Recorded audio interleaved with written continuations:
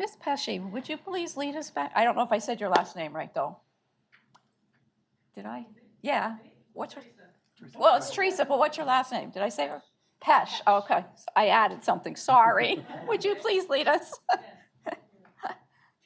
Allegiance to the flag of the United States of America and to the republic for which it stands, one nation, under God, indivisible, with liberty and justice for all.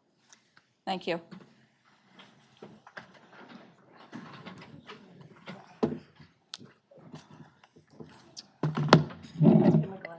Oh, okay. Again, I'd like to welcome everyone that's with us this evening. I hope Happy New Year.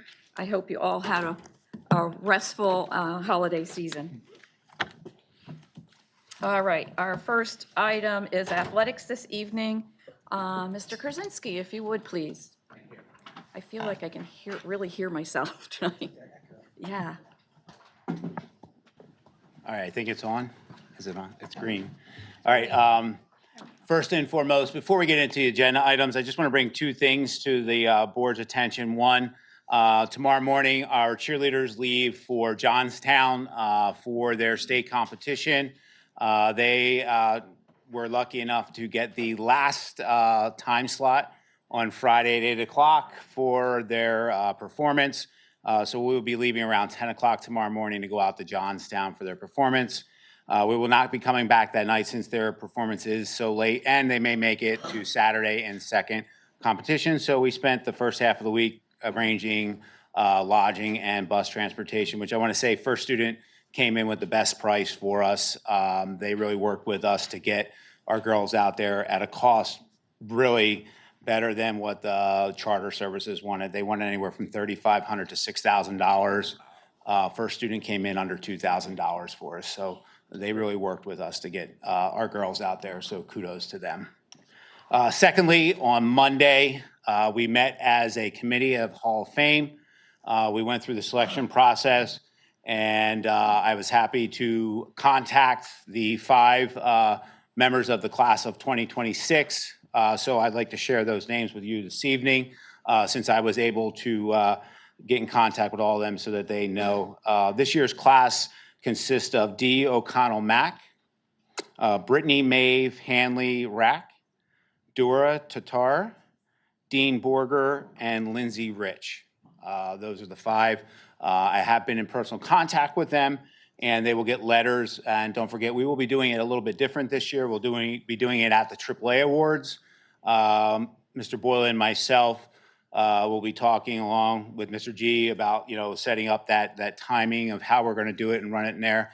And again, as I told the committee, this is, we're going to test it this year, and we're going to look at it. Did it work well, or does it work better with basketball at the halftime? So again, we're open for change and looking at things to do things differently. So this is going to be our trial year, and we hope it goes well. I saw in the West End happening, it's put down in the game in January. Is there a way we can put it out there that? Yeah, I will get after I get back from States with the cheer, we'll get a Facebook post out, and we'll get it back out to the West End happenings. I'll get it in the article for her. Yep. Moving on to my agenda items. One, digital scoreboard update. One, they called me early this week and said they could start on Monday, but then they called me today, and they have some delayed product coming in that they need. So they will start on the 19th, as we had originally talked about on our meetings. We did some electrical upgrades, as we talked about in September. We had to change the circuitry as it came up to the board to meet the demands of the new board. There was no upgrade electric-wise, just changing the circuits around, if I'm correct, Randy, in saying that. The bigger issue was the cable. It's not compatible with, the fiber, not compatible with the new board from the old board. It is an older fiber. So there is a cost of $13,288.37. Tammy and I had talked about it, and we have the funding of where we can get that from, and we just need to put on the board. I'm asking your approval to put the contract on the board meeting on the 22nd. So my typical question, where is the funds gonna come from? Yeah, but the budget is under budget right now, so that's where we're gonna go. Oh, good. So is everybody okay adding that to the 22nd agenda? Yes. Okay. Okay. And that also upgrades the fiber. We put fiber that has extra strands and all in it in case one would fail over time. We wouldn't have to pull new fiber and all. So it is looking for the future as well. Any questions on that? All right, the next thing I have is ticket pricing. I was actually at a meeting today for EPCs. As you know, in the state now, facilities need to have a cash line as well as online ticketing. I just want to share with you a couple scenarios that were discussed in today's meeting. District 11, which is the PIAA district that is in we fall under, they are doing, prior to the event, 2 hours prior to the event, they are doing $8 online ticket sales. 2 hours prior to the event, the tickets go up to $10 online and $10 cash at the gate.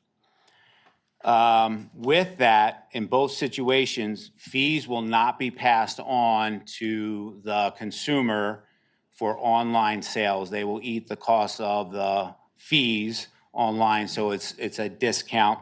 If you go online, you're not getting the fees on top of the price. They're also pushing it at $8 prior to 2 hours before the event. In addition to that, the EPC today in our meeting have decided to do $10 online and cash sales. Again, not passing those fees on to the consumer when they purchase their ticket online prior to the event.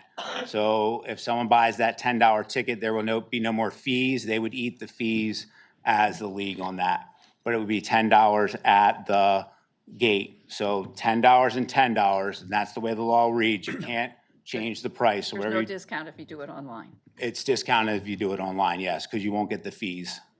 But you're Wait a minute, getting I'm charged, confused. you're getting charged $10. Same amount, yeah. Yeah, it's the same amount, right? You're just not paying. If you go ahead of time. No, but also, they're not passing the fees on, so it wouldn't be the $10 plus the fees. It would just be the $10. But if you waited and paid cash, it's $10. Right, but you're not, you're right, yes. Okay, thank you. Yes. It's the District 11 that is, yes. It's Okay. been a long day. That's My all right. apologies. It's fine. You're right. Okay.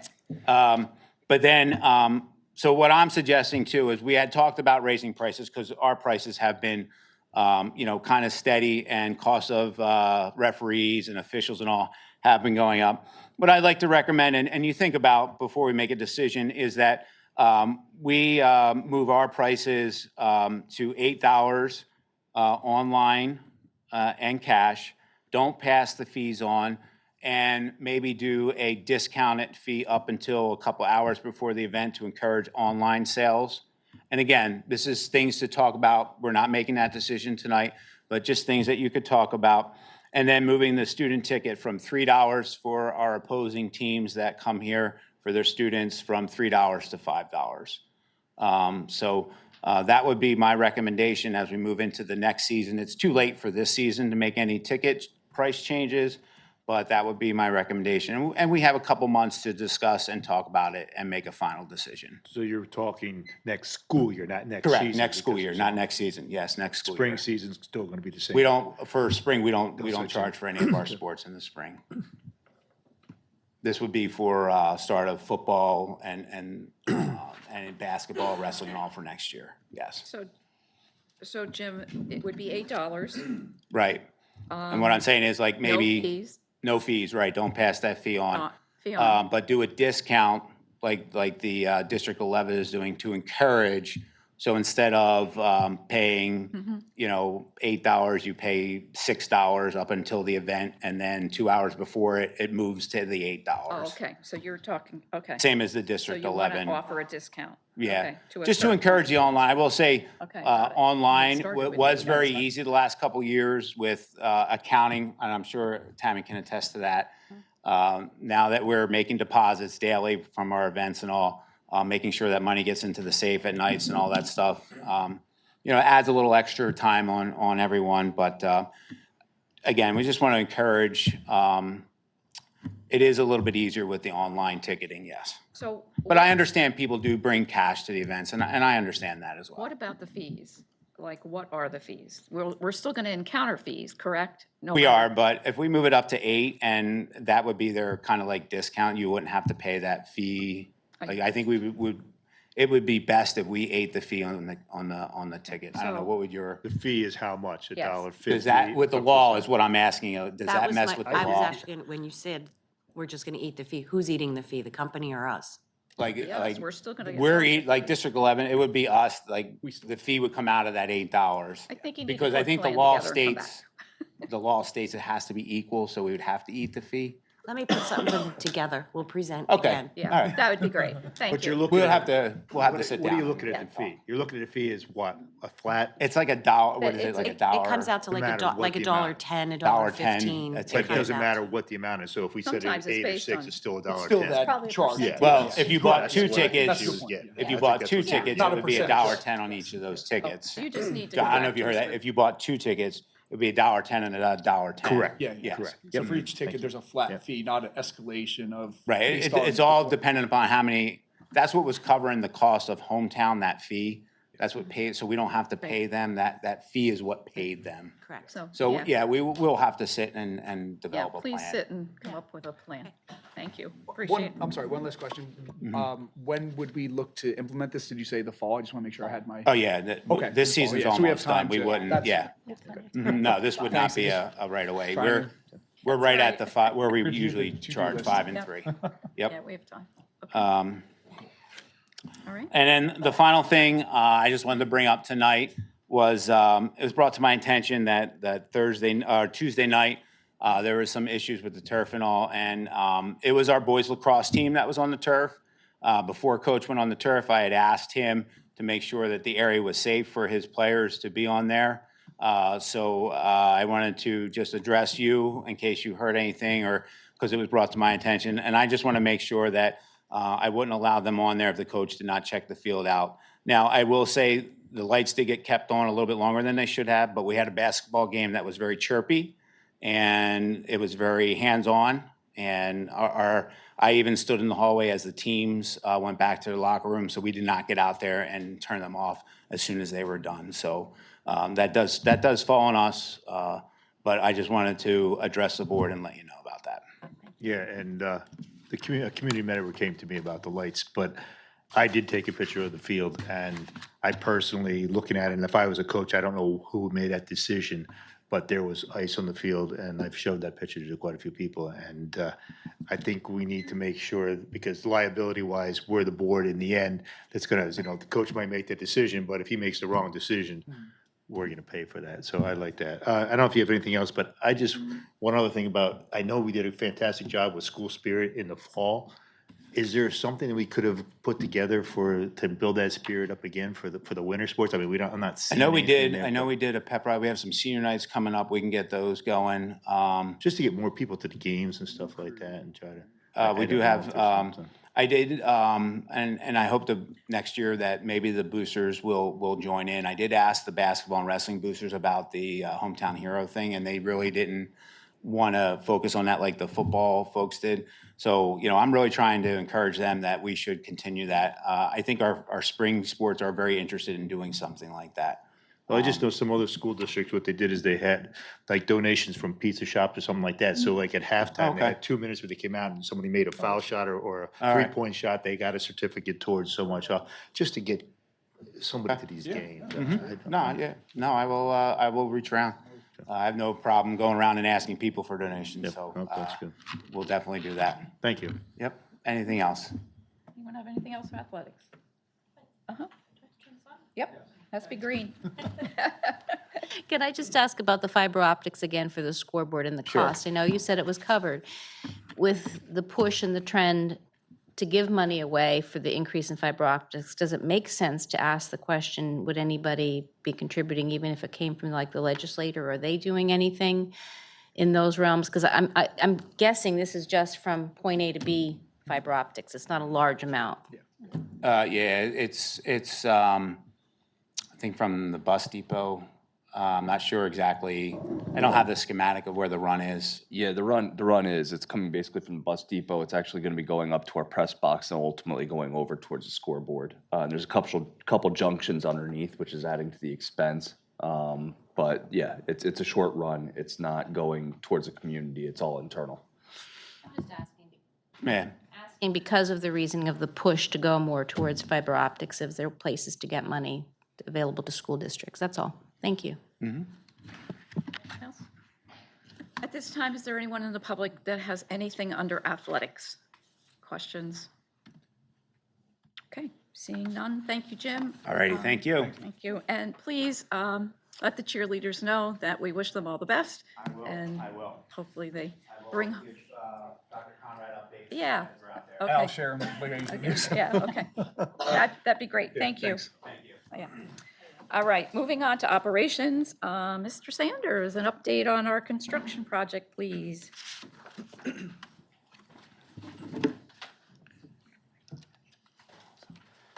All righty, good evening, everybody. Thank you again for having me back here. It's been a little bit. I hope everyone had a wonderful holiday season, so we'll jump into it. So a quick update on phasing. Spoil some of the stuff later on in the presentation. We did have another successful phase turnover this holiday season, this winter break.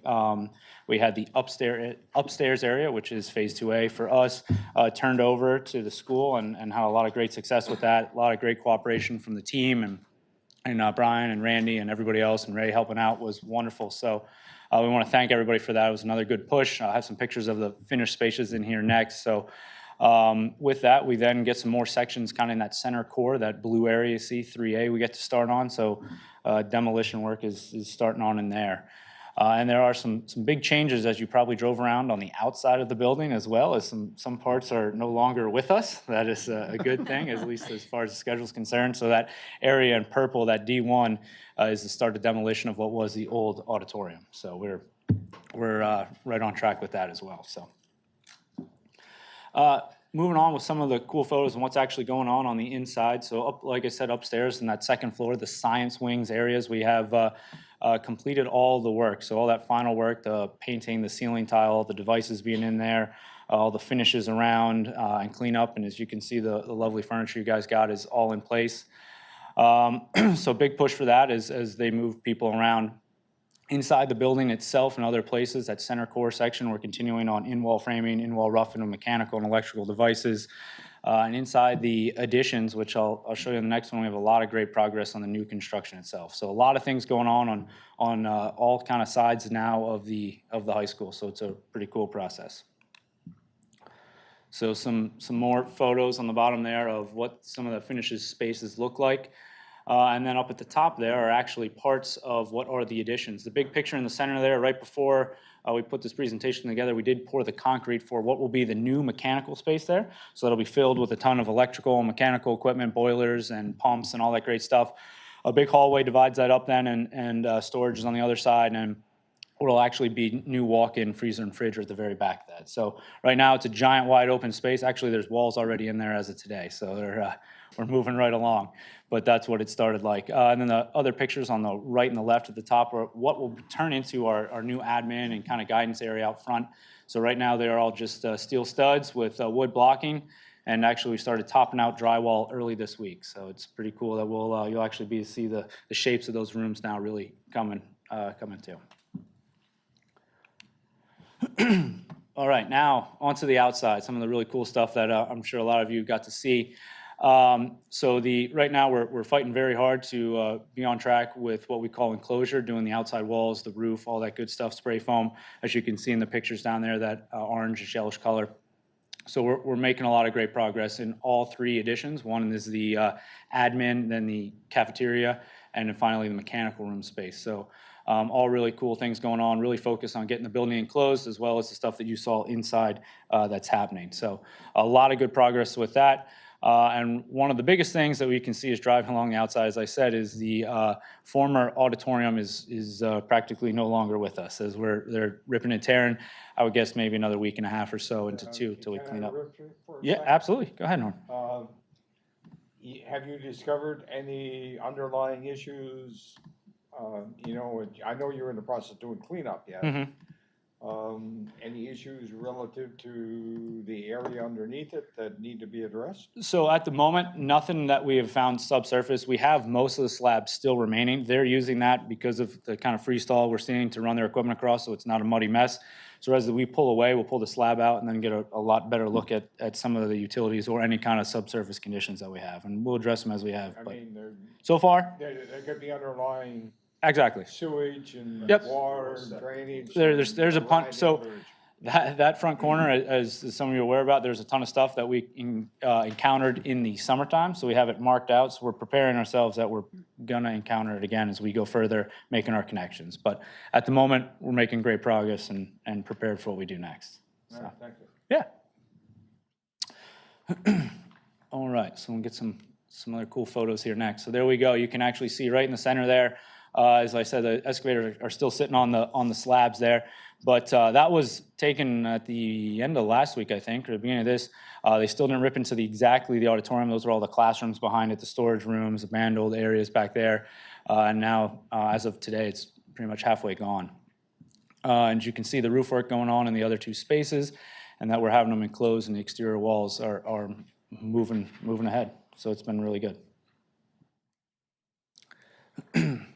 Quick snapshot is where we are in the phases. Like I talked about, we have obviously a whole bunch of phases to keep going through, but we're doing a heck of a job in both, I should say all three of the additions, the admin, cafeteria, mechanical room.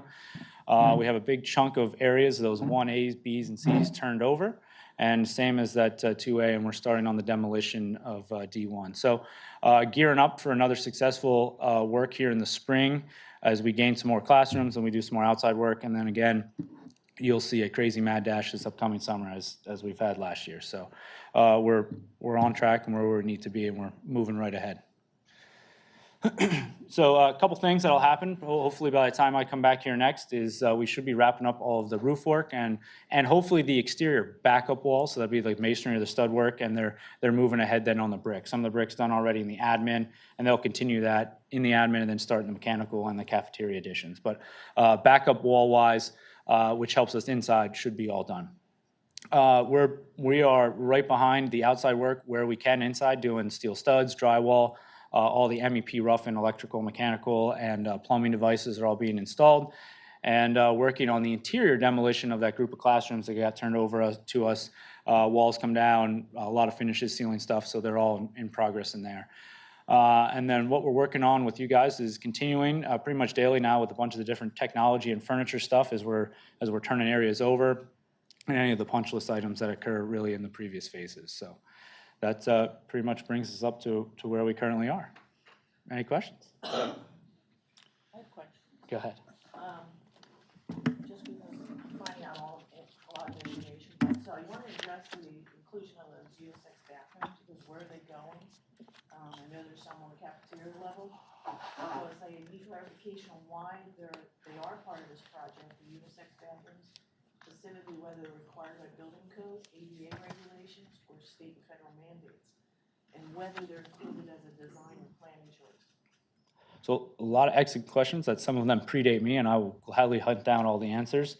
ADA and building code would overlap each other as more as access. ADA would be detailed on how the access is to each of those bathrooms. So that would govern any type of bathroom, not just unisex bathrooms. But you are right, there are, the ones we have completed right now are off the cafeteria, the group ones. More to come? No, Just in the cafeteria. just in the cafeteria. Yeah, just in the cafeteria. And really, we only have, gang Five bathroom-wise, the team rooms would come up next, and then we're refinishing the existing. We have a couple single bathrooms mixed throughout. There's a window there also. There, no, it's a hall, Closed? there isn't a window into the bathroom. There's a window to, Cafeteria. in the cafeteria that you'll be able to see outside of the bathrooms where they're gonna come over to wash their hands. Yeah. And again, that's for safety, because what was happening is obviously we have students that can leave the cafeteria, which is then a safety concern. A lot of things that we've talked about like the last couple of years. So we wanted to make sure that there was an environment where students would be able to, eat, be ready, take care of themselves, and then be ready for the next But from the bathroom, that little, after they come out of the bathrooms, go straight, that's the sinks. but if you come out and make a hard left out of the bathrooms, there's a window looking into the cafeteria. Correct, yes. Yeah, And and the that- reason. there's a hallway. That was done by design because, again, when we have individuals and adults that are in the cafeteria, then they can make sure that they're monitoring everything else. We had discussions about a wall, but if you have a wall, then you don't know what's happening behind the wall. So it was, again, just from an aesthetic standpoint, making sure that we could increase the safety while still maintaining, what, 100 and, or how many students in the cafeteria, Mr. Boylan? 300 kids, I mean, you have 300 kids, we have to, So Cat visual. always getting unisex bathrooms. I don't know why, but, so just a couple. well, of they're, Well, that was I- decided. I would say that they're individualized bathrooms. So like, when we say this, I want to be crystal clear, they're a single stall bathroom. So Privacy. privacy, Privacy, complete door. you close the door, privacy, that's it. Simple enough. So each individual unit is a private unit. Correct. But it's But the complete, washing space Yep. is a It's public open, thank you. It's open. Thank you. Yep. Okay, so a couple of questions. So if these unisex, or what are we calling them now? It was described to me as unisex, private bathrooms, so there's 5 connected private, Individualized, individual bathrooms. all connected with the doors, floor to ceiling. Okay, so if they aren't explicitly required, I don't believe they should be included in the renovation. The project should, I know, It's been approved. I know. And they're already built. So, but they're for both sexes, correct? Or all genders, right? Correct. All at the same time if that happens. Okay, so the project should be made limited to required upgrades and core facility needs. Adding these elements are not mandated, increases scope and cost. The other last thing is, if there is a clear legal requirement, I cannot support it unless there's a clear legal requirement to have these. I can't support moving forward with these unisex, single gender bathrooms by the cafeteria because there's all genders going in there and out all at the same time, regardless whether they're floor to ceiling. So it's just in the cafeteria, but there's no legal requirement for that.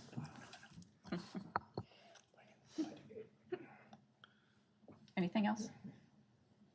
Denise? No. Okay. John? No? This way? Sorry. So I'll have to piggyback on that because of this is the first time that I saw this, but not the first time that I had heard of it. I had heard it someplace else that this was occurring.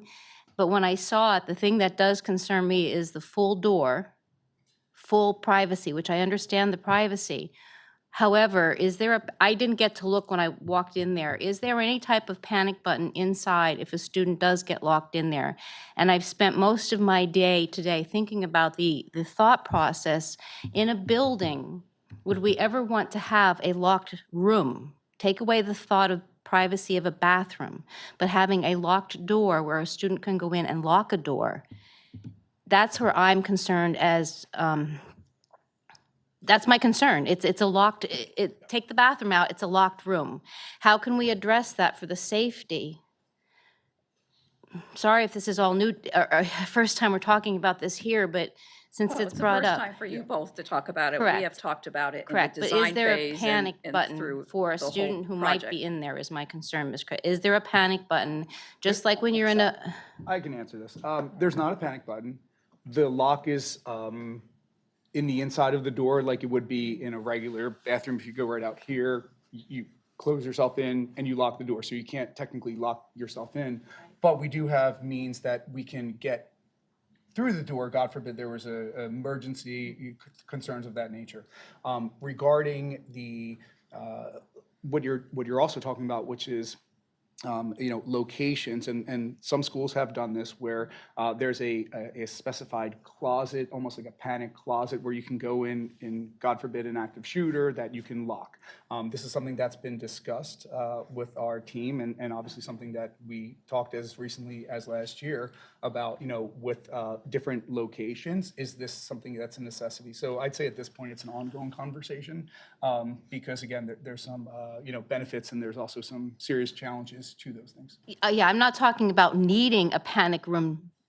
I'm talking about the thought process that we have a locked area, which it is locked because you can't, in a regular bathroom, in the picture that we saw, you can see under the feet. I'm all for I'm 100% up to the ceiling because you can't take the phone over it. Correct. I'm concerned that on the bottom where the door is full, the walls are full, what if a student does pass out? What if a student decides to go in there and stay for a half hour? Like, there are my concerns. Yeah, but we have, I mean, we have monitors and individuals that would be able to know who, you know, if that individual has been occupied in there for a long time. And again, as we would with the bathroom where a student's been in for a long period of time, certainly we have the means to check in on our students to make sure that they're safe. So that's probably the best way to answer it. Okay. Any? We do. We have a tracking with ELPS. It tells So them we how know long they've been out of the exactly, system. and Tim and I just reviewed this recently. That's by the window. So if they length of send them, they still have to monitor it, and they monitor at the window.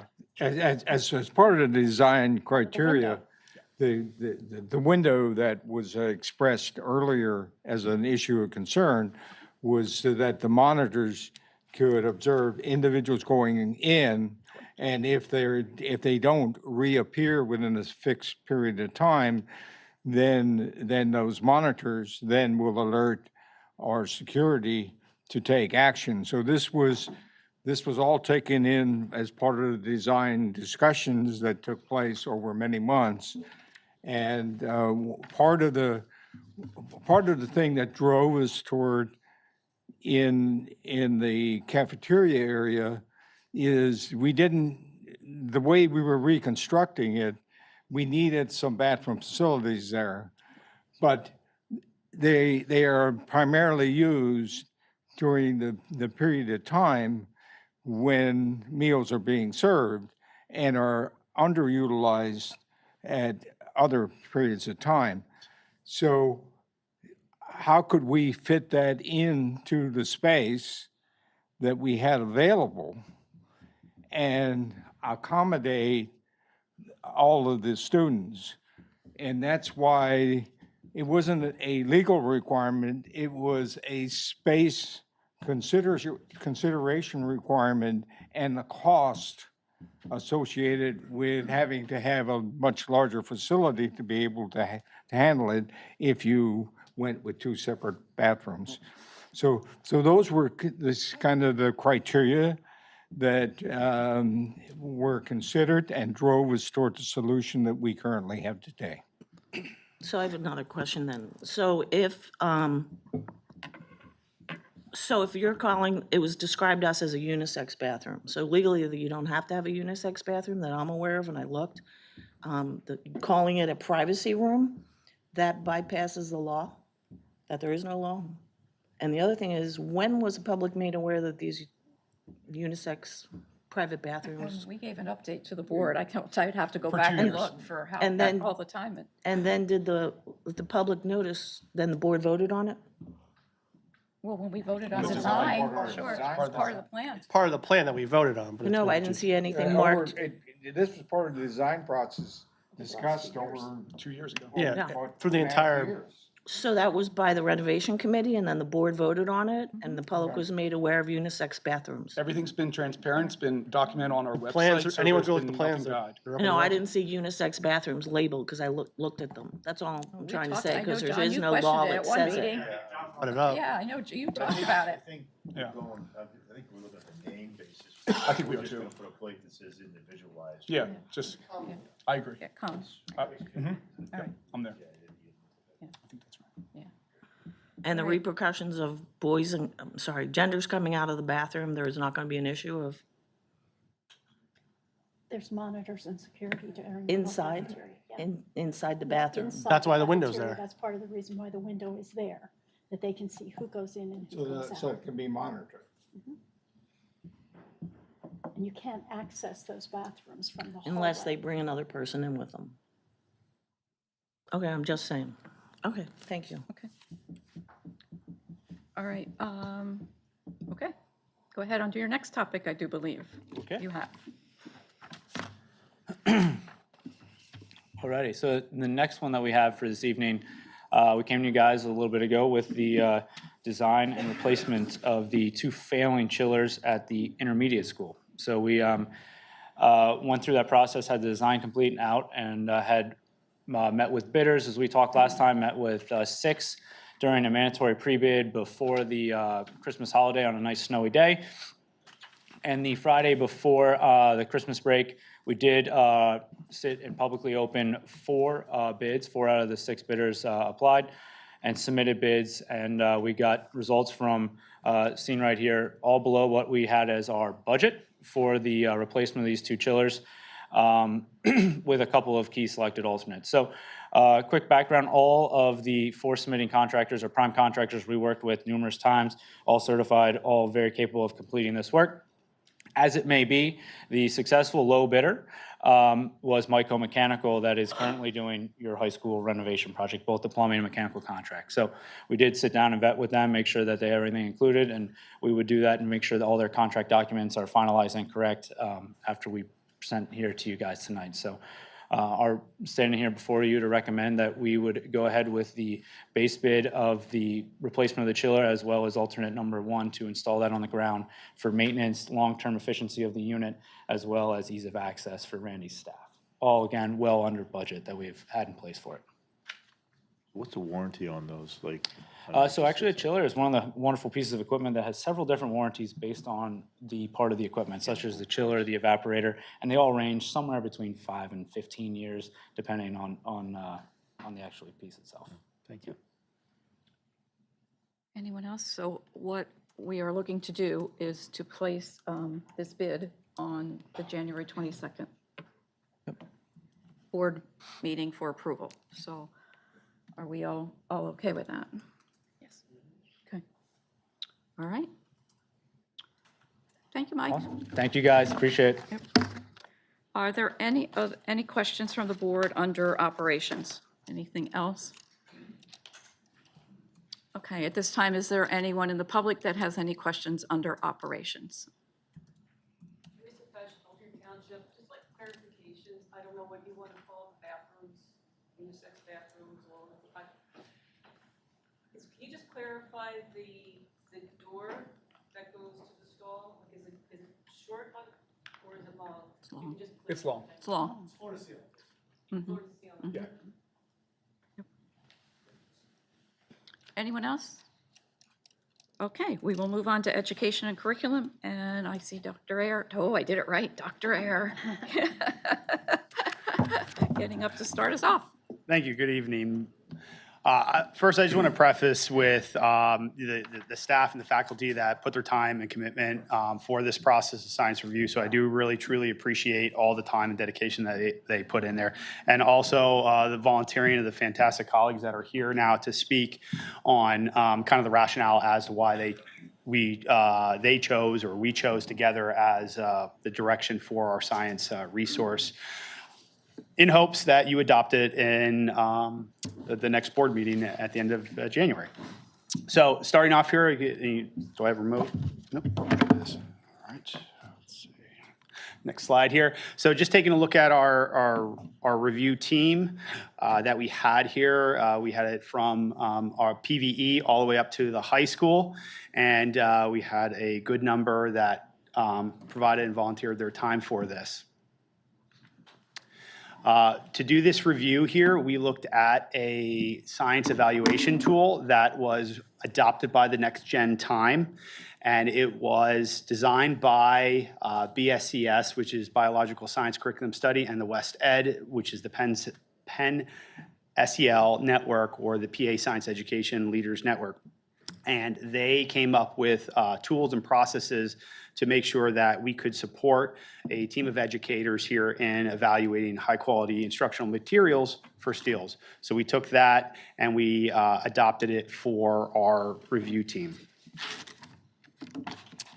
So over I think in February when we gave some updates to the board, we provided pretty much monthly updates. So I'm just kind of recapping of where we were and where we are now. So we started our resource review team development back in February of 2025.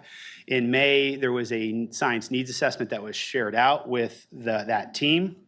And they shared their information as to what possible resources they would like to look at and review. June, August, I contacted all those companies. Some I heard back from, other ones I did not. But what I did was I took the top 8 resources that the the review team said that they really wanted to look into, and we brought them in then in September for the review team to review over 2 days. During that time, there was also presentations provided by some of those companies. Not all of them wanted to provide their presentation, but we gave that opportunity for those companies to provide if they wanted to.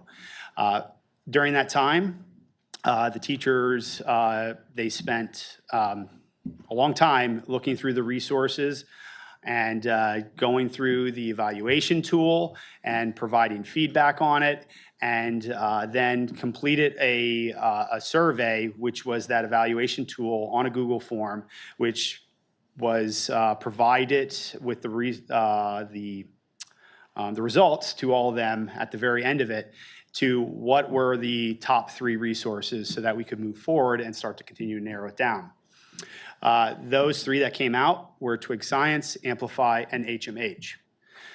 From there then, we brought together all the science teachers in our district in October, and we had those companies come in, Amplify, Twig, and HMH, and provide a little over an hour presentation, a much larger presentation, but to all the science teachers.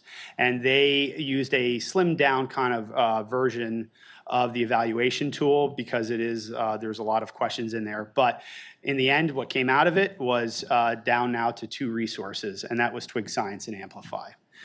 If you remember back in November, I gave an update that we were working with getting in-person visitations. Unfortunately, between the time constraints with staff members and where we were traveling and the other districts, we could not make that work.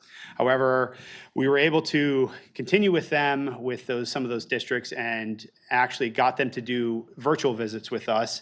And we had our resource team, those that could attend to it, which was a good amount. And we heard from 2 different districts, Montour School District, which was presented with Twig Science, and then Mid-Valley School District, which was Amplify. From there, then there was another short survey for that team, and then we came out with our top pick at the end of December. And so Twig Science, based on the results there, it was 85.7 that they chose Twig Science. Now, Twig Science is developed for K to 8th grade. We are looking at it right now for grades 3 to 8 because we were very focused on ELA and ELA in the elementary. And with the high school side, they had the opportunity to look at the resources as well. However, they chose to continue with what they've been doing over the past year with STEELS and developing their STEELS curriculum using OpenScience, which is a free resource online. There are other versions out there through Illinois that they've been pulling and developing, but after talking with the department chair, Ms. Gar, who is here, that is kind of that consensus. And those that, the other high school teachers, that was consensus from them. So I do want to turn it over because I know it's always good to hear the perspective of some colleagues here on the rationale as why they chose that. So I do have Mrs. Laura Amerman, I have Mrs. Danielle Lukashevsky, Mr. Chris Lazoin, and Miss Mary Catherine Gar. And if you would like to come up, I don't know, whatever order you would like to share. Hi, everybody. I'm Laura Amerman. I am a 4th grade social studies and science teacher at PBI. I have been doing this a long time, and this is not the first time that I have gone through curriculum, but I have to tell Dr. Ayer, I have to say this was probably the best process that I've ever been through. I was heard, we were heard, our needs were met, we requested things, they were on it. Dr. Howard sat on a lot of our discussions. The 2 most important things, we were given a lot of time. We were given multiple times throughout the process. The second most important thing was the collaboration with the other grade levels. It was really awesome for us to hear what Mary Catherine at the high school was missing. So she would tell us, you know, the high school kids, they don't know how, you know, the scientific method.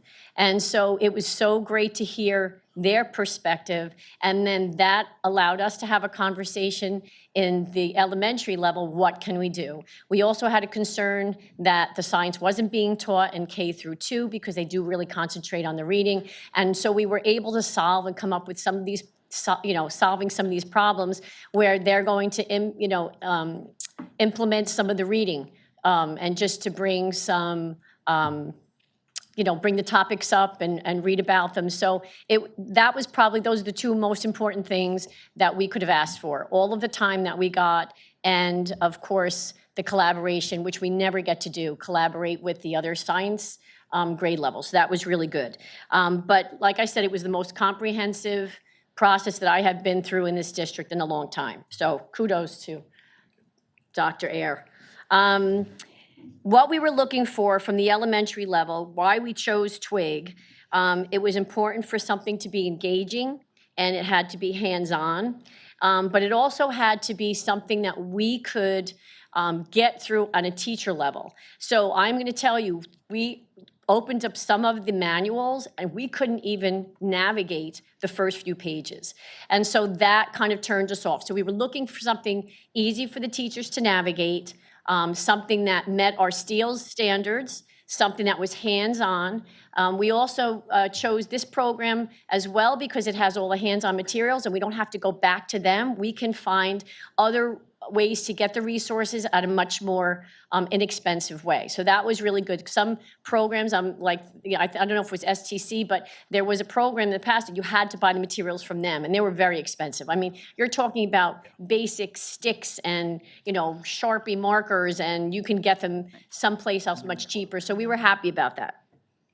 But the reason why we chose it, it was aligned to STEEL standards. It's a phenomenon-based approach, which means you give your child, you give these kids a real life scenario, and they have to figure it out. And we really liked that. So every unit had this phenomenon-based. That's where you start from. And I really liked that. That was a real-world problem that they have to solve.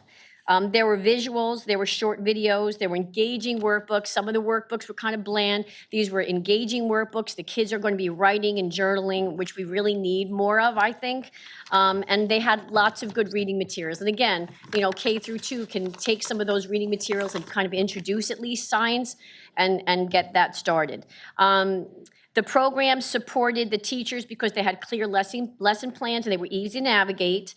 The manipulatives were there, and they had built-in assessments were really important. And that is going to show all of the grade, will stay pretty much the same. So all the grade level, we all have the same assessments. We are assessing the students the same. So we like that part as well, was the built-in assessments. It's going to, just promote consistency. One of the things that I personally looked for, I have life skills in my room. I have 6 life skills in my room, and they attend my science and my social studies. And I also have learning support on top of that. And I have other teammates who have only speaking Spanish students. So you can imagine the challenges that we have. So this was a program that was English language learners. They have a lot of the material that was in Spanish. So when you have these online lessons, they can put their headphones on and listen to it in Spanish.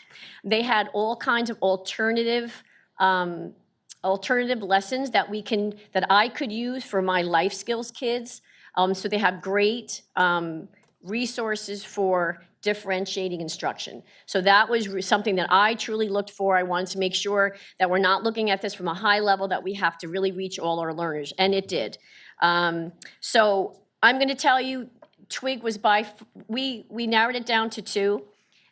One of the most important things that we did was speaking to the teachers who were actually using it. And that sort of changed our mind a little bit. We had the opportunity to answer, so that they can answer our questions. And, we kind of went on the fence about it. We did our own research. There were not such good reviews on one of the top 2 that we chose, and that sort of steered us in a different direction. We liked both of them. They both had the resources. One was Science on Speed. They had so much stuff that I don't think we could have even used half the resources. So Twig was selected. The only real way that you are going to choose the right program is to use it. And unfortunately, a lot of these programs do not give you those resources unless you commit. So have we done our research? Yes. Do we have the data behind it? Absolutely. Did Jonathan make us work very hard? Yes. We had data, we had to fill out paperwork. So do we hope that we've chosen the right program? Absolutely. I think we have. I think we've had enough time. I have to tell you, from a teacher's perspective, this was definitely our choice. So in the past, it wasn't always our choice. We've chosen one and then things happen and it wasn't always our choice.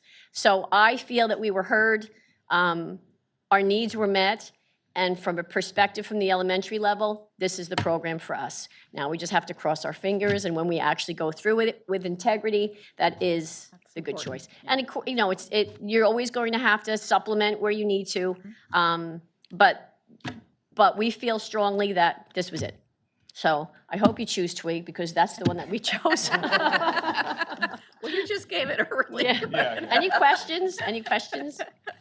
No, but I have to say thank you, and obviously our team of teachers to, you know, for your engagement. I mean, hopefully we'll hear some more, but the reality is that, you know, it takes a team, and I think it's really important that we're listening to the perspectives, and that's how we've been able to, you know, identify some really solid curricular resources. And something that stuck out to me based on some of our conversations last year was, you know, like the time it takes to set up the realistic, you know, expectations, the resources, the quantity, the amounts, things of that nature. So I'm really glad that you guys took your time to we did. look at all of these, and I really like the continuity of with that, you know, K to 12, you know, what does Mrs. Gard need in high school, you know, and how basically we're going to scale 1 year to the next to then help escalate our students, you know, when they get to that high school level, to have that reasoning and that thinking and that exploratory, you know, focus. So thank you all for your valuable contributions as well. So Yeah. cool. Can I ask one quick question?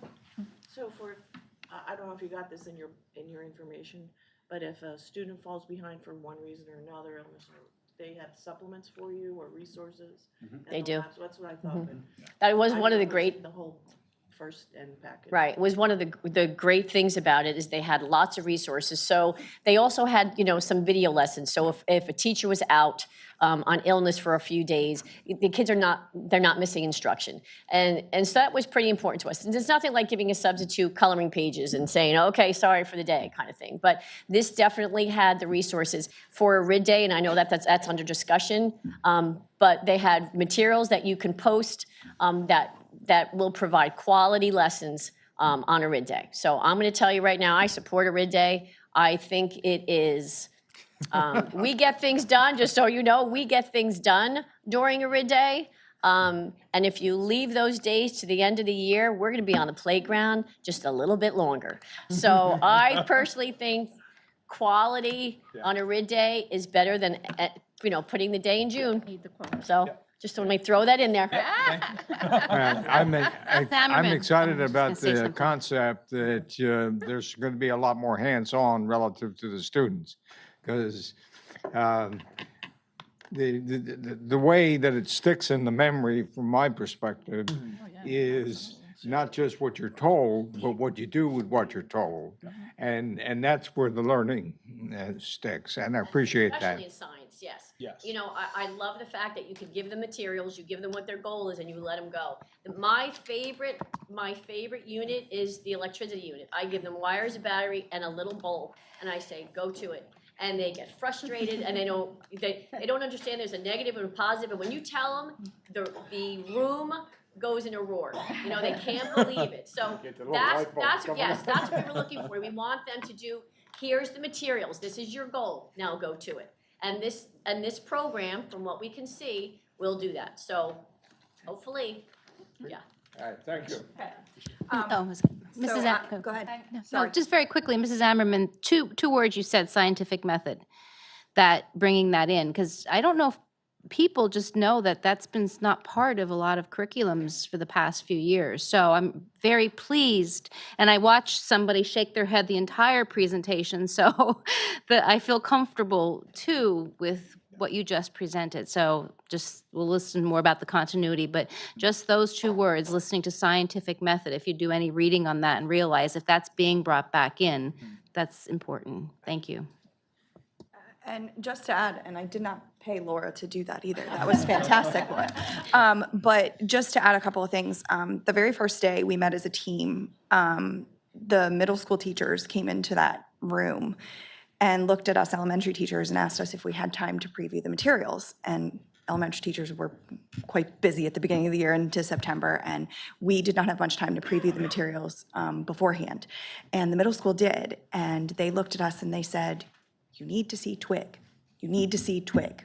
And hearing that from colleagues before we even started to preview materials already had us thinking, oh wow, they already really like this. We need to see what this is all about. And then the first time I'm looking at Twig, Mary Catherine came over my shoulder and she's like, oh my gosh, the cross-cutting concepts are there. The DCIs are right there. Everything is all on the same page from what Steels is asking us to do. And it's laid out really nicely to even where, like Mrs. Ammerman said, a substitute could come in and understand every concept of that without having the training that we've had on Steels.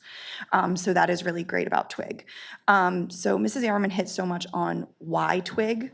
I just would like to point out a couple of reasons of why not the other two when we got down to it. When we got down to it, Twig does science. That's what Twig does. HMH does reading. And Amplify also does reading. Those are companies that also put out other curriculums. And Twig does science, and they do it well. And I think that's what we're truly looking for, is a program that does science well.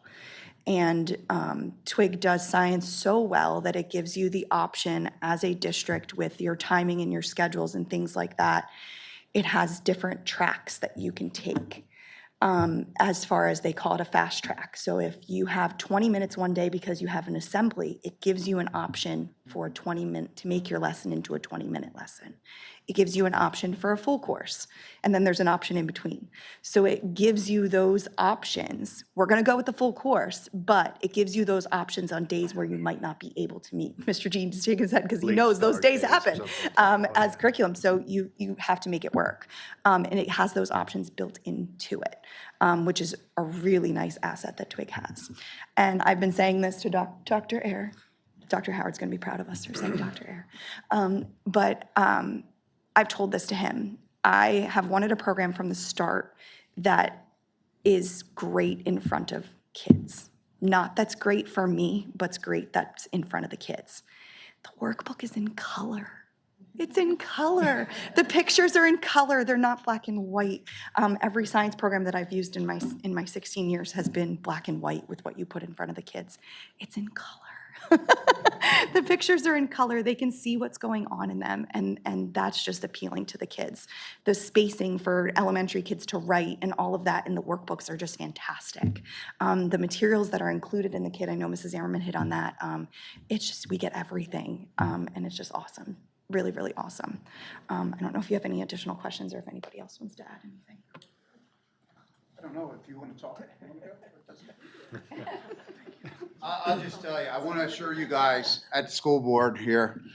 You see, everybody's like, what's he going to say?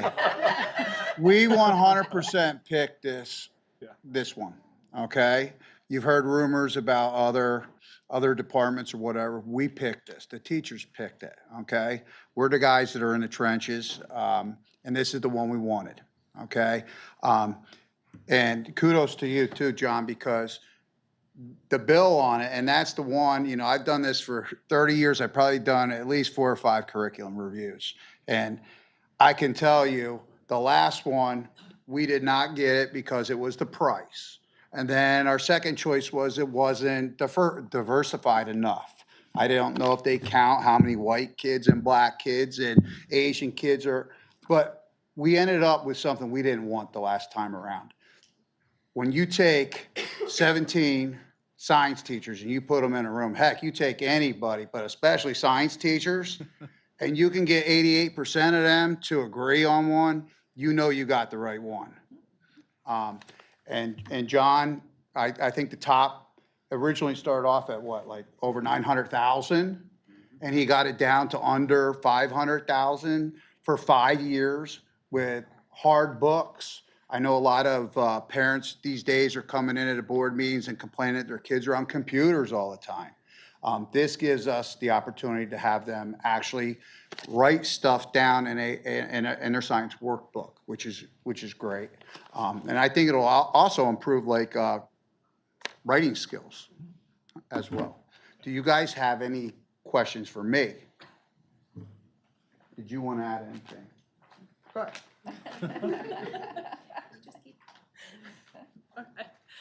I'm Mary Catherine Garr, I'm the science department head. When I became a science teacher, my frustration with look, most of you know I'm a PV grad.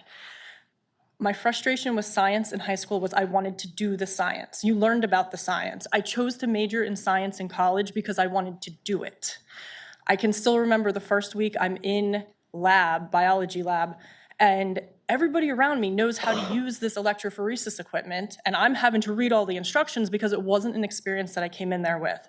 And that is something then that when I'm here and when I'm putting lessons together for my kids, I'm going, how can they be engaged in this? How can we do the science? I've used the scientific method to teach my classes the entire 19 years I've been here. So when we went into this, it was 2021 when I was asked to join that PennCell network that John was referring to before. My biggest frustration then was, I'm not in charge of anything around here. Like, I've got all these ideas, I've got all these things that I want to see happen, I want to do, but I'm not in charge of anything. So when I look at all the stuff I was trained on through the meetings that I went to with that, he really mimicked the whole entire process that we went through. From all of the training, didn't take long to crack open something like Twig, and I'm like, that's science right there. That is a high quality instructional material based off of all the training that I've had. I'm not going to be using Twig because I have high school, but my number one goal going into this, and he's heard me say this many times, is if I could get one thing out of this whole process is I want kids coming into the high school understanding the scientific method, having done science. It's 9th grade, and I'm teaching them how to create questions, or I'm teaching them how to set up and design the controlled experiment. I should be able to better hit 9th grade content with what we're doing, because the kids are going to come in with these skills, and I can take their skills and develop them at their high school, headed to college, headed out of here level. And I'll, just to bolster that number a bit, I will own being one of the 14% that voted for Amplify. It's probably my secondary outlook on it, but there was not a wrong choice up there between Amplify and Twig. So you can increase that 88% a little bit there. As Danielle just said, Twig is science, and that to me is what science class should be. My AP classes that I teach, I have structured to teach them science. The biggest, for me now, what makes me happiest is hearing from my kids that are in college and, hey, I got picked to go to San Diego and present the scientific research that I'm doing as a freshman in college. And that's because they're leaving here with the skills that they picked up from classes that are being taught with the scientific method. So we chose to go with Open SciEd because I've been using that now with the biology classes for about the last 2 years. It gives us the flexibility to tweak it. We have the Gizmos accounts, which we greatly appreciate you guys all paying for. Those are awesome. The animations, it gives us the chance to supplement what we're doing. It gives us the flexibility to address what Keystones are asking us to do. Because, while we would all like to do things a certain way sometimes, Keystones comes in and it's like, no, you gotta do that over there. So it gives us the flexibility. I've used the Illinois storylines to supplement because sometimes they do hit some of the details. Open SciEd, though, is meant to be a starting point, and it gives us as high school teachers the flexibility then to use our own content-based education to supplement what we're doing. But it gives the instructional practices. With the Steels here, it's not new content. They're not like, here's new science to teach. The content is the content. But what we're focusing now is we have to integrate your connecting concepts and your SEPs, which is your science and engineering practices.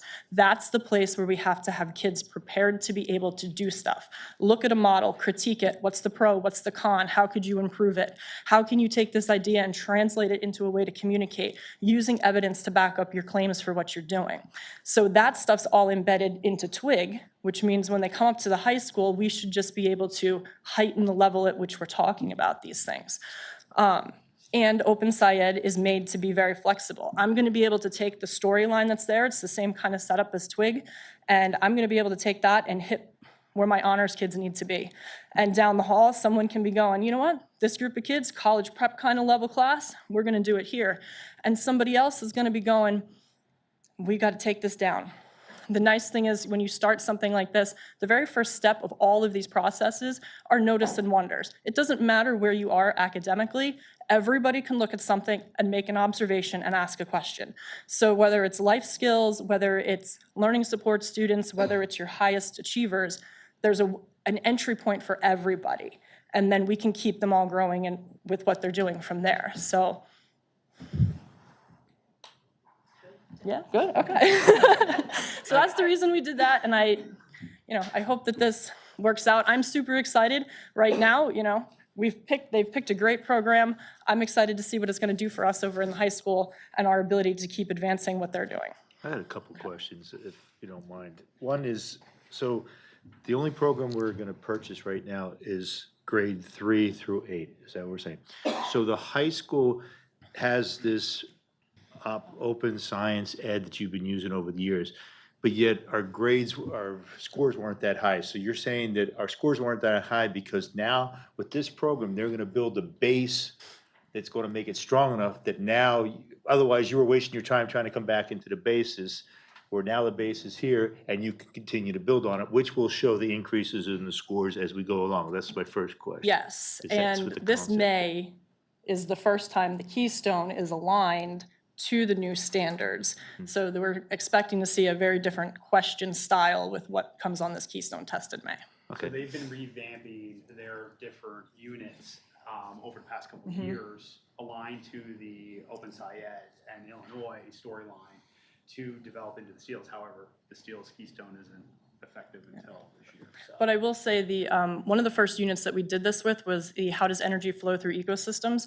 So we do energy conversions, we do food webs and chains, photosynthesis, and cell respiration, all connected and embedded together. When you look at our keystones, that is our highest scoring section on keystones.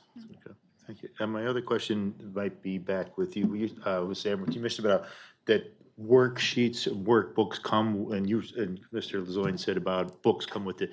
So you said there's additional resources that you're not gonna get from them, so we're gonna see Well, we're gonna get everything from them, but it's the refill. So if you have to do a lot Okay. of hands-on, Okay. do a lot of hands-on, some of those little things that have to be supplemented, Q-tips or sticks or Correct. anything like that, you don't have to buy from them, which we had Right, very well, expensive. yeah, I see You can those. get them off of Amazon or the So your Dollar first Store. year, you're gonna have Yes. all you need, the second you're just gonna buy, we'll see after that. Okay, that's reasonable. And we found similar with the high school because some of the stuff you purchase and it's reusable as long as it can withstand children.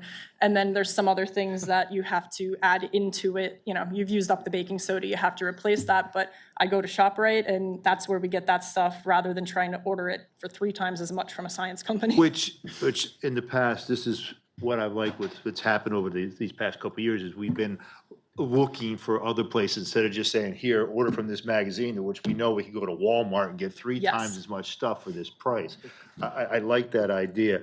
The other thing I wanted to add in here, and it's like we all know, I get phone calls, I get texts, I get everything, and I have heard nothing but good about the whole process.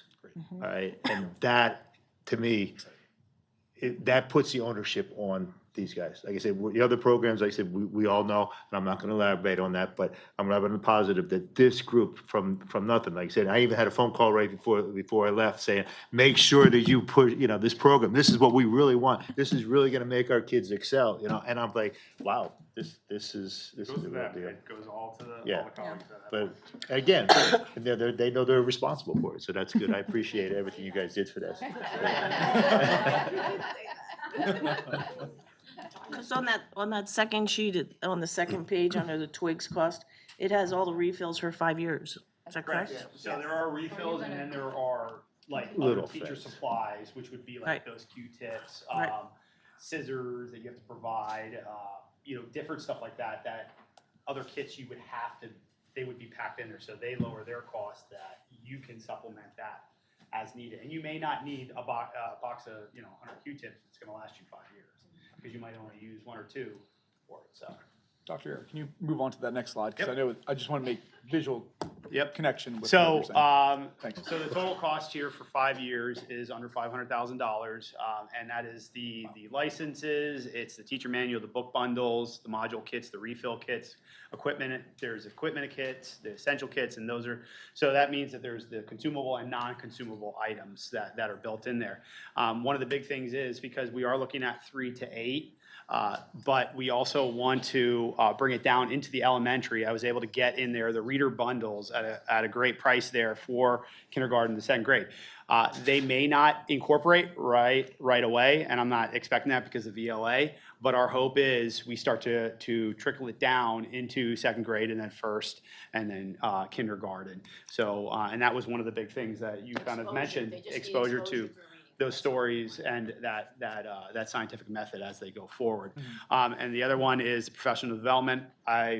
My big thing is always trying to provide the PD there. So it was the 4 on-site sessions that we have. They're 6 hours each. We can break it up. And then ongoing with 7 virtual sessions, which are up to 3 hours each time. So we have a ton of PD because my goal is with our timeline, if you adopt it and approve it in January, the goal is to start in March. I've already, I had to preface with the company that they can lock people in if we would go this route. That March 20th, we have our days we're starting, we're rolling, and then as we go from there, we will start to work on our scope and sequence and adjust what we need based on the standards and the resource that we have, and then follow up again at the beginning of the school year, and then throughout the school year as follow-up visits with the PD team. And Dr. Ayer, this is coming from grant Correct. dollars, correct? Yes. Okay. Any additional questions? I do. How does it have to be paid, John? Does it have to be all up front or so much Yes. per year or? It's all up front. Yes. Okay. Yep, that's how I was able to work How you work the magic? the price. It goes back and forth, but I enjoy doing that, so. Any other questions? So is everyone okay that it goes on the agenda for approval on the 26th? Okay. All right. Thank you very much. Yes, and thank you so very much. everyone. I Thank appreciate you it. for taking time out of your busy schedules to come and help us. Thanks. Thank you. And you certainly can go, or you may stay. I know where my daughter's going. No, going to a Little League meeting.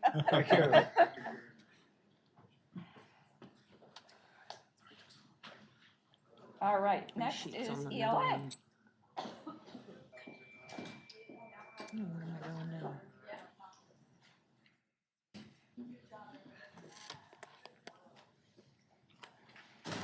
Okay. Hi, everybody. I promise I'm not going through all these papers. This is just my emotional support data, depending on your questions. All right. The reason for this update, I've been giving updates about the implementation. This one is a little bit different. Act 47 of 2025 came out right about the time that the state revealed the budget finally in November. And there are a lot of components in Act 47 about reading instruction that expand on Act 135 of 2024, which was about structured literacy. And so some of those things we've actually already accomplished. Some of them will affect what we're doing moving forward. So I just wanted to bring some of this to everyone's attention. These are the new legislative mandates that have come out. By the beginning of the 2027-28 school year, every district in Pennsylvania has to adopt an evidence-based reading curriculum. We've already done that. Every district has to identify an educator to assist the school with the implementation of the curriculum. We've already done that. It's me. We have to approve a professional development program on evidence-based reading.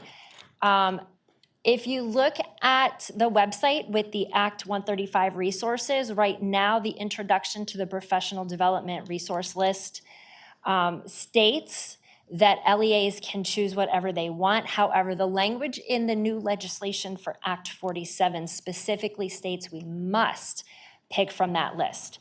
So we're talking about that in terms of after the calendar for next year is approved, after we know how much time we're going to have, we'll be looking at that list and narrowing it down. Another professional development that the state is saying, again, we have to do. Am I just want to make sure Yes, everybody- and it's 10 One of hours. about 20 Yes. things that just came 10 down the hours. pike in the Yes. last month, just Okay, am Additional I correct in transparency. that? It's You another are correct. addition on It's our a- teachers. It's additional. It is part of the structured literacy that we already had to do. However, under Act 135, we could choose to do 1 hour with every teacher who's required to do structured literacy training every 3 years.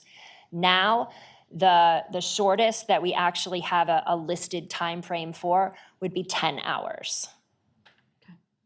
So, I mean, that's what And we're we did looking look to for. see if we could spread it over 2 years. We were looking at that today. We Yeah, can't. It has to be we done within can't. 1 school year. these legislators, I mean, I'm going to go back. We need our kids being taught. We don't need our teachers having to take, this, And it's not just teacher, it's. sorry, I'm I just off wanna let you- tangent, but But I want to let you know, it's not just teachers that teach it.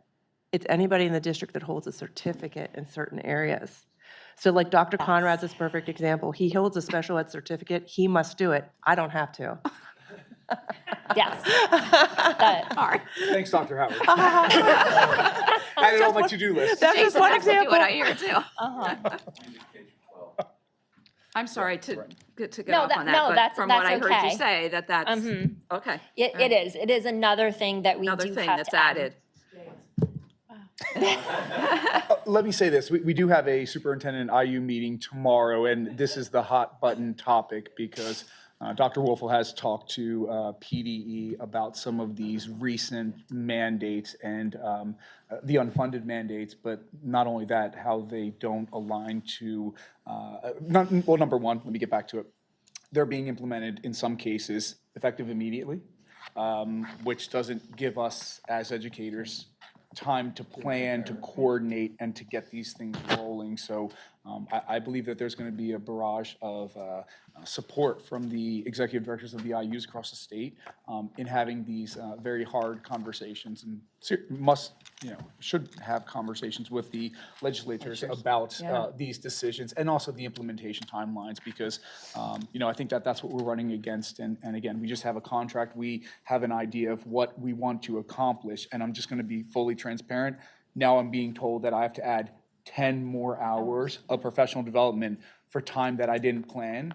And you're telling me this now that needs to be implemented basically effective immediately. So we're going to be, rallying the troops to discuss these, concerns that have financial and personnel impact. And again, deviates away from our goal, which is to educate kids and give them the best instruction. So I'll stop too, but I'm just saying, there are some very serious conversations to be had tomorrow, in fact, as well. I'm glad that you told us that there are conversations going to be Oh, had. absolutely. Yeah, okay. Yes. Sorry, And Bonnie. no, that's good, because I'll be anxiously awaiting that. I'm also meeting with people from the IU. I'm meeting with 2 of the trainers who do structured literacy so that they can help us with some guidance for making our decisions. So we're still back up at the top. We have to demonstrate that teachers are in the process of completing the selected PD program. The training does have to be complete by August, so the beginning of the school year in 2028. However, our timeline goes along with our comprehensive plan and the structured literacy 3-year cycle. And so that's one thing I'm getting clarification on tomorrow because we are in our first year of our second 3-year cycle for structured literacy training. With the new ELA program, we decided we would wait until year 2. Year 3 is the year that we have to complete the training. So we do want to look at starting next year since the, as of right now, shortest program that we can pick from is 10 hours long. By March of this year, we have to report to PDE the reading instruction curricula that's in use by us during this school year. And then beginning July 31st in 2027, report the curriculum that we are using for reading instruction every year thereafter. And also report the number of educators who have received the evidence-based reading professional development. So we have to continually update those two things. No later than the beginning of the 2027-2028 school year, so starting school year after next, we have to, and we are already doing this, but we have to screen each student in kindergarten through third grade for reading competency at least 3 times, beginning, middle, and end of year. We are doing that, of course, we've been doing that for a long time in our reading classes. We're using map growth right now. One new caveat with Act 47 is that we do have to use an approved universal reading screener that PDE puts out on a list, which, as of this morning, still does not exist. So we have from now till the end of next school year to get that list, have PDE get that list out, and I'm sure this is one of the things you'll discuss tomorrow, Dr. Conrad. I've already done this. Yep. And from that list, if map growth is not on there, we would have to select one, go through the process of selecting what we want to use. Or we rewrite the list. That would be a better option. Certainly hoping it's on there. And so on, and then purchase it. And that does over, the first year that we would have to do a PDE approved list if things don't go the district's way, it overlaps with our final year that we have already paid for map growth. So just to be fully transparent, let everybody know that we're facing that down too. It'll be on there. We're thinking positive. Okay, good.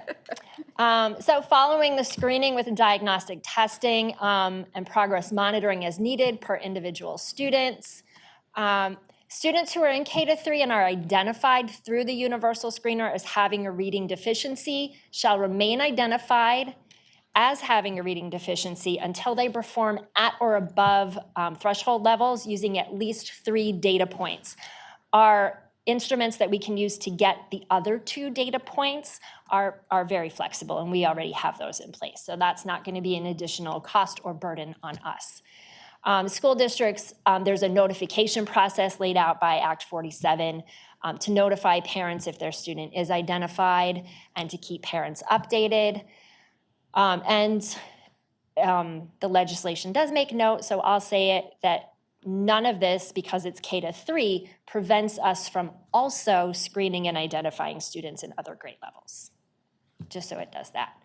PDE states in Act 47 they may establish a grant program to aid school entities with the cost of implementing these requirements. Grant information is also as yet unavailable, and it is still a may establish a grant program, so they haven't yet determined if they will. The check marks indicate things that we've already done. We have HMH into reading and into literature. We have designated me to oversee the implementation. We have not, of course, selected an approved professional development plan. The list is there. We're waiting for more information. We're getting moving on that. And right now, we have selected a universal reading screener that we're already using, and we talked about that already. And we will use the PDE guidance from Act 135. We also have to have an intervention plan in place for any student who is identified through the universal screener. And so we're going to be looking at intervention materials that will integrate with what we're using in reading.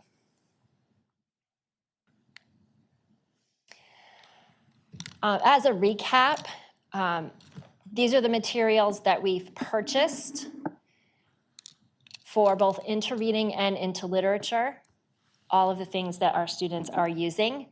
And Jason, could you click the link? Because my clicker doesn't do that.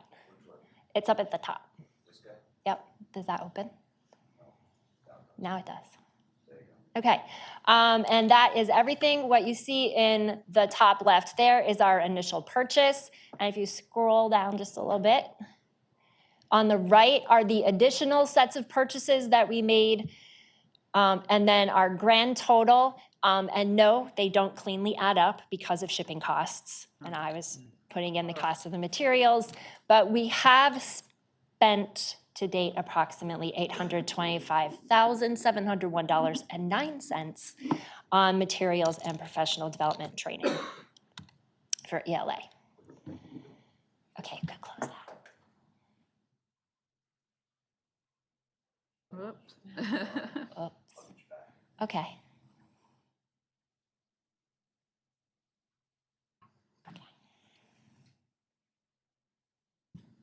All right, so some of the curricular decisions, some that we made last spring and over the summer while we were talking about this, and some of the ones that came a little bit later.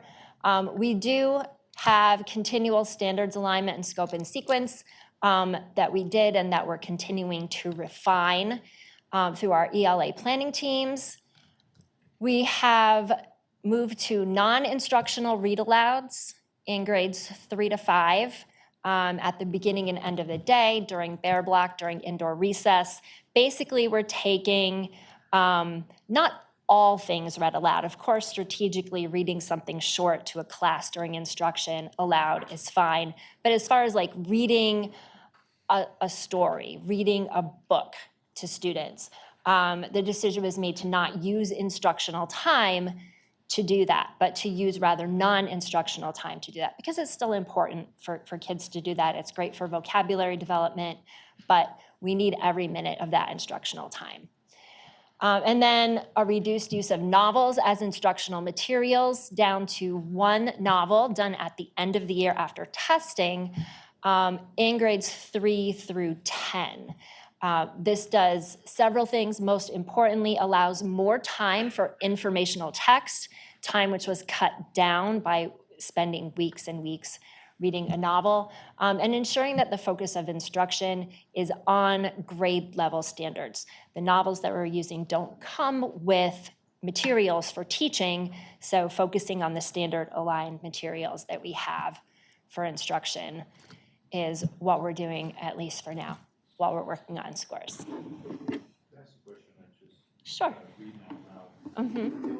They still have a library period where they go in and the librarian reads to them?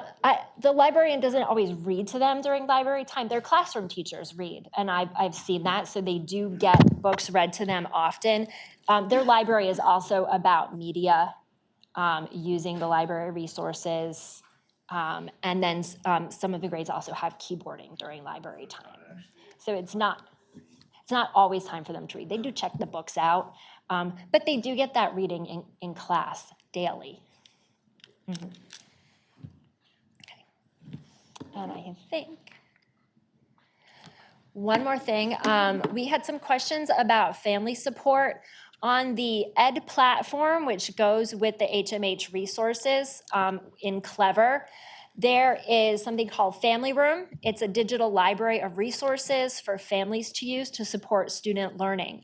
This is what it looks like when you log into it. So any parent with their student's ED login can go into Clever and click on the ED app and then access assignments, learning sessions, articles, videos, as well as tips from teachers and other families who use HMH nationwide. So there's like a little community in there as well as the resources. How do our families know about this? Well, a lot of our teachers have been, in conversation telling me that they send things out to parents. I think that this would be something that would be great for us to put on the websites at like PDE, PVI, so that everybody is aware of how to do it. A link. Is there A link, Right. instructions. How I are don't you know gonna if the know link that will that take you link's because it there? requires a student login, Okay. but it can at least take you to Clever. I'm glad. So through the Sunday Night Phone Blast, and I will mark my words in the next couple of weeks, maybe months, but sooner probably. We can have our principals communicate that out through their Sunday Night Phone Blast. In the meantime, we'll work. We do have a parent resource on the website. We've been adding, if you know, this whole year, based on some really good feedback from our community. I want to help my student, but I don't know how. Where can I go? So I know individually our administrators, because I've talked to them, have had some really good conversations with parents, but I think also making sure that the masses of all of our parents also know these resources not only exist, but where to actually tap into them. So in the next probably a few weeks, you can expect that information will be forthcoming, specific to the curriculum.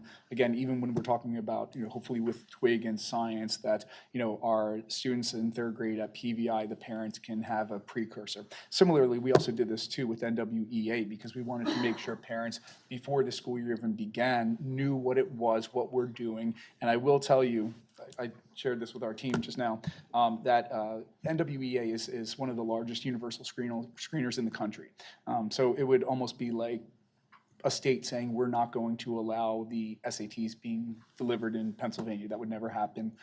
So I have pretty much full confidence that PD will make some good choices, hopefully. But having said that, I think we're heading in the right direction. And again, I just want to take a moment too, because the curricular team, the admin team, special ed team, like everyone working together, and obviously the input from the teachers, we've been making some really good decisions for the curriculum. And that's, really going to help streamline what our anticipated and expected outcome is. So that's something that we're really going to continue to work towards. But I think having this continuity and being very clear, and the other piece too is having the curricular resources, as we're hearing, the workbooks that are in color, the consumables, the, all of the materials that go with it. We're being very proactive to make sure that not only do we have everything for year one, but for year 3, 4, 5 down the line too. So kudos to your team for forward thinking and getting this rolling, and for our admin to carrying this out. I'm going to ask too, just because that was a good question, how do our families know? And I'm sure our teachers have told our families, and I know there's things always going back and forth, but maybe it would be great for especially PVE and PVI with the end of the market period coming up. This could be something that they add with the report cards. Remember, parent, this is the way you can access this thing, these resources, because the end of the marking period's in less than 2 weeks. So with grades coming out, like, here's another way you can access this. If you have any questions, please contact your classroom teacher. See, I was going to give them 3 weeks, but if you're doing 2, I'll go with your number. So I just think the end of the marking period is always a good reminder for parents, like, what can I do? For secondary, you're right. Thank you. When you said that, you go to this webpage and then they'd have to log on, correct? Is that, like, let's say I send my child with the grandparents and they're going to watch it. Is this a certain way that they were going to have this access, that it doesn't matter if I'm with mom and dad or if I'm with the grandparents, I can log on to that? Or is it everyone who uses it has to log on? Understand what I'm saying? No, it always uses the student's login information. So they have to know. Yes, Okay. so as long as the student's login information gets sent home, especially for the PVE students. Okay. Because they usually use their little cards. But it's through Clever, and then you just go to the app. So we can even get some instructions together that would have like screenshots of what everything looks like. I just hear so many for times people talk about grandparents that are Mm-hmm. stuck doing things, and it's like, okay, well, if they need to know how to do it, that would be a good thing. Okay, thank you. Couldn't they instead then just put it on the main page of PVE, PVI, and then district when something new like this comes out for them to use since it's there? Instead of burying it under family resources for the first time? Usually we do actually with, I thought so, you'll see but- like new, like, actually, when you scroll on the website, I know, Some kind of I'm trying to graphic, access it real quick. yeah. But it will have like, kind of recent updates and highlights. So I agree, trying to continue to put that out there for especially the next 2 weeks, but maybe for about 3 or 4 weeks thereafter, just to make sure that that's front and center. One of the things we have tried to do from a website perspective is, we don't want to have things all over the place, but when we're trying to emphasize certain areas, we want to make sure it's accessible through the parent portal, because for me as a parent, I'm going to the parent portal, but others that want to just scroll down and they can still access it. So especially a lot of the newer things that we're implementing, we want to make sure there's multiple touch points that they can get to where they need without, to your point, like, trying to decipher what direction I need to go to get to this one resource. So yeah, we want to make it easy. So. Thank you. You're done, Bernie? Yes. Okay. Now we are. Now we are. Great job. Thanks. Okay, any other questions for Bernie at this time? No? Okay, PV High School, PV Middle School Program of Studies.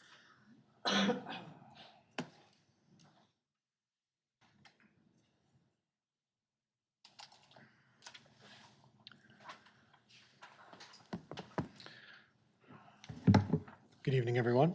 I'm pleased to share with you the program of studies for Pleasant Valley Middle School for the 26-27 school year. There aren't many changes to the middle school's program of studies this year.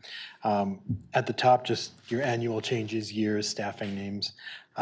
We added an index to the back of the book, so if you're looking for a particular course, you can navigate there and it'll tell you exactly what page it's on rather than having to leaf through 6th grade, 7th grade, 8th grade to find it. We added some language about Bears Academy and enrollment and shifts from back and forth from brick and mortar to the online platform. In terms of what curricular changes were made, in 7th grade, we have added an advanced mathematics course, Foundations for Algebra, to help prepare our students because Algebra 1 is a course that we offer for our 8th grade students. And this 7th grade course would take the 7th grade curriculum and add in introductory 8th grade concepts so that when the students who are eligible and ready for Algebra 1, excuse me, they have some of those foundational 8th grade skills to help prepare them for Algebra 1. What's important about that is that it will address key concepts that students will need to know because as you already know, our 8th grade students who take Algebra 1 are required to take the PSSA 8th grade math exam as well as the Algebra 1 Keystone, and we want to make sure that they're prepared for both. About roughly how many students in 8th grade take Algebra 1? This year, we offer one section with about 30 students. 30 students, okay. The other curricular change involves our Spanish program. We are offering Spanish to our 6th graders in place of Global Connections at the 6th grade level. That will remain as an elective for our 7th grade students, but our 6th grade students will be required to take Spanish. And so at the middle school, we'll be offering Spanish 6, 7, and 8. And then we made adjustments to the descriptions for family and consumer science to address changes in the standards for FCS, which are sunsetting. There's currently 2 sets of standards, the ones that we are currently using, but they go away at the end of June of this year, and the state has new standards. So the descriptions and curriculum will reflect and address the new standards that the state has implemented. That's it for the middle school. Just might want to update Dr. Ayer. Dr. On the Yes. administrative. I know he doesn't care, but I just happen to notice it. Sometimes they say it, I'm like, He's got to grow into it. Yeah. Any questions on middle school? The new standards are for the family consumer. Family and consumer science. Voice was fading. Okay, thank you. Thank you. All right, thank you. Thank you. I'll take care of you, Dr. Ayer.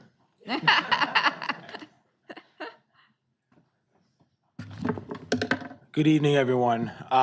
For the high school program of studies, there wasn't a whole lot of changes. I know you guys all had a copy of it. We started with just giving more information to parents for career artifacts in the beginning, the transitioning between Bears Academy and brick and mortar and vice versa.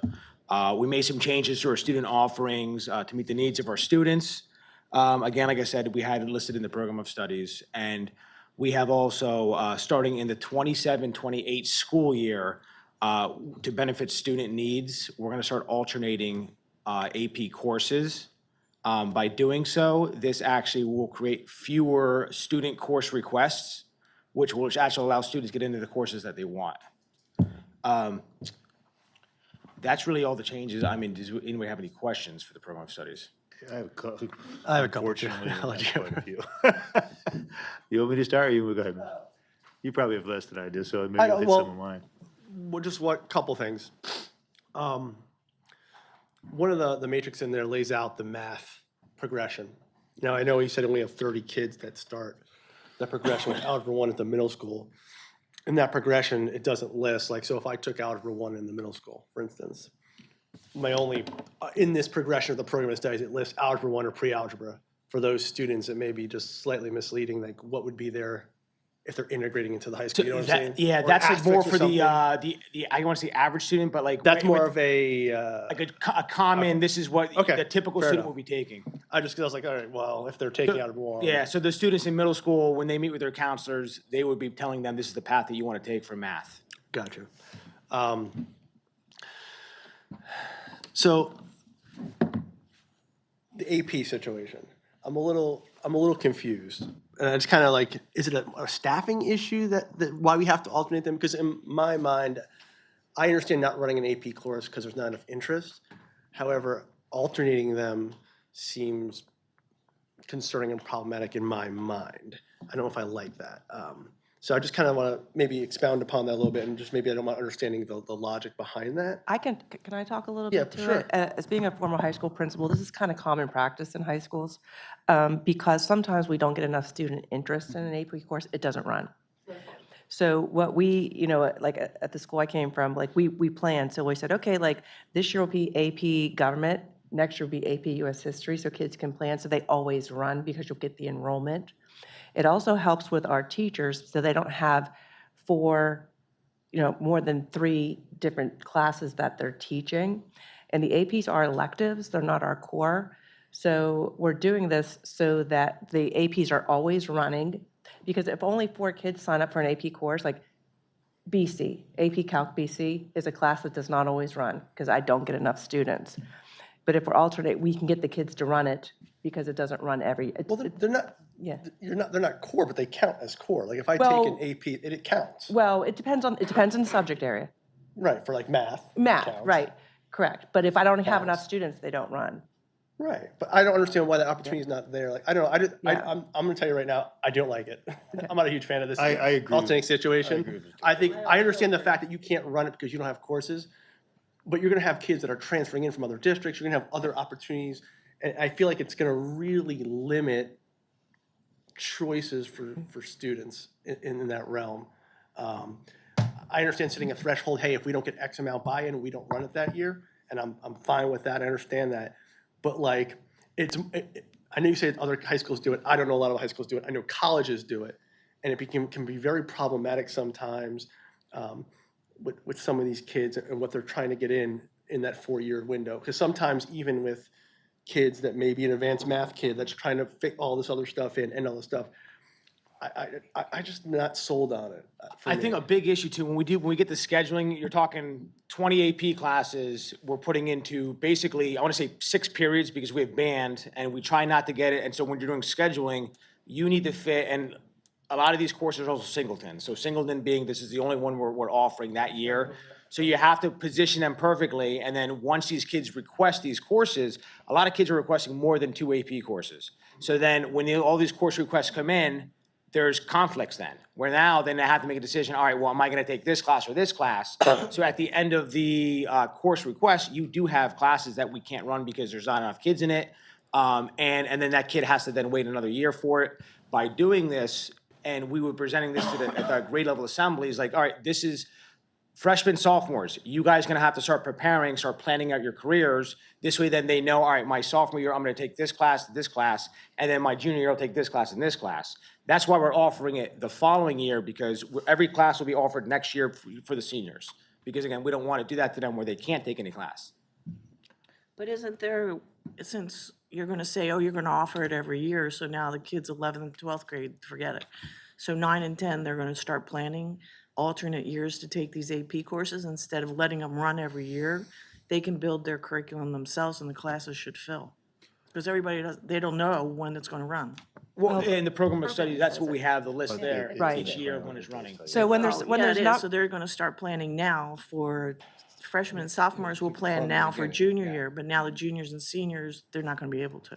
no, Because we're if running they miss a everything for year- them. We're running everything next year, so current juniors will get everything next year. Like that, everything is gonna run next year. So like what Mr. Boylan's trying to say, when we have 20, how many AP classes do we have? There's 23, I believe. 23 that we have to run during 6 periods, so kids are making choices all the time. Like, we're running 3 APs at the same time. They have to make a choice. We're trying to help them now that we can run them and they can get them because we're planning. It's not like we're taking choices away. The goal in this is not to take choices away. The goal in this is so they can get what they want.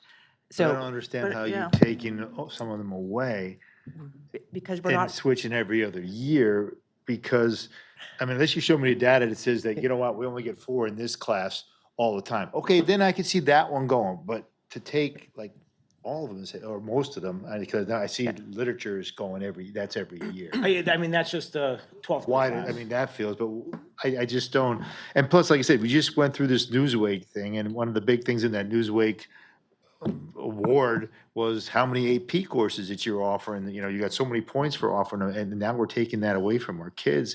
And I guess what it is, like, we're talking about cyber school, do we really want to, you know, not that kids would take an AP on a cyber, but I just, I mean, that might be their only alternative. I just have to Somehow see gets I messed just up. have to see the data that says that, you know, it's not feasible for us to be having it every year. I'm not sold Or at on least an that one. option, at least an option Give for. me an example. I Yeah, think I'm a like that's- better, if you give me an example. So, AP macro is not running this year. I think they're the student request, kids wanted to take it, it just wouldn't have enough to actually run it. okay, By alternating though, and kids know, all right, next year they're gonna take it, then they can plan for it and in hopes that it'll double the enrollment then. It's helping out the What it runs opposite way. micro. AP micro, AP macro economics. We run both every year. We can't get enough kids. okay. So we say, okay, in 2 years, this will be AP micro will run, the following will be AP macro. So like, all the kids will, it's hard to explain. No, I understand. So I use scheduling, right? So when we I do get it, it. we do singletons, right? We do band, because band courses drive a lot of that stuff. Then it goes APs down, right? They're weighted. So I don't know how your system works. You weight them down, you do it by 12th or whatever, and it does. But then there's a scheduler that runs, does all the calculations and kind of throws it together. And then you have, like, says, oh, these don't fit. How do you make it work, right? So I understand all that. I do all that stuff, and I help our high school principal do it. And I get what you're saying, that you're trying to lay out a path. I just don't understand why, like, oh, I get it doesn't run because you don't have interest. But what's the harm of saying, hey, we can't run micro this year.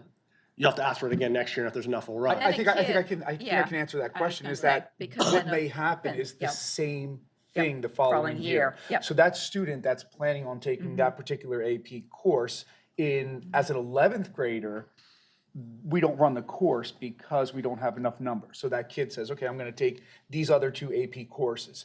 They're thinking in their head, talking to their counselor, I'm gonna take that course next year, okay? I'm gonna take, have that set, and that's something I think that I've really understood from these discussions, is that then, when that kid that's senior year goes to try to do it, we still don't have enough. So now that kid just missed out on 2 opportunities, rather than alternating the guarantee. And that's what I'm saying. So So now you're just made clear, then you're guaranteeing if there's 1 kid in that class, you're gonna run it. Or 2 kids in that class, 3 Oh, kids. no, we wouldn't, because I mean, how can we? But then I have to wait. So if I'm planning that out, right? For my senior year, and it's not And there, I then don't hit that lose threshold, out. but if you have that, Right. there's a And then pocket lose that I can hit that everyone does want to take it. So Right. I think it may be limiting in a sense, because you're gonna be like, if you're gonna say, hey, I'm gonna run AP micro next year, great, perfect. Right. But then say it doesn't run, hey, you don't get enough interest. Right. So now the next time next time I hit it is 2 years away, or it's not that next year. Yeah. So now I have to wait and hope it runs in that And it's double only year, for as opposed to maybe I have a collision where I have enough Right. in that one pocket where I can make it happen that year because there's enough interest. I mean, that happens for some courses regardless, when we run them yeah. But yes, right now, you're forcing that to happen. The numbers, the request drove the courses. The course requests drove whether that course run or not. Now we're mandating, hey, it's not gonna run, even if there's enough interest, we're not running it. You gotta wait till this year to run it. So can I ask? You can't guarantee us that Correct. the year that you are gonna run it, there'll be enough gonna kids to run. That's, I think, the problem. I see what you're saying. Yeah, But you could that's be the- a mid They'll step miss that the would run opportunity. because, Right. hey, there's seniors that year. Limited to there's 18 sophomores. kids per year, that, I'd rather see limit to 18 kids, and then you got 18, all right, so you're gonna fill the numbers, but I just, like you said, if I hope to get this my senior year and it's not there, or there's only 1 or 2 of us, So I'm it banking drops on it. it. Maybe that's my, Right, one of my career opportunities. I guess, okay, so, but if you go down that path, right, so let's just walk down there and we say, hey, I want to take this course, it's not being offered, okay? They have concurrent enrollment. You're getting college credits. You're getting, a variety of, you know what I mean? Like, there are those options as well. And you have to be realistic. I mean, I like, looking at the data, and I can tell you guys right now, I looked at our ELA, I was trying to pull it up, I don't have it right in front of me. The AP for ELA for 11th graders, there was a large concern of mine, because, and I wish I could give you the data, I don't want to, misspeak, but I will say this in general, and Ray, you and I have talked about, Dr. Howard, we've talked about, in those 11th graders, we're seeing high percentages of passing for the AP course, but I'm also seeing about a 60% of students getting a 1 and 2. That's highly concerning because, again, now we go back to the root of the problem. Are you taking the AP class to boost your GPA or to boost your student rank? Because it seems like you're going to get the credit, but you might not get the credit for the course. Right. You're going to get the extra points for your GPA, but you're not getting what we expect when you're taking that AP course. Conversely, though, and I will say this because I have the data, and I'll share it to you as soon as I find it. The 12th graders that took the English 12 AP courses, it was overwhelming that they had 3s, 4s, and it also triangulated with the fact that they were at 90% and higher, right? Dr. Howard, is that one that I highlighted with you that we were looking at? And that was just looking at one course. So I think we have to be, realistic too about, what is the end game for the student, for the parent, and then also, if we go back to what we're currently doing, I think part of the problem is, number one, we may not be able to run those courses based on the request.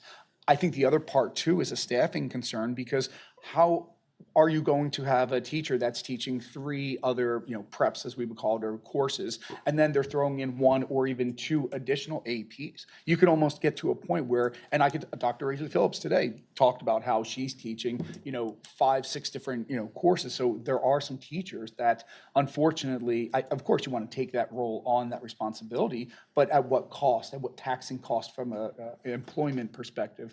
So again, those are all things that we're factoring. I think the goal for this particular plan was to be more in succinct with a plan that is showing that there are these opportunities. That's So I want to just follow something you said. You said concurrent. Do you mean concurrent? You mean like dual enrollment opportunities? Concurrent. Yeah, but because I was going to say dual enrollment. Because if it's a dual enrollment situation, it's not treated differently. You don't get the credit. You don't get the AP. Some districts do that. We don't do that as a district. So they're not. Some of that's not equitable from the AP course not running. But if the end game is to get college credits, there's 2 pathways to do that now.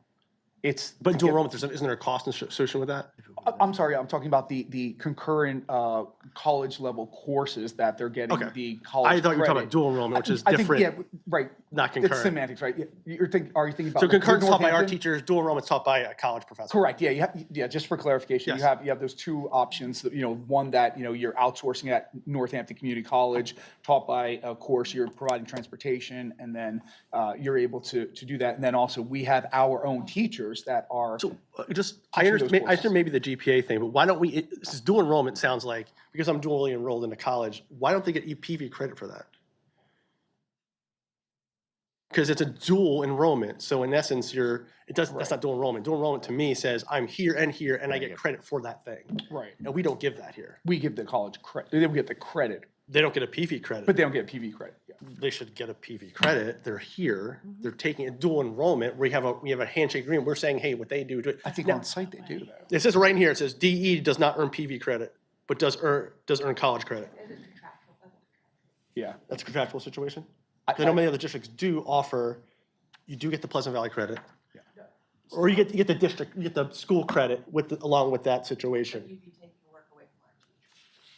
So that's a bargaining situation you guys have. Because they're allowing the outside organization to teach it. Right. That's what he's. Right, because the concern is that you'll go outside, which means there's not. But how how do we're other not districts handle forcing that by taking away more AP courses, like, because world history and government, aren't those required courses that we have for graduation? So why are we going to limit that AP? But not the AP level. Right, but if I want to take the AP level, I can't take it because it's, I mean, if I can fit it in there. I don't know. I looked into other school districts I was looking at, and I can't find anyone else that does the staggered. I don't. Yeah, I couldn't either, at least not in our area. That's what I'm saying. That's what I'm in my area. I didn't go. I don't know. anything else, but I'm just looking This at is here. something that we have could another actually have more conversation on. It does not impact next school year at all. Yeah, so we have time. but you're asking me to approve a document that's gonna be in it. So if you cut it out, we talk about it moving forward, that's different. But right now, you're setting out a Well, plan. if we don't leave it in there to discuss, then we could never change it. If we take it out now, then it won't happen for 2 more years.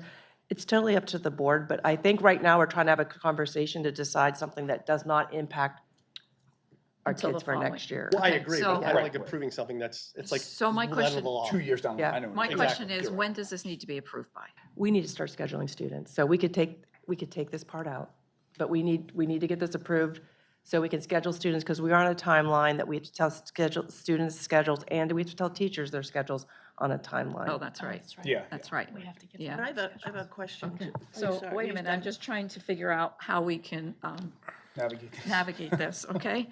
So you're saying we can take the piece out that isn't affecting next school year? Okay, would everybody be okay doing that, and we can have more conversation and some data? I would like to see some more data. Can I, It's gonna, but their plan is to mess up, so if they don't put the architecture in, Well, for the we- kid coming in as a Couldn't freshman. we add it? We can always add an We can add addendum. it as an addendum. Okay. to me. Yeah, I would like to make the recommendation, along with you, that we remove it for right now. I'd like to put it on the June workshop, or meeting, right? Not June. You don't mean June. June's like a long time. January? Maybe March? Oh, yeah, I'm sorry. You didn't mean June. I'm thinking summer yeah, I apologize. Take it out now to get this process going for the high school plan. Right. Come back at a working session in a month or 2 months if needed. Right. Let's come back and revisit the conversation, have more data. Right. The AP tests are gonna be in May, so we won't have data for, like this current group, but we do have last year's school data I that we was gonna started say, disaggregating. yeah. And I will say this, I mean, Dr. Howard and I have looked at that data. What we'll do is we'll kind of condense it, so that way it gives you exactly what you're asking for, and then the number of requests, the number of students in the courses. So I think there's some finite Right, data. and it would points help you want. maybe if you even said like, hey, maybe not to give me the student name, but give me like a sample, like, hey, if this kid is a high performer, this is the kind of path, and based on the numbers, they would still achieve and be able to hit these classes type thing. So I feel comfortable that I'm like, all right, they're gonna hit those marks. And I think what I'm hearing from the board too is that, we just want to guarantee that they have those opportunities without missing the boat. I don't wanna limit opportunities for students, that's what I'm trying to do. And that's a And that valid kind of point, like, 100%, yeah. Yeah, Okay. we'll get the data, we'll have it ready at either the appreciate that. February, thank you, or March, where my mind's at, right? One of these Working session, so we'll go through at that point. Okay. Can I still just Yeah. say something? It's about a proposal. So if we do run the 2 courses, is there anything with the cyber teachers, right? They're starting a cyber teacher curriculum, correct? A cyber in the high school? Yeah. No. I mean, So we're doing The it. PD teachers are not developing a cyber curriculum? So we're not running the curriculum. We just had our first meeting yeah. today to Right. begin to plan the opportunity. But one thing that we kind of vicariously discovered was that, we have to identify a couple different pathways, which Right. not only are potentially offering synchronous and asynchronous options, Right. but considering that 88 of our 233 students are seniors that are in Bears Academy right now, the question isn't a change, all of a sudden in your senior year, it's a credit deficiency. Right. So now, as we Okay, talked so that- today, there's a fourth path we have to address, because I'm not sure if I think the best move would be to go to Bears Academy when you've been brick and mortar from K to 11, because you're missing 1 or 2 credits, right? So there's a better way, and that's part of what our future discussions will be. So that would be the other fourth way. The other pathway perhaps is, can we subcontract retired teachers? If we have 1 to 5 teachers, kids that want to take this course so we can run it every year. I think Peasers is something that we have to Teachers, consider. they don't pay, but- they're retired, blah, blah, blah, so we I might mean, be yeah, able there to. are Circumstances, emergency. Stop their pensions. Yeah, as long as it doesn't hit their pension. It won't, because they would be subcontractors. You wouldn't have to pay them. But then they'd have to have their own, They'd they'd have to have their own LLC. LLC, yeah. Company. Right. I don't know if it's an option. That's money. Don't know. Okay, I'm Just so gonna, we could run it. I have 2 more little things. It's something, Fill it's me a in, good finish mine point, up. it's something that, Sorry. we'll have future I discussions. think the Peasers thing, though, we can't, that's a whole nother. Yeah. Okay. we couldn't use All right. Peasers because if we have teachers that can teach it, if we don't have a viable. Oh, it would be a, And even it if would be a we- ULP, actually. Okay. Mr. Clark? Yeah. I'll let you say Yeah. it. Mr. Clark has two little I things. have two little things. On the. Two little, not with three. the- So, APs, just- right? You're still on APs? I'm still on Oh, AP, so okay. grading Oh, okay. policy, I just want to make sure, like, if my understanding, so if a student takes an AP right now, the way it works is they take the AP exam in lieu of the final. Okay, right? Yeah. So just in your grading policy, I would like to see that spelled out, because we talk about the grading policy, and one of the things you added was if you take a half credit course, you do not take a final exam, which represents 20%, but nowhere in his matrix does it cover that. So there's no sentence that says if you would take in a AP exam, because right here it's laying out, hey, this percentage is this percentage, was this percentage. So if you take it here, it's 10, 10, and the rest for a midterm. But there's nothing that says, hey, in that sense, if you're taking an AP exam, you take the quarter grades and the calculation in the grading policy. Okay. Spelled out. We can definitely add I would that. like that. And Yeah, I and mean, that- at this point. Just for this- clarity in purposes. the AP courses, there are no final exams. Right, so that- in the grading yeah. policy, though, we talk about how we're gonna grade all these kids and how these courses, but it doesn't address that particular scenario. Okay. Just for clarity's sake for people. Yeah, we can definitely make it, I want to make it crystal clear, so that way they know what the expectation is. That's why, I want someone to Similar, look I at take this. the AP course, I take the Correct. test. But now, and again, part of that, I just, full transparency, was that we had anticipated when we went down this path that they were going to take the AP exam and the final exam. Mm-hmm. We decided that we would have to make a pivot, and now, to your point, let's capture that in the Right, notes. I just want for so clarity, that because way if someone comes in the district, or someone's 100%, here, just so they know, absolutely. hey, this is what I'm. What's I the agree. second one? And the last one's just like as like a spelling error, like an error. There's a date. So when you put in the, I'm trying what page it was on. I think it's like also with AP, it says by June 4th, wherever that page is. It's the wrong school year above Yeah, it. I saw that. 20, you have to change it to the current. 2024. I gotta find it now. There, I got it. saw it too. There's Right, it's the, school years that's off. it's on my Yes, it's phone page notes. 23. Oh, I'm up to 23? 23, right. I just had it up. I didn't scroll on it. Wait. It should say 26, 27. It says 25, 26, right? Yep, well, on mine, it's page 22. Okay. Or of the actual thing. All right. It says mine. advanced course payments, Any student that AP wishes. course. Yeah, I got it. It's be 26, 27. Yep. Thank you. That's all. That was the last one. Yep, I'm done. all right. Miss Cressy, Someone else. Miss Cressy, just really quickly, this is still on AP, and I'm looking at page 21, and what I'm seeing, if I'm correct, it's the calculus BC is continued to be offered every year. Because I'm thinking am I incorrect in how I'm seeing the X's and stuff on this? The Calc BC has X's all the way across on page 20? Yeah, that's correct. So that one's not altering, the Calc BC is not altering. But, so I'm going to compare it then to chemistry, which would be AP chemistry is being altered.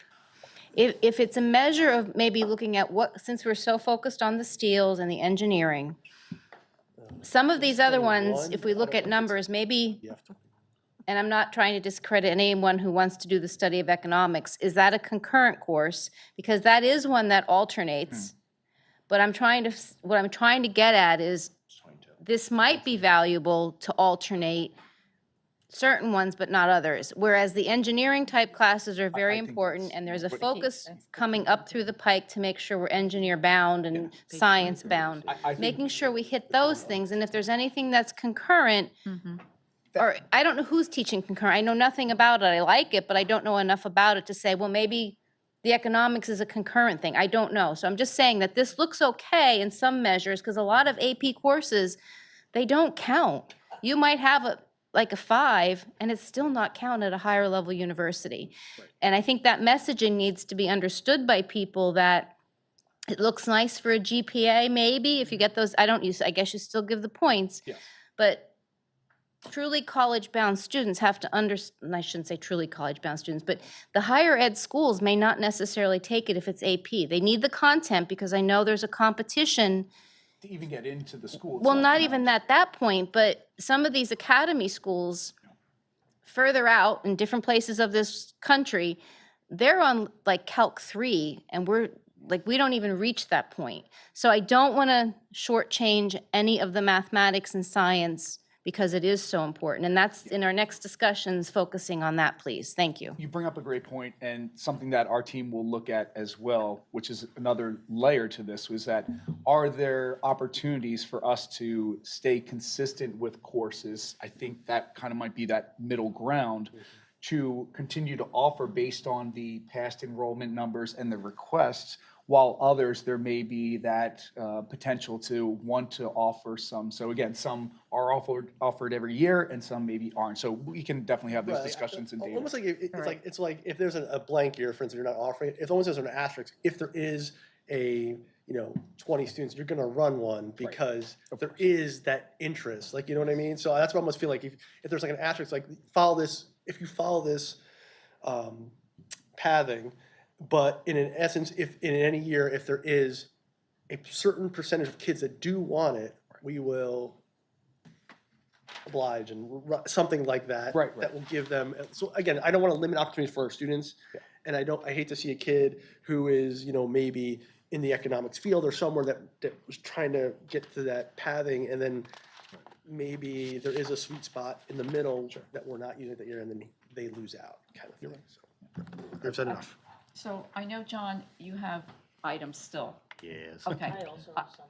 Okay, are they, my question would be, are they quick. just typographical? Are they more content? Well, So I guess where I was gonna say, if they're typographical, spelling, or anything like that, maybe you could send an email. I would and- say, I've done that before, yeah, no, they're not typographical, Okay, there's just all right. questions if Okay, go ahead.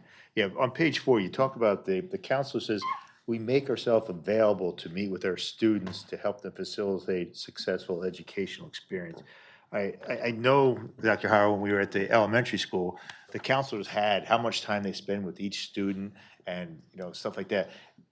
And I guess my concern is, and I've heard this one of the time was brought up in our CAC meeting, but, well, my kid doesn't go to the counselor because they don't want to. Well, if we have so many counselors for every grade, why aren't they just saying, okay, I'm going to meet with them? I got time. I got to meet with them maybe once at the beginning of the year, just so they know who I am. Maybe in the middle of the year to start getting them ready for. They do that. They do, we make sure that they do an audit of their records and they do meet with each student. But I think to your point, we're saying we need to change the language to say that instead of they make themselves available, it's that they meet every year or quarterly or a higher frequency. Correct. So we- yes. Just to clarify. Because this We'll otherwise. make that adjustment, yeah. that Because was it's happening. I mean, I wouldn't put something out there that's not. Correct. But they are absolutely happening, and you're right. We don't want to send the wrong message where it's like, oh, I don't really want to go to the counselor, but it's like the counselor's actually going to you. So that's what's happening. Right, that thing, Definitely. okay. Let me see, page 24 was my next one. What page? I'm sorry, John. 24, did you say? 24, yeah, on the document itself. That's Dr. Conrad saying I already talked too much. I know that's what that was, wasn't it? At least I know what time my kids are going to bed. Put the kids to bed. That's exactly what it is. Gee, is it our turn too? I know. When is my alarm going? Sorry. Dr. Conrad. When is my alarm for bedtime? The meeting I'll ends deal in with the 5 minutes. In this Dr. Howard probably, in the concurrent enrollment, it talks, you struck out those universities from concurrent. They just don't want to do concurrent anymore, or like It's Harrisburg University and Seton Hall? And Seton Hall. Or, We don't have anybody to offer the classes but for that's, Seton Hall. that's the Yeah. reason, that's, okay, that was what I had for that one. 25 artifacts, 25 talks about artifacts. Like, how are those artifacts, who's responsible for making sure they're done and who collects them? Is that? That's something that, we're actually putting that together, so you'll have all of that, but Yes, we were talking about that last night. In fact. Yeah. Yeah, it's 11 o'clock at night. but They yeah. actually, they're done a little bit, we're doing a little bit differently, and I will say that Bernie's been working on that with all of the buildings. The artifacts are being built into courses. That has not happened before. They're going to be part of courses, and ultimately it is the counselor's responsibility to make sure that the artifacts are completed. And we've even worked with Mr. Van Voorhees so that they're collected, and exactly the same with PVBA. So as kids move from brick and mortar to PVBA, the artifacts are the same at every grade level, and we have the counselors check off that they do them. Because some of those artifacts are part of their graduation type things along the way. I was correct. just Correct. wondering how, like I said, I Yep. just didn't see how it was collected or not there. 26, I'm trying to go fast. 26, placement changes. Educational placement changes. In there, it talks about how they can switch. Is there something that, like, if our students, they're getting too many truancies, they shouldn't be allowed to move out of brick and mortar, are they? And allowed to go into a cyber? That's a law. Cannot leave our district. They can go into our cyber, Okay. but they're, with the new legislation, if they That's what I are was getting at, the new habitually truant, which is more than 10 absences, unless a judge says so, they are not allowed to go to an outside cyber charter. And just real quick, sorry to jump fine. in, but one of the things that we're really, we pride ourselves on is if a student does come to PVBA from our brick and mortar, their attendance is cumulative. So if they start accumulating more absences in PVBA, we immediately cite if they've already received an SAIP. And then our absences from PVBA, because we do take a very detailed analysis and attendance in PVBA, if they go back to brick and mortar, the attendance they accumulate from PVBA will follow them back. So it's all actually accounted on the same sheet. Okay, good, thank you. 39. Oh, 39, I guess 39, 47, you started crossing off or replacing things. Are they just crossed off that they're not offered anymore? I'm getting to 39. So. The Intro to College Economics and US 1865, they're the concurrent enrollment classes that they're not running. There's certificates that the teachers need to actually have. They have that one. Okay. Page 50. What's the next page? 50? Okay.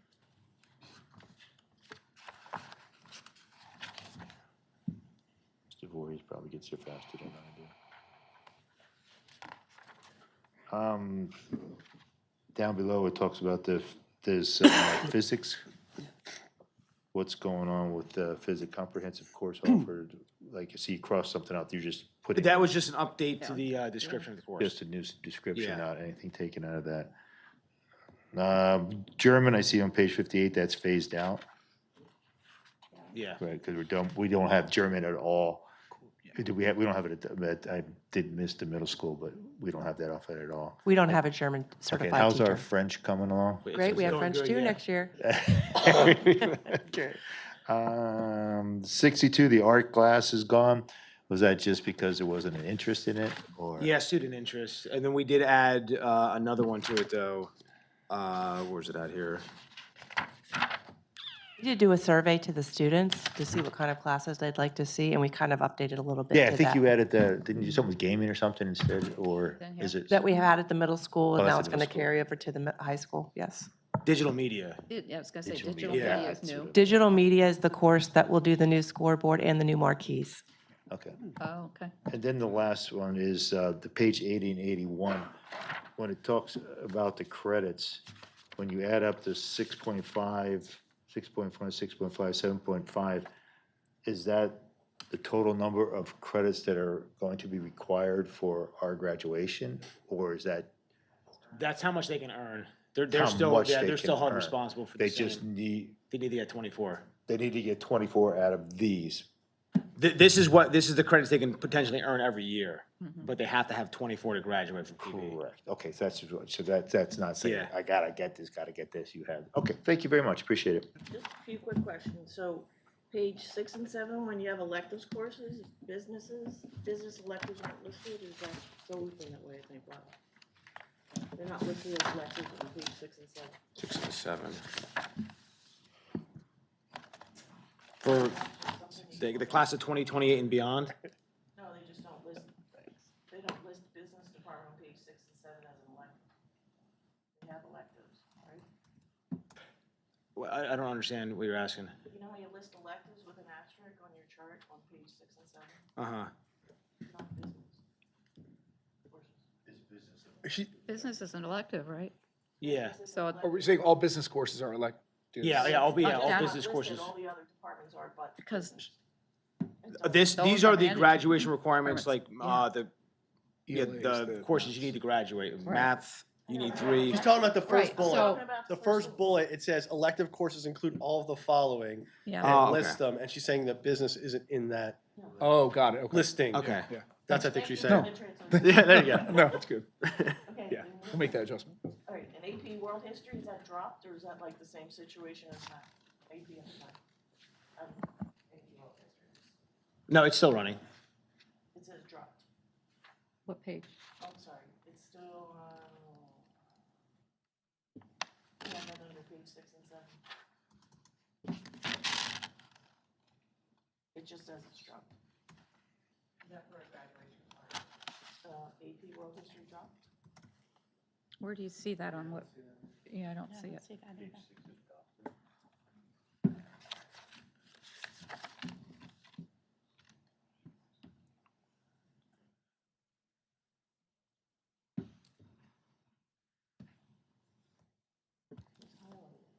It was highlighted?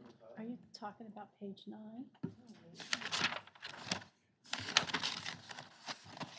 Yes, thank you. Yeah, 9.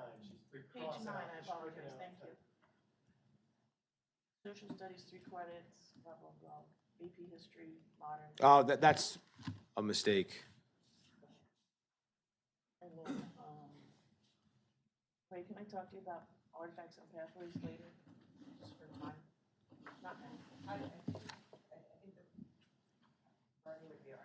Oh, okay, it's only quick questions, I don't want to take the time out. And then PV dual enrollment teachers, is that still gonna happen, because it says under dual enrollment, PV teachers could teach it? Is that true? I'm sorry, page 24. Because it says college teachers too, but there's no PV credit for it. We don't have any dual enrollment. We only have concurrent.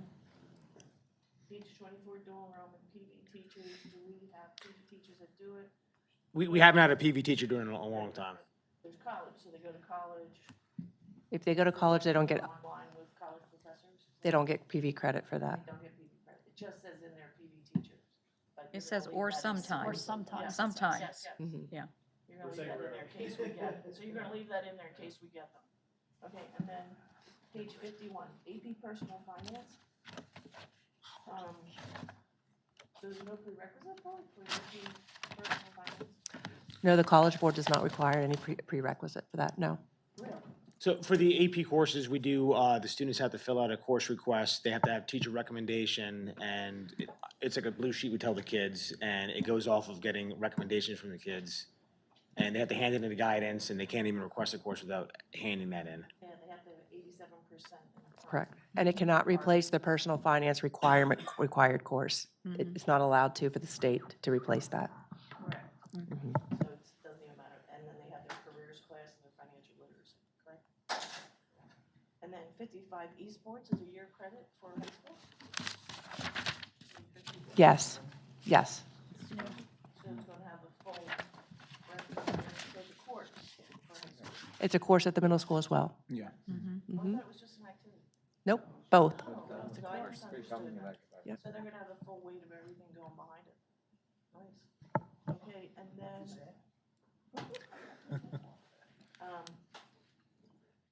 69, is that just brand new because it's a year course because of the standards change?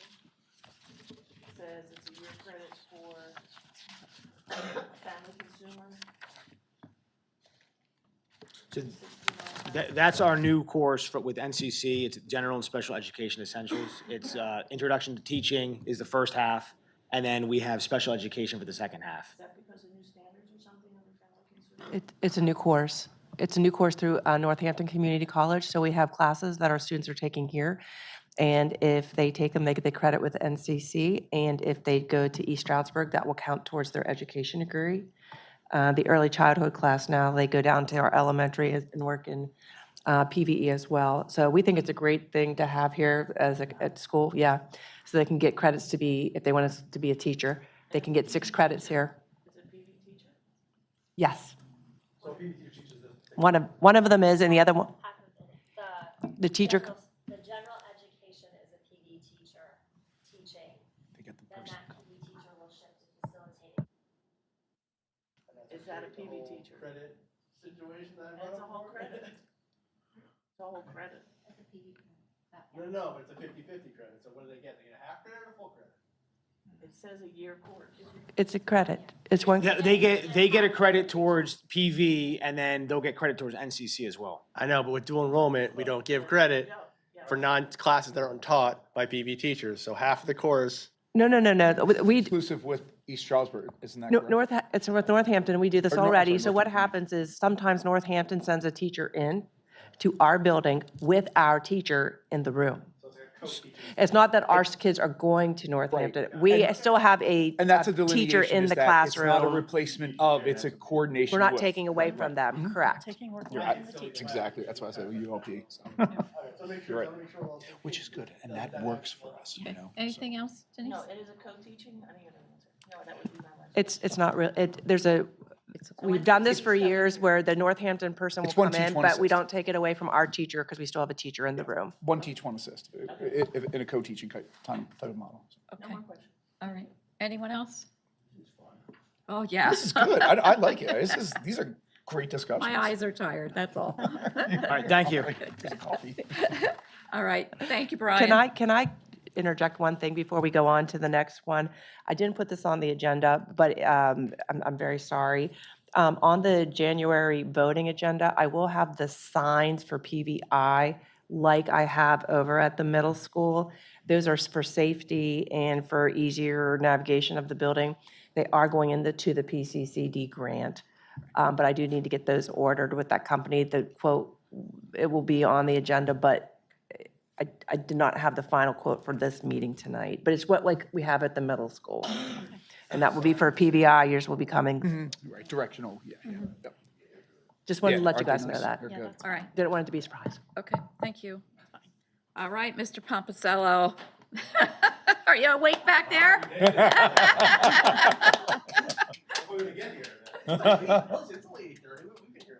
But it also. Oh, I know, this is not. Wait, I'm gonna steal his line, but it all starts at PV. There you go, yes. Sure, I'm gonna say, talk about that in a second. Thank you. The next month's challenge is that you can't. I say gotta make that sure, line I've never anymore. used this before, so bear with me. For the one button you do not touch. That's the one I'll hit.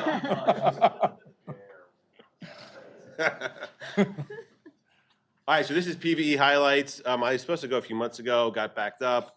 So I am here tonight. So we're just, I had music, but we're gonna talk to each side. I think it's more personal, okay? So looking at the very first one, there I am opening the year. Can we just flick a light out or something? Oh, for that back wall? Yeah. Can you guys, can you see Please, this? I'm sorry, it's screen? just, thank you, that's much better, much better, thank you. All right, sorry. So anyway, we ring the bell every first day, and it's starting to, it used to be like I'd pick just one child, now they're all gathered around me, they all want part of that, so it's a lot of fun. We got some team spirit, we have our fire assemblies in October, we have, you see the PA 250, some of you were there. Norm was there, like a lot of us were there. And I love the one where the cartwheel, that is my school right there.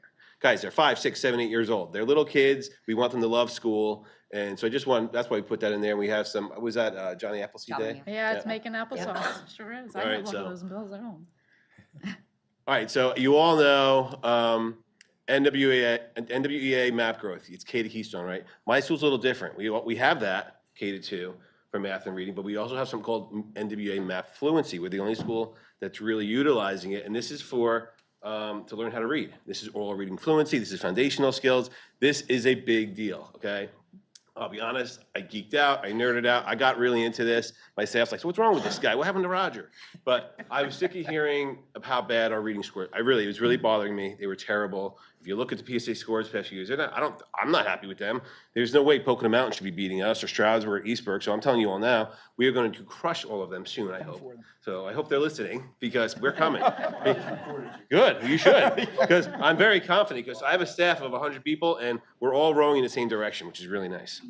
Okay, they're buying in and we're working really hard. But the best thing is when we go to see the kids, we are seeing a difference. Miss Adams and I, we're seeing the difference. So we do need to be quiet for a minute because the coolest thing that I get to do is hear all the students. I have a very huge building in the Commonwealth. We know this, right? Second largest primary school. How big? So it's impossible for me to get an English in the homeroom. So what the coolest thing with this is I get to hear every one of my kids read because of this feature. Check this out. This is pretty cool. So we bought them the headphones with the microphones, and this is what Miss Adams and I get to check out. Wait, let me throw the ball. Gus drops the ball, and Read it. Jay hands it to his dad. Ready, Gus? Asks Dad. Gus wags his tail and barks.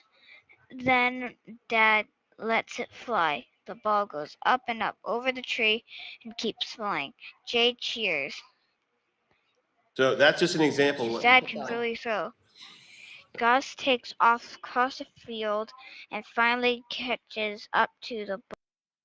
So, well, I want to show everybody this because I get to hear all the kids read. And she came in today to pop in my office and she said, "Oh, who are you listening to?" I'm listening to all the students because when I talk to the parents, it's like, yeah, and how cool is it that a principal can hear every single kid in that school? Okay, so I talk to my principal friends and other people like, wow, this is cutting edge stuff. I'm really all about it. But what the coolest thing is, when I go to see the teachers for pre-conferences or walkthroughs, they are someone like, whoa, I almost know more information about their kids than they know.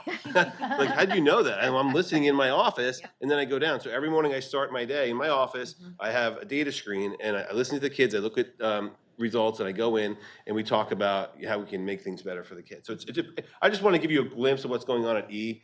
As far as you guys hear about NWA, we also do the big testing, the map growth for reading, but this one is for specifically having the kids learn how to read. So when they leave second grade, they're better readers. And I don't talk about it too much in here, but Miss Adams and I, we have concentrating on the rigor of writing in K2. We have made writing like pretty much our number one priority. Every single observation I've done this year has been on writing. And I've also put a directive into every single teacher in my building. Writing must be taught before lunch. If you ever come to PV, Mr. G, you know this, Denise, you know this, after lunch, the kids get a little tired. Let's get the maximum time for reading and writing in the morning because that's when, you guys think back when you were 5, 6, 7, 8 years old. You just had pizza, we get you out there, move around. You don't save the hardest skills for the end of the day. So I made that a directive. We've had a few teachers beg us, can I please do that at lunch? No, sorry, because it's all about kids, right? Anyway. This is the last one I'll probably do. This is some PVE spirit. Just going around, you see we have some of the highlights. Some of you have been here for some of the stuff. But what I love about the staff, whether it's tractor day, there's Sarah and I with the John Deere tractor there, and whatever it is, you just come to my school. It's a really light, family inclusive atmosphere, which is what I want because PVE should be family first. It's 5 to 8. Every school should be, but I think we do a pretty good job at this. And I hope when you guys come, when you ever do visit, you see a lot of smiling faces because that's what you should be seeing. All right, go ahead. One of the things that we do is buddy tutoring. So for our students that are struggling, it's really nice to have an older student try to help them out. So our second grade teachers are wonderful about this, identifying students that really are just very nurturing and helpful and want to give back. And they do a great job of partnering with our first and kindergarten teachers to help those students that are struggling in some areas. So this is just a couple of those highlights of some kids going over things like the letter sound chart, helping them read a book, and then I think that is snap words that they were going over. But they also help with math as well if those are the identified skills that they need work on. When is that done? That is During the done, day? it's done first thing in the morning. So Okay. during that homeroom time, Okay. they typically will use the open area, or sometimes they're outside the classroom, sometimes they have space in the classroom, but it's always done first thing in the morning. Some students might still be at breakfast, but it's into that homeroom before first period starts. What's great is you have those kids being book buddies, but we also have the ladies from the nursing home and the guys from the nursing home that come. So I have 90-year-olds and 5-year-olds helping. What's interesting, you're borrowing from the one-room schools. Yes. Because in one-room schools, they all had reading buddies. Yes, they did, All right. absolutely. Love the history there. Go ahead, you can do this one. You really? Yeah. Okay. So over the summer, one of our teachers came to us. They've been doing the Dewey Days. They had an opportunity to get actual taxidermy bears for us and for PVI. And so to go along with elections in the fall, we held a Name the Bear election. And the name of the bear, I'm not sure he loves this, but the name of the bear is Mr. Paw Pacello. That's what the kids chose. That's what they voted on. Wait, I will tell you, that was not one on the list. My secretary, I'm going to call her out, Miss Gullen, snuck it on. I didn't know about it. And all the kids are telling me how excited they were. What was even supposed to be on there? It's supposed to be smoky and what else was it? Oreo.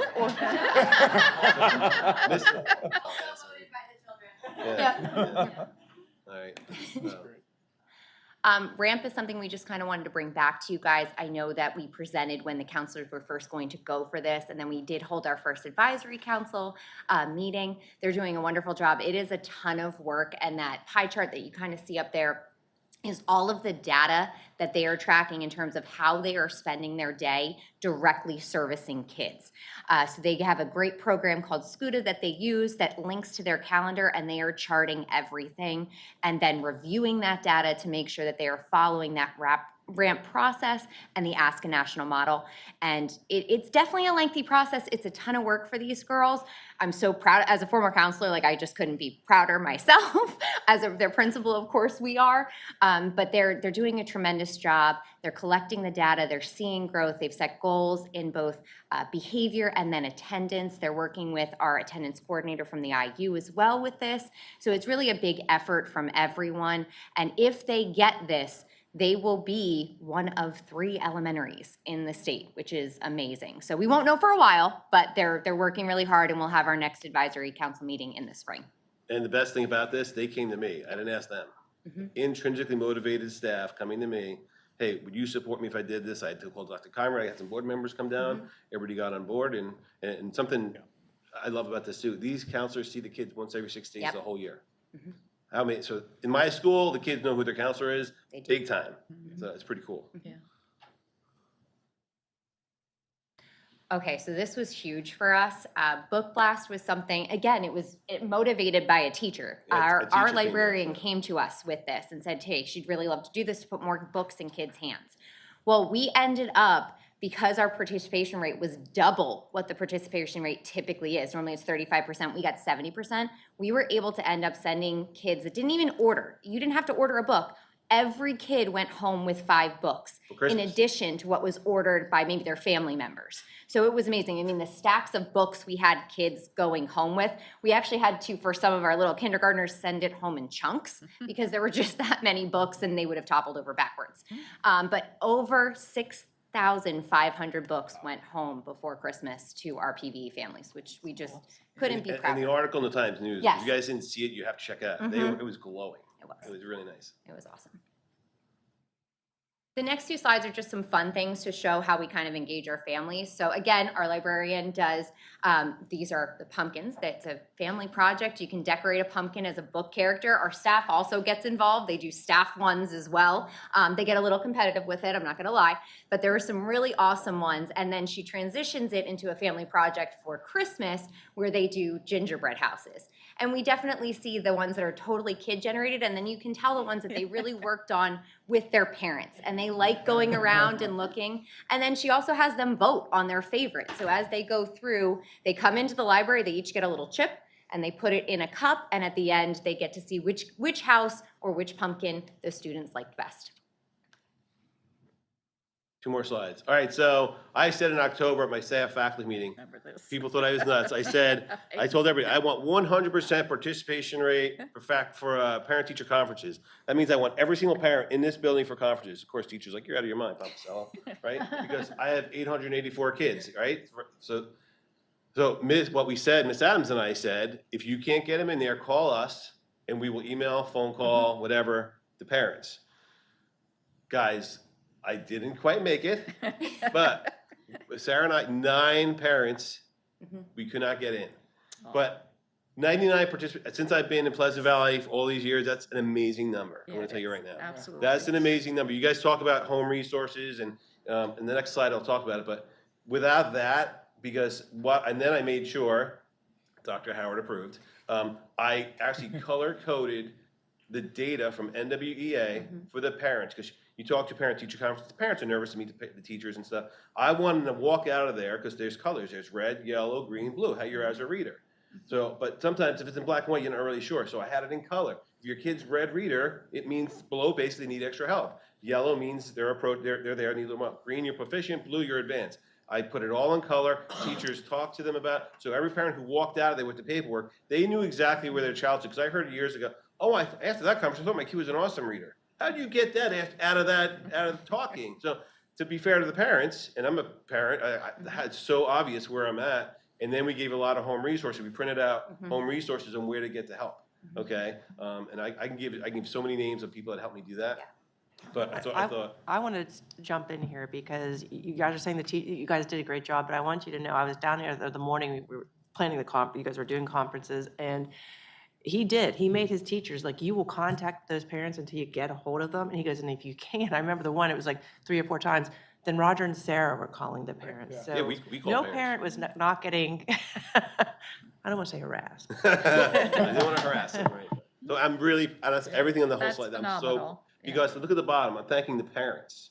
The parents did that, because, they have tough work schedules, it's hard to get there, and like, oh, Mr. P, I love you, I love your school, but I got 2 jobs, this or that, I'm like, come on, we can do this, we can make it happen. It's so important, what's more important than your kid, right? Yeah. Yeah, oh yeah, Yeah. I said, let's work around your schedules, whatever, we would try to show some flexibility, so I'm really proud of that. Yes. And we had meetings all week this week, I told my teachers how proud of them they are, I am, so. Community Well, commitment. tell them we're very proud of them too for that, please. I absolutely will. And last one, yes, Denise, remember, it all starts at PVE. I will say that to the day, because it does, guys, it's the truth. But I put this on every Sunday night phone blast, okay? And Sabrina remembers this when she was with me. This is Mr. P right here, guys.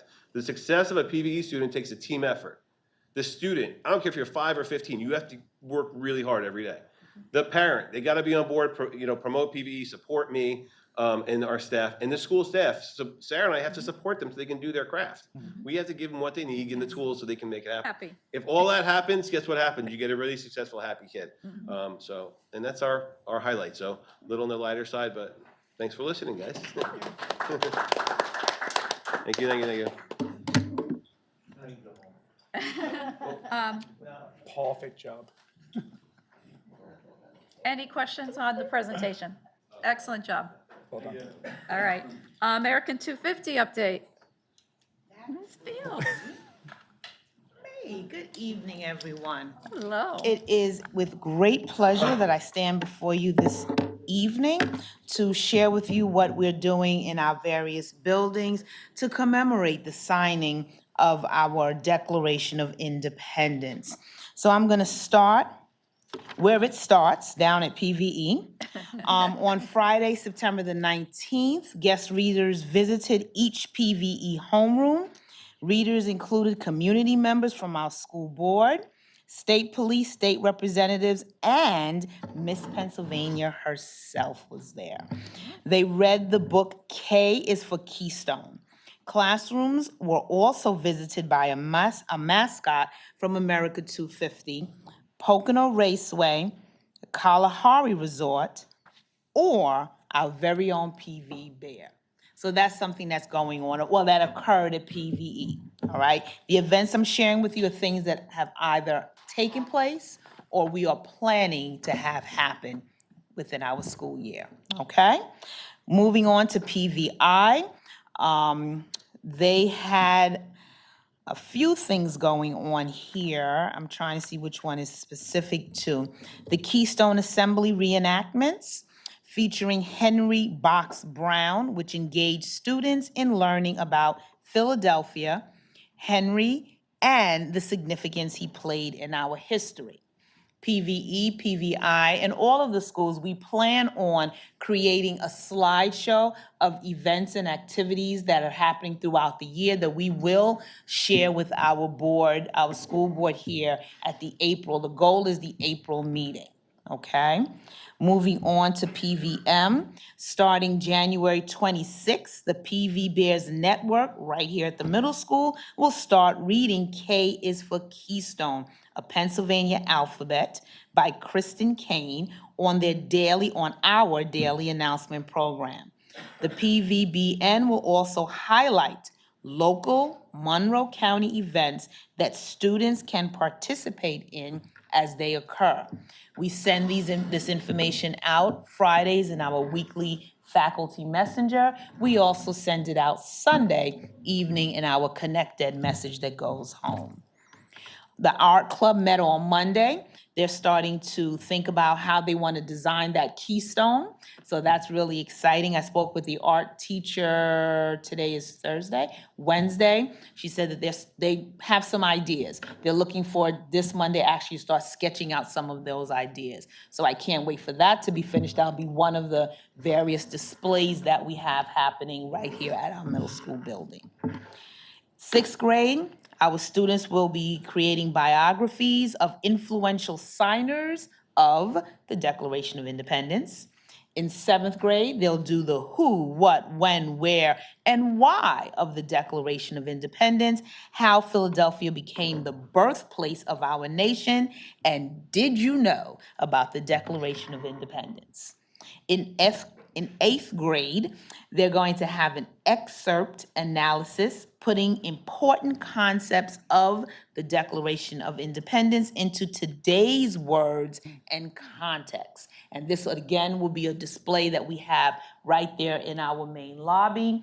We will also be taking pictures of the different class activities as they are prepping this. So it will be a during and then final project of what's going on there.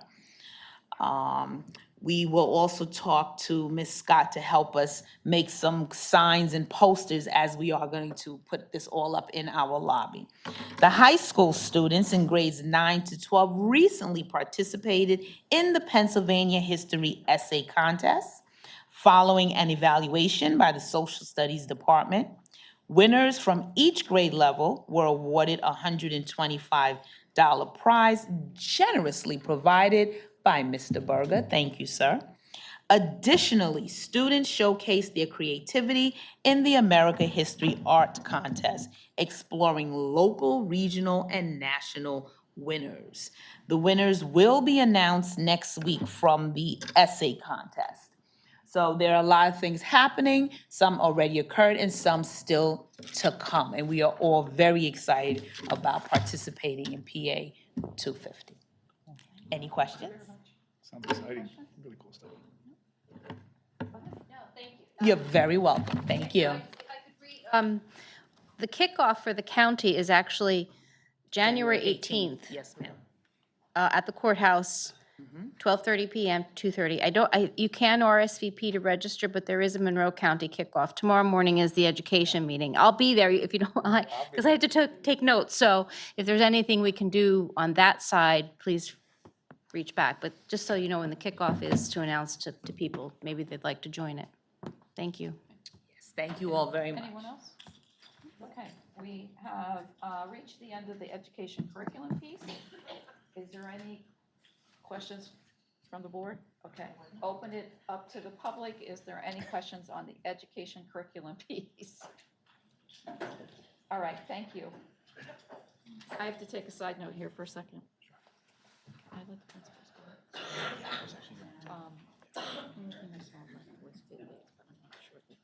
They don't, and honestly, when we have the discussion, we can sort of convey the perspective of the board direction. All right. Yep. So at this time, administrators, please, you are welcome to go home and go to bed. Oh, no, wait a minute. Wait a minute. Not Ray. I'm sorry. I didn't say that very well. Where's the did I? stop button? Welcome. Thank you. Christine, if you didn't hear, you're more than welcome to go home. Yes. All right. All right, we are at the finance section, and Tammy is right there.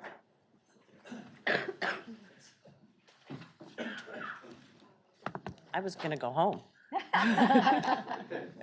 Well, let's hurry through this. Okay, I will. Good evening, everybody. So on finance tonight, items A and B, they are the cap reserve, the 2018, and the consolidated bond reports for November and December. I'm going to review December's balances. The cap reserve account had an available balance of $20,477,787. The 2018 bond account has an available balance of $0, and the consolidated bond account has an available balance of $3,150,555.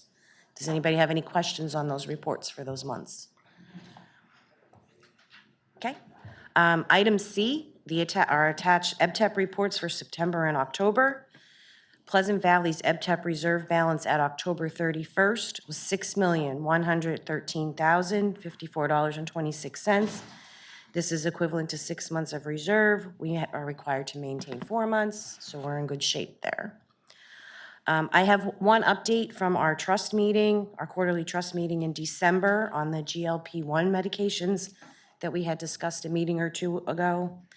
Highmark representatives at that meeting discussed some new guidelines that they have put in place in order to qualify for these prescription medications. Patients will need to meet new BMI regulations. They will need prior authorization before obtaining the medications, and they will also need to have a diagnosis other than weight loss to be eligible for these medications. This should help control some of the expenditures with them. Does anybody have any questions there? Moving on to item D, the Senior Citizens Tax Rebate Program for tax year 2025. Yep, you got it, Jason.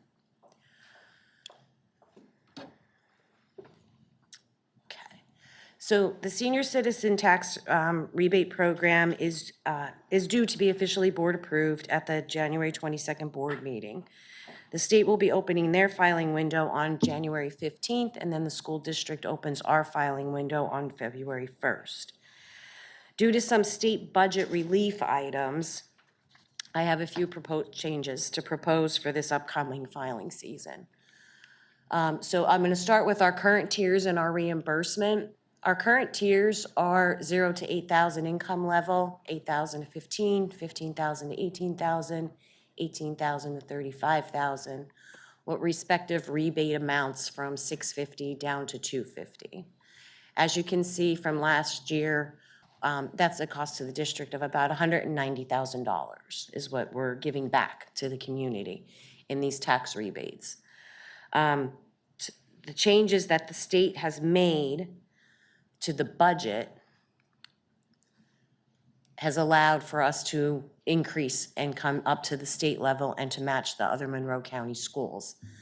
So the new income levels are 0 to 8,271, 8,271 to 15,510, 15,511 to 18,610, 18,611 to 46,520.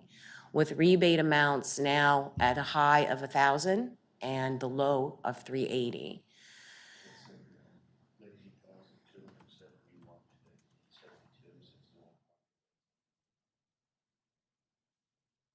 At the end of 0 to 8271, then you start the next column at 8271. Probably. Probably. I'll double check it. Probably. So the cost to the district for this increase would be roughly about $235,000. That's not the increase, that's just, That's the total. that's the total. That's a total. Okay. So the Pleasant Valley Senior Citizen Property Tax Income and Rebate tiers would be aligned with Pennsylvania and with the other Monroe County schools. This would open up the rebate program to another income level of taxpayers that were not eligible for it before. The overall increased cost to the district would be $44,000. And these tiers, if board approved, would go into effect February 1st, which would be for the 2025 tax filing season. So, and also attached is there is a resolution attached that for you to review. That would be the resolution that would go on for board approval January 22nd to approve these levels, the new levels. So when you say the other Monroe County schools, they're also making this change? Stroudsburg already made the change last year. Oh, okay. They did. But the others are making it? Yes. And we have to do the resolution because the tax rebate changed? No, we have to do the resolution every year. The board needs to approve, officially approve that the rebate can be One every given. year, don't we? I'm sorry? We have to do one every year, don't we? Yes. The resolution? Yes. Yeah. Whether we change or not, No, we have to right, do it. that's what I thought. Okay. All right. What are your thoughts about the changes? I'm pro. Okay, Pro. okay, Yes. okay, all right, Okay, so I'll put the resolution on the January 22nd agenda for official vote. okay, thank you. You're welcome. Oh, and just a reminder on the senior citizen to the community, the business office staff has been trained to assist in the preparation of all of these rebate forms. We hold appointments 2 days a month, starting in February. Just contact the business office to schedule your appointment if you need any assistance, and the service is free. Okay. Item E. This is the Act 1 Index Resolution. In Pennsylvania, school districts are required to pass a resolution capping property tax increases to the state's inflation index. For the upcoming budget year 26-27, the state inflation index for Pleasant Valley School District is 4.8%. The resolution is a requirement by PDE in the budget process. The resolution basically states that the school district will not raise taxes above 4.8% state inflation index. Please note that the district does not intend to go anywhere near the 4.8% tax increase. This is just a formality that is required by the state. Thank you. So this resolution would be on for January 22nd as well, so that I can upload it to PDE as our requirement. Any questions? So the other districts have different Act One resolutions, different rates? Act One indexes, yes, they do. Okay, and we need to do this because ours is 4.8 something. Everybody needs to do this. Yeah. Okay. Yeah, every school single school district has to do the resolution or a preliminary budget if you're gonna go above that.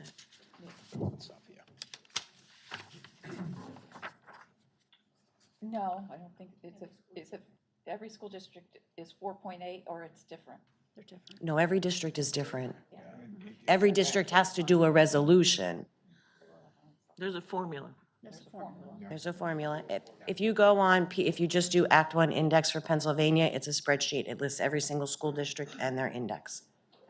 Some are higher, some are lower. Yeah, I know, it's getting, okay, all right.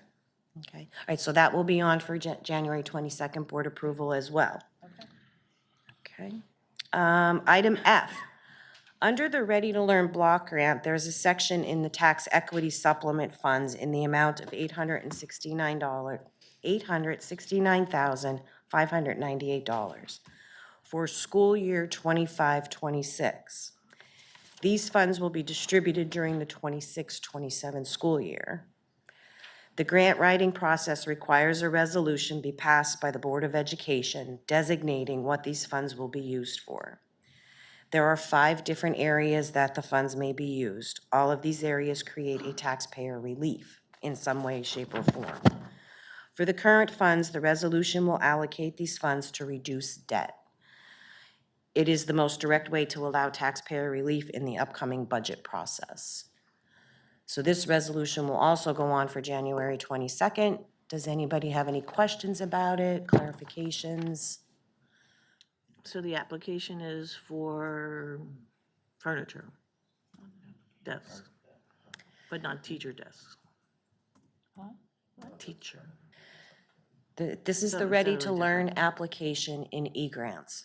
This portion of the Ready to Learn grants is the tax equity money of $869,000. You can only use it for 5 reasons. One of those reasons is to reduce debt.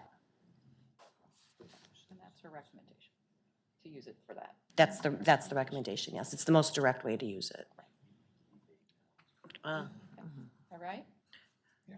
Is that going to end the rebates under this? I'm sorry? Is that going to end the Ready to Learn block for the rebates? No, for the rebates? No. No. Okay. Okay. That's a question though quickly about that one. So have we do this every year with this particular grant? Correct. How many years has it been going? This is the second year. The second year, because I think I have the one from 24, 25. Have we ever done anything else? Are we always using it right now to reduce debt? Do you think we would continue to do that? Never, so that we would never be looking at mitigating or increasing millage rate? Is that? Any of these 5 options that you choose off of here to use affects decreasing the tax rate. Even reducing it towards the current debt? It's not a future long-term? Correct. Okay. Last year, the resolution did say to increase senior citizen tax rebate. Not allowed to use it for that anymore. So I had to remove that from the resolution from last year. I'll talk to you. I just want to understand it better, so we'll do this. Thank you. You're welcome.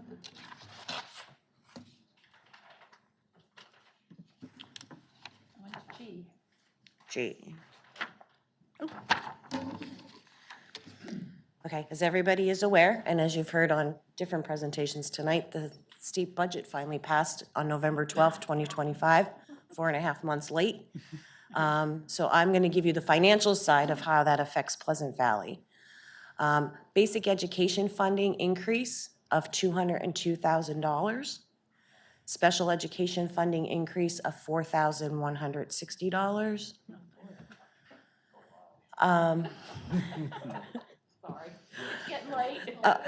I'll let that sit with you for a second. And that comes with new requirements. Of course, Oh, that's helpful. new mandates. We had no change to our Ready to Learn or tax equity supplement. This is a big one. Revision of the charter school tuition funding.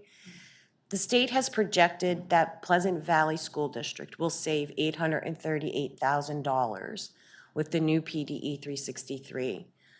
The 363, at the time I did this slide, was still under development. It did come out on Monday. I am working on it. It does look like it's going to come close to that savings for this year. There's some outstanding questions on the form yet. So when I do have a solid number that is complete to this district, I will share that with the board. Is that a guaranteed number? Because I understand we want to be careful about the numbers that PDE is telling us that we will receive, so. Correct. So that's the number that PDE predicted. I don't know Okay, how so many we have- students they'd used. I don't know what But, time period they used. So we'll get that. I have, the news 363 came out on Monday. Okay. And I've worked on it. It's going to be close to that number. And this is retroactive to July 1st. It's not effective now. There's not a huge disparity too. Yeah. That's good news. Tammy, excuse me, but for the yes. new members, could you just explain what the 363 does? Sure, it's called a PDE 363, and it's a form that you fill out that takes in your expenditures, budgeted expenditures for the year. And then there's deductions from it. And then there's a calculation based off of your ADMs for regular ed students and special ed students. What the biggest change now is with this PDE 363 is they did regular ed students, brick and mortar charter schools, and regular ed students cyber. Special ed brick and mortar, special ed cyber. So now cyber students are way less. We're paying less for them than we are for brick and mortar charter schools. So because of the overhead for cyber is much lower. They've allowed some additional deductions. We weren't allowed to use any of our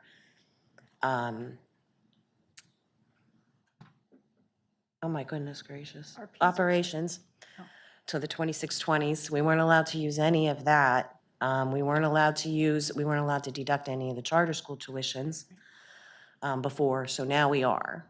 So I've worked through that form and it does look like that's around the amount, but there's a few outstanding questions that we need to clarify yet. Thanks. You're welcome. The school safety mental health PCCD grant has opened. Pleasant Valley already started the planning process of this and completing the application. This is going to be split between mental health and safety. The public school facility improvement grant for 25-26 and 26-27, they were passed into the state budget. At the time that I did this slide, they were not open. They opened on Monday. So I am working with CHA to get our application in for the next improvement grant for us. And as Mr. Krasinski had spoken earlier, cash lines are being required as a method of payment for admission to school-sponsored activities. And I will expand on that at our next meeting. Any questions? I don't know that it's a Tammy question, just a general question. So I don't ever recall there being so many additives or whatever to a state budget like we are experiencing with this one, meaning the Act 47, whatever, I have it written down. This cash thing, I think there was something else too that you told us about. I know the truancy was another thing in there. Is there anything else or is that opening it that we need to know about that you know about? Okay. The 10 hours, that's the other thing to do with PD. Yeah, that slide. Okay. Yeah, I know it is a lot, but I'm just Yes. curious. That's, The FAFSA completion, No. right? And FAFSA you don't have to completion. answer me now. Yeah, Yes, starting with the class of 2027, every student must complete the FAFSA, which is. Oh, that's right, yeah. Must complete the FAFSA. Even if or they're the not- opt-out form. Even if they're not going to school? Yes. What are they trying to gather? More information? Oh, my. So they can do they have to do an opt-out, but otherwise you're it's what is And it's kind of hard for us to make it through here because you have to put like social security numbers. Yeah. Yeah, it's not an easy form to fill. And who's gonna monitor all that? And what's the penalty? Yeah. It's just like, we've had some discussions, frankly, about, what's the penalty? Because it's, Yeah. I just, we're gonna always do our best, but. Right. Right. That is unreal. Yeah. You That's know, the and way you to don't have to gather answer my the, question tonight, but salary I just information don't and those on ever welfare. recall a state budget It's all with tied this back many It's things nothing to do with that. affecting You're absolutely right. attached to it. It's just how do they force us to get what they need? That's all. All these different things, and I'm gonna be honest, I like to look at the things that pertain to me. There are a lot. She can share that tomorrow. Okay, I would appreciate That was a that. thick packet, correct? Yeah, that would be great. I mean, this is blowing my mind. Tammy, isn't the tonight. governor going to propose the budget? Isn't he gonna do That's that this February, week? February. For 2nd. 26-27? Yeah, the 27th. Yes, he is. February something, 2nd, I think It's I read. scheduled to come out next week. He's doing a PSBA said it should put it Today, in yeah. an email, Yeah, and was then it- it's gonna be an online recording, so if you don't wanna listen to it that day, you can go back. Yeah, it's February. And I can, Oh, so that means I'm it'll be sorry, hit approved the wrong in button. April, right? Okay, I'm sorry I know, I to, know. That's but that okay. just. And I can tell you that PASBO's legislative department is working very hard to make sure that the budget gets passed on time this year. Don't hold our breath. So I don't know what to tell you there. Okay. Cafeteria? Oh, yeah, I'm done. Mrs. Sites just is said gonna that- review the food service numbers. So I just had that one quick question. So we don't care about the cyber school, how they get their money back from all the schools, because they're a profit. The cyber schools. They can cut their advertising. Thank you. It means you have to look at ethics first. Yeah. But, just saying. That's a good. Sorry, I know. Good evening, everyone. It's finally my turn, and I have kind of boring stuff to share, I think. It's not, give your brains Yeah, we are a minute to excited. relax. So item H, attached is the cafeteria meal totals for November. I'll just go over those really quick. The total breakfast meals served were 19,905. Lunch meals served were 38,337. And the after-school snacks served were 5,307. The à la carte sales for the month were $17,922.65. Any questions on those numbers? No? Okay. Item I is the cafeteria meal totals for December. The total breakfast meals were 13,345. The lunch meals served were 33,153. The after-school snacks served were 2,427, and the à la carte sales for the month were $14,703.20. Any questions on those? I think it's the days, yeah. I think we only had 15 instructional days in December. So there's a, where I know, right? Oh, it's getting close to the holidays. It's some good stuff. Eating too many cookies. Yeah, I know. But speaking of breakfast, I'll just give a little shout out right now that the governor's breakfast challenge did start, and we are participating in that in all 4 of our sites. And it's just a reminder, give a little shout out that breakfast is free to all of our students every day. And then item J is just the Whitson's monthly newsletter for November for your review. And that just gives a little bit tidbits of what they are doing on their end. Any questions on that? Have a good night. See you. Thanks. Oh, yeah. The whole milk thing, are we on that yet, or was that? That was passed, yeah. We're done all that. Yeah, they don't do that anymore. They don't do the milk anymore. Milk The is whole served. milk went back. No, the whole milk. Whole milk, Oh, whole milk, yeah. going back to serving whole milk. I'm not, Whole milk. I don't know if it's been implemented yet. I thought so too. I know it's passed. I honestly don't know, and I will have to check on that. That would be an Eric question. Yes. I couldn't tell you the answer to that. That's okay, sorry, I just was No. curious. Yeah, whatever Yeah, comes here. down from pears, that's what we follow. Not us. Eric, pears, pencil, oh, no. Oh, acronym, oh, it's alphabet soup. It's a system from the state. It's a system from the state. 4-letter acronyms. Yeah. It's the acronym for food service. Yep. Pennsylvania. Yes. We thought would probably be the key. I actually don't think I know what all 5 of those letters stand for. I honestly don't either. Well, that's our homework. All right, anyone else? Okay, all right. All right. Thank you. Thank you. Safe travels home. Thank you. All right, is there anything under, whoops, I'm sorry. Is there anything in the public under finance? Okay, moving on to transportation. There's nothing there, so I'm assuming we have nothing this evening under transportation. I'm going to skip a 5-minute break because I think everybody can just get up and do their own thing when they wish to. Technology, please. Thank you, everyone. The only thing that we have on the agenda coming up is approval, or we're seeking approval to recycle more stuff through the construction project. We are finding lots of vintage technology that we need to get rid of. So we will have a list for you, but we're looking to recycle that on the next agenda. Thank you. Any questions on that?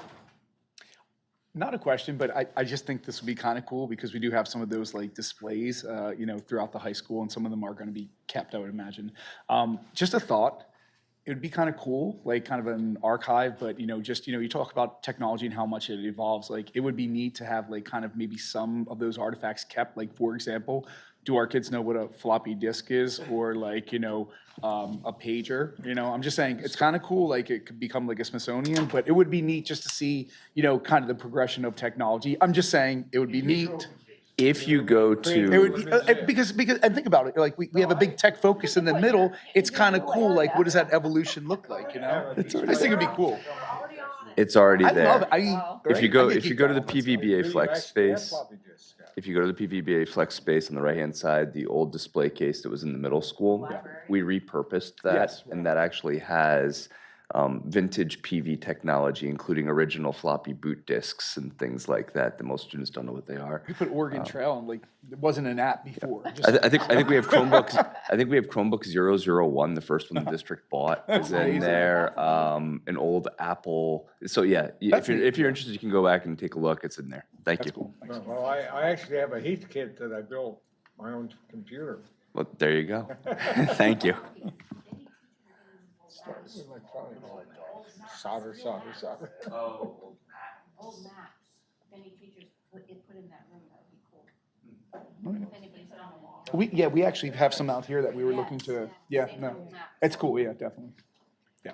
All right, thank you. Public technology, okay. Next item is policy. Okay, so All right. there were just a few policies that we recently, through the PNN, which is the PSBA recommendations, they have provided us with a couple of updates. We did try to put those notes on there, so I guess I'll just go one at a time. Policy 008 was updated to reflect the Pennsylvania Sunshine Act with that 24-hour rule. Prior to that, it was, I believe, Monday of the week of a meeting that you couldn't make changes. And that also makes it a little bit challenging currently as it is because we have one voting meeting per month. So we just wanted to kind of stay with the times and make sure that that was going to be updated to reflect, recent sunshine information. Is there any question about that change? Okay. So what I'd like to do is then put it on as a first read for the next voting meeting, and as we've kind of talked about cycles, then the second voting meeting, which would be in February, would be seeking adoption approval, and then obviously sending it to the solicitor for final approval. So okay. Moving on to policy 105.2, we tried to break this down, but really what the antithesis of this is that it focuses on parents and their ability to opt their children out of, particular areas of instruction, things that they're learning. Obviously, I think our PV does a really nice job with making sure on many fronts, and we get some really good feedback, just to make sure we notify parents, hey, here is something that, if you choose to opt out, you can. So we want to continue that trajectory. But based on recent litigation, as you can see there, they wanted to kind of reinforce the constitutional rights of parents, so that way parents would be able to, make that determination up to 17 or students at 18. So are there any questions on those recommendations? Just at that bottom part, so you're stating that if they're 18, it says the bottom exemption from dissections activities, students have the right to decline. That's only if they're 18, otherwise their parent has to. Correct, yes, that's right, yeah. Yeah, and then I think, we also, just from a curricular standpoint, if there are things that a student opts out, obviously, we would then look for an alternative, like whether it's books, sometimes we've done that where, where the class might be focusing in on a book, or, they're doing some elements of it. So if a parent has an issue, we would swap that out. But I just want to emphasize that no student for the dissection piece would actually, that for some, including me, I probably wouldn't be able to do it, but I wouldn't be penalized academically for it. So I just want to make that crystal clear that there's obviously alternative ways to, provide activities where it doesn't, make people squeamish. So that's all. All right. Questions? We're good there? Okay. Moving on to policy 610, this focuses on, recent adjustments, for the procurement. I believe, Mrs. Smell, that was in alignment with PSBA, yeah. Yeah, okay, thank you. Because the present policy doesn't have any numbers in it. This one does, But this new one, like if I were to look this up right now, you're saying there's numbers in it, I looked up 610, 611. I don't think there are. I think you're right. I'm not sure. I know, because we've talked about this before, about like what is the ceiling for some of these things, but at least I know with this, it has that cutoff of the 24.5 and then 13.2, so. There's nothing, yeah. And it usually changes annually. Okay. So some schools just don't put a number in. They Okay. state it that way. Yep. Okay. That's 610, and then moving on to 611 similarly, again, just, putting in those financial thresholds as well. And as you can see in that policy, and in bold is where we've added that, that's the same number of the 24.5. So just to be consistent and have those numbers, I think that's kind of what we were trying to get at. And I think it's a good move for us, because I just want people to understand, okay, here's what that threshold, that max is. This is what does require and doesn't require. So we just want to make sure that everyone understands that. So, all right. Any questions about any of those policies? Okay. Okay, any question on policy from the community? So on the, you said for the first one, for the policy under A that you have here? Yes. On the February meeting, you're gonna take a vote of accepting it? No, it'd be first Oh, read. yeah, so our process would be, what we've recently adopted is that because we have one working session and one voting meeting, I'm bringing up some policies that I'm then going to place on the agenda for what would be considered a first read, which is per policy, I think 002. It's the sequence starts where then the board would take action to, or actually they wouldn't take action, but they would, it would be informational discussions, but it has to be listed on that policy. And then the second would be the second read, part 2. And then we typically will go read and adoption. So now what I'm saying is that it's a 2-month process. We used to have 2 voting meetings per month, so we would kind of expedite some of these policies. We've, as you know, we've taken a huge step last year in particular of revising probably about 85 different policies that were just out of compliance, out of date. And now, since we are in a pretty good spot, we're having fewer policies coming through that we need to adjust, or we have a little bit more of a window to make those adjustments so we're not inundating the board with, there were times we had, I think, 16 policies on at once, and we really wanted to steer away from that practice. So does that make sense? So first. Okay, sorry. January meeting, it's informational only, the policies will go on. February meeting is where they will be voted on to be approved. And then that process is, once it's voted, like February 28th, it goes to our solicitor. He looks over those adjustments, and then we place it, communicate it, and it's available for everyone. Sure, of course. And then, for the next one is under policy. So adequate notice is a gray area.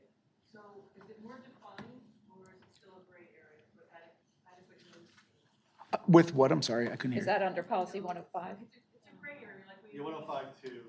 105? About 105 too. Ensure district provide adequate notice. Yeah. And exemption options. Yeah. So what's adequate?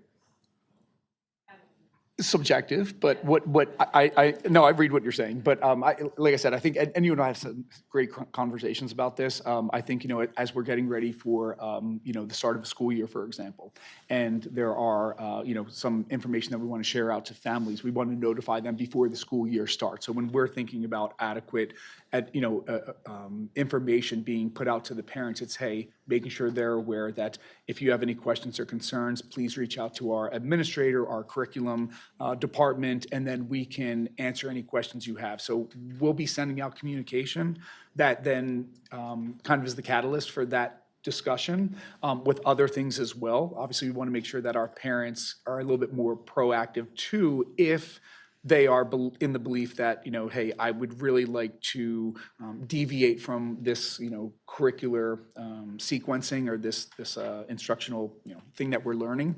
So that being said, they'll have that ability now through the curriculum, not just the surveys that we've typically done this to provide us with feedback. Okay. So. Sure. You're welcome. All right, on to item 9, which is superintendent's report. Yes. Goodness. Which first one? Yes. So so flexible instruction days. So I think you wanted to talk about that. I think you wanted me to have that. Or you want me to just jump right into it? We can do either. Okay. I think it's tied together, kind of. Yeah. For me to do. Right. Okay. All So right. And the school calendar, you mean? Yeah, because Is that what you meant? depending on the decision with the flexible instruction days, that would Okay. impact The things calendar. with the calendar and, hey, why are there's fluff in there? Yeah. Can we trim the fat type thing for days off? Or, Well, I think personally for me, the flexible instruction days is a continuation of the conversation we had at the last working session, Right. which was way back in November. Yes. Okay, about even the use of them this year, okay? Mhm. That's, to me, what was under flexible instruction days. But Yes. that's just to bring everybody back to where we were. So, do you want me to Yep, jump go right ahead. in? Okay, I did type some notes, so I'll go through that. But, through that discussion, and obviously, as we all know, that was a really good discussion, in my opinion. That's viewable on our district website for anybody that's interested and wants to see, some really good discussions. And when the board is making decisions and we're, providing recommendations, obviously, there's a lot of different factors we have to consider, okay?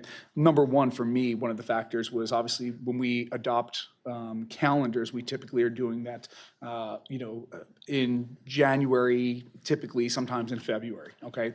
And then with having a discussion in February, there was some concern, rightfully so, because the timeline of that is we had a teacher contract that was finalized. Part of that teacher contract had something to do with the FID days, the use of FID days and things of that nature. We couldn't develop a modified schedule of what the FID days would look like until we agreed and that contract was ratified, okay? That's why I believe some of the conversation actually took place in November. At that time, a couple months ago, I had made a recommendation, hey, we have 5 FID days that have already been approved. We don't have to use any, but we can use some. For context, we used 2 flexible instruction days and the same nomenclature of remote instruction days is what I like to call them, okay? So that way it's a little bit clear. You're not learning here, but you're learning remotely, okay? We had 2 of those days last year that were due to, a safety and security concern. And then I believe there was 3 others that were related to weather, okay? Having said that, the mentality for our admin team and through conversations with our staff was that, we're going to continue to use them as needed, okay? Part of the recapping of the conversation was the concern of the office hours, as I think that was kind of a tipping point, was, okay, what does the instruction look like during that time? Okay, so we had a lengthy discussion about that. We also talked about, absenteeism. I do want to circle back around to that because I have some data analytics I want to review. But what was brought through the discussion was a few individuals' concerns about the high frequency of absenteeism of teachers on those days, okay? The third thing, which was a bigger part of the discussion too, was MCTI. How does this impact our MCTI students, okay? Right now, we are at Weathers mercy. And, one thing that I want to get to in a minute is, really getting some guidance from the board, because we are in the thick of it. And thankfully, I've already looked at the weather tomorrow, okay? We're not going to have snow, so kids don't, sleep in, all right? But, we don't know what next week's going to look like. Okay, so having said that, I was of the mindset that, I'd still like to have the opportunity to implement flexible instruction days. And part of that rationale was if we don't, then no learning takes place, okay? Then the learning then gets punted to the end of the year in June when it's hot and school is almost out. And part of my concern was, what's the level of engagement and learning look like? Because, as you know, we have some awesome field days planned for the end of the year. I understand, and I will make this, statement that the best way that I believe that our kids learn is when they're in Pleasant Valley, face-to-face with our staff, our incredible staff. Unfortunately, there are some times where we have to pivot, and I think having some instruction and some pretty high-level instruction, it's not just good instruction, there's some great things happening virtually. I think it's a good opportunity to have continuity of learning, okay? I do understand that it has challenges for parents, grandparents, tech issues, things of that nature. But I wanted to just address some of those topics. For example, office hours. So we were concerned about instruction, but instruction during the school year is like I said, better, in my opinion, during the year than adding it to the end of the year. Okay, when we talk about absenteeism, and this is a really important data point, actually, I'll share this, actually the board, I did email the board. But so when we were talking about absenteeism and addressing the concern of teachers not being here, I can give you the numbers, okay? When we're talking about our teaching staff, and obviously we're breaking it down to admin, teachers, secretaries, paras, last year, the 24-25 school year, the first day that we had used a FID day was actually like the 3rd day of school, I think. It was on September 5th, 2024. In the high school, we had 5 teachers sick out of 100. We had, in the middle school, 6 teachers sick out of 100. We had the intermediate school, 3 teachers sick out of 100. And out of the elementary school, 2 teachers sick, okay?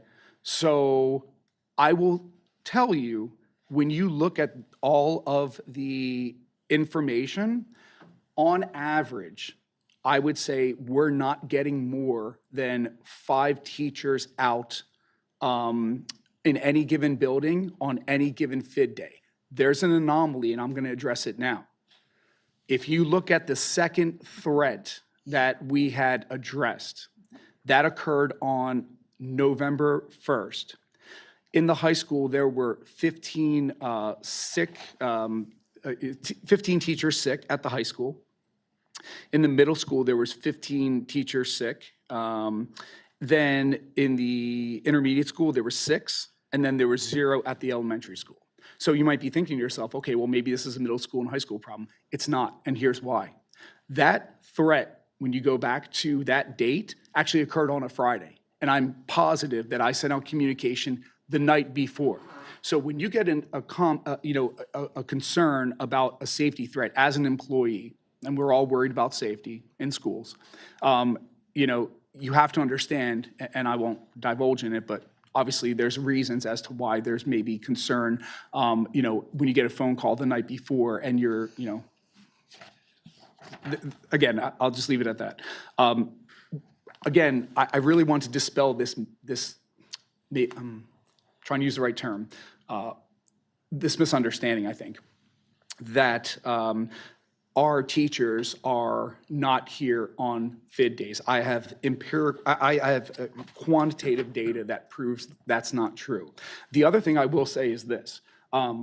We spend a significant amount on sub coverage. And I will tell you that the frequency that we have subs, and unfortunately we have 300 teachers, there's going to be some people that are sick. I mean, look at what happens, right? It just is what it is.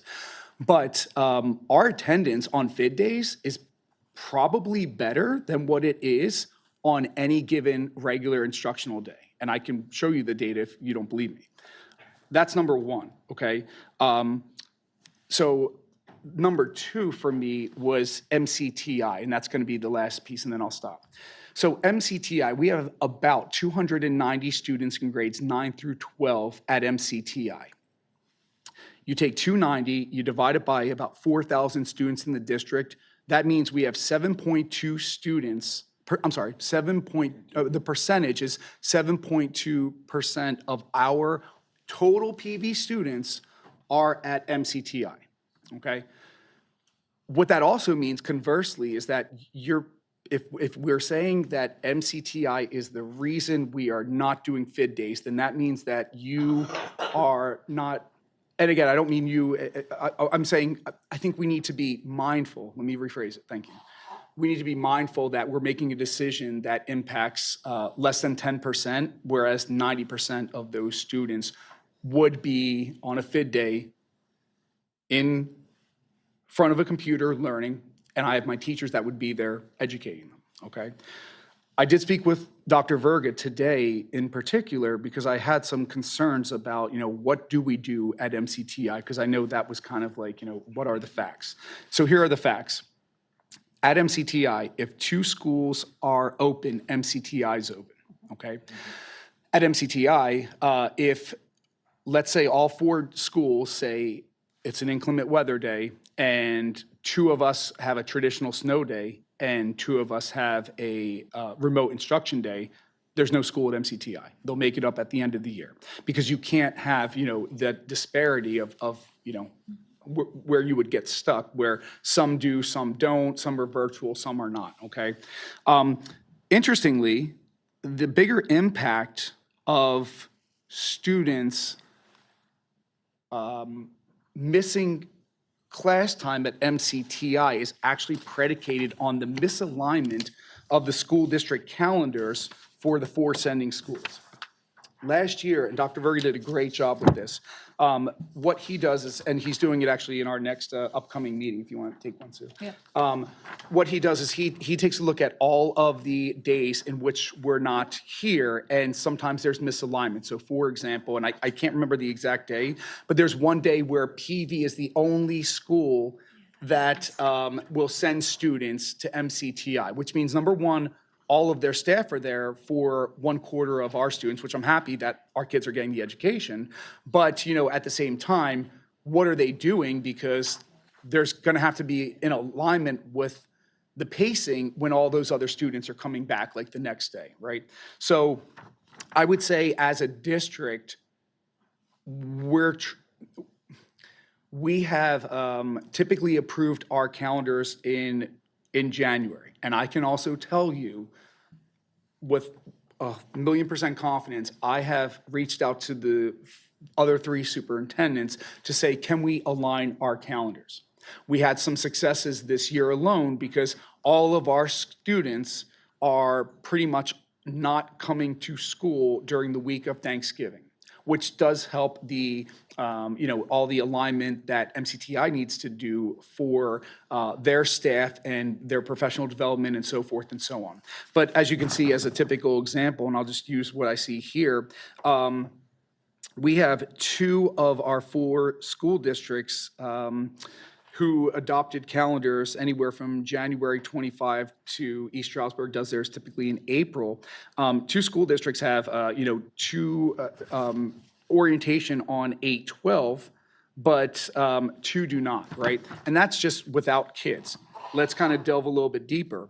On 9/24 of this year, Pocono Mountain has an Act 80 day, but they're the only school district in the entire county that isn't sending kids to MCTI. So again, what I'm getting at is, and speaking directly from Dr. Verga, the issue isn't necessarily the challenges of FID days, because sometimes we use 3, sometimes we use 5, but it's greater because of the misalignments of the calendar and some schools sending them on a different day, some schools having an Act 80 day. So I just wanted to point all of those out. And like I said, my goal in this is I wanted to fully, come back with data and transparency. As you can obviously tell, I mean, I'm still advocating because we are midstream in the winter of a school year. I'd like to have the board support the decision, if need be, to make the determination to go to a FID day. And I will tell you, I have discussions with all superintendents. The last time that we were looking to do a FID day, I was getting feedback that everyone was going to do a FID day. If everyone's doing a FID day and we're not, what message does that send to our community? What message does that send to our staff and other people's staff? So those are things, again, we make decisions, but we have to think about the 18 other factors that are included in that decision. So my recommendation would be to stay status quo. I would like to have an opportunity to work on adjusting the proposed office hours in the afternoon, but stick with it for now. And I promise you, I will give you feedback that I will have data, as I do here, of how many kids are coming in. And if we agree that that's not good enough, then we make the adjustment for next year. The way that this also impacts next year's calendar, which at this point I would probably wait to hold off to recommend or put on the agenda till February. Dr. Curry and I are in communication right now to try to figure out, do we want to try to align some of our Act 80 days? Because I believe there's a lot of value in having our staff, if possible, and not everyone, but trying to maybe do some collaboration. I'd like to hit pause. We used to go over there and they used to come over here. I mean, I don't know why we're not doing it now. It just makes absolutely no sense to me. Because so for example, they're taking off, an Act 80 on September 14th, and ours is on the 21st. We're at an easy point where I can flip those 2, and we can, at some points in some departments, some grade levels, have some really good cross-curricular, planning. It hasn't happened yet, and I can tell you I've advocated it for the past few years.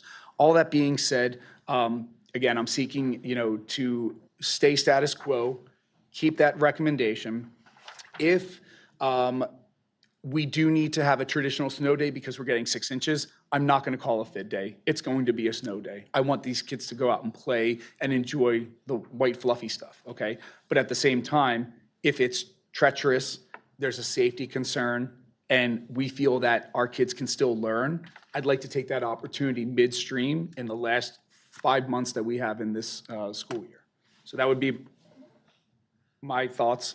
I'm going to stop and. Can I just ask what the triple X means? That just means that they don't have, and let me see. It just meant that they Like don't. if you go down MCTI, you get down to 1222 and 1223. There's triple X's. What does that mean? That means MCTI didn't meet, or they did meet. That just means that there was. Let me see. I want to give you the right answer. So, well, I'm saying if they missed, it looks like they put down. Something going on. Right, I would say. It is, no, you're right. It's So a it traditional was day, going so on. it has no impact on those school districts, but the other ones, and that's what we were trying to get, like, for example, on that 1223 that you said, it basically is saying that, MCTI met on the 22nd and 23rd. well, on the, Yes. Yes. yeah, that's correct, But yes. our kids right. didn't. But our kids didn't, that's right, thank you. Oh, the I was X's just mean trying they to had figure out what the X's is. They had school that day. Yes. Well, I'm just saying, so that's 2 days, we Traditional don't, our kids don't traditional miss day, right. MCTI because we left early. Yeah, I was just trying to figure So, that out. Okay, so thank you. and last thing I'll say, I promise, is that I'm certainly, I love the work that they're doing at MCTI. As a former superintendent of record there, I was privy to a lot of great things that are going on at MCTI. I never want our kids to be at any sort of disadvantage. I know Dr. Verga and his team will do anything for our kids.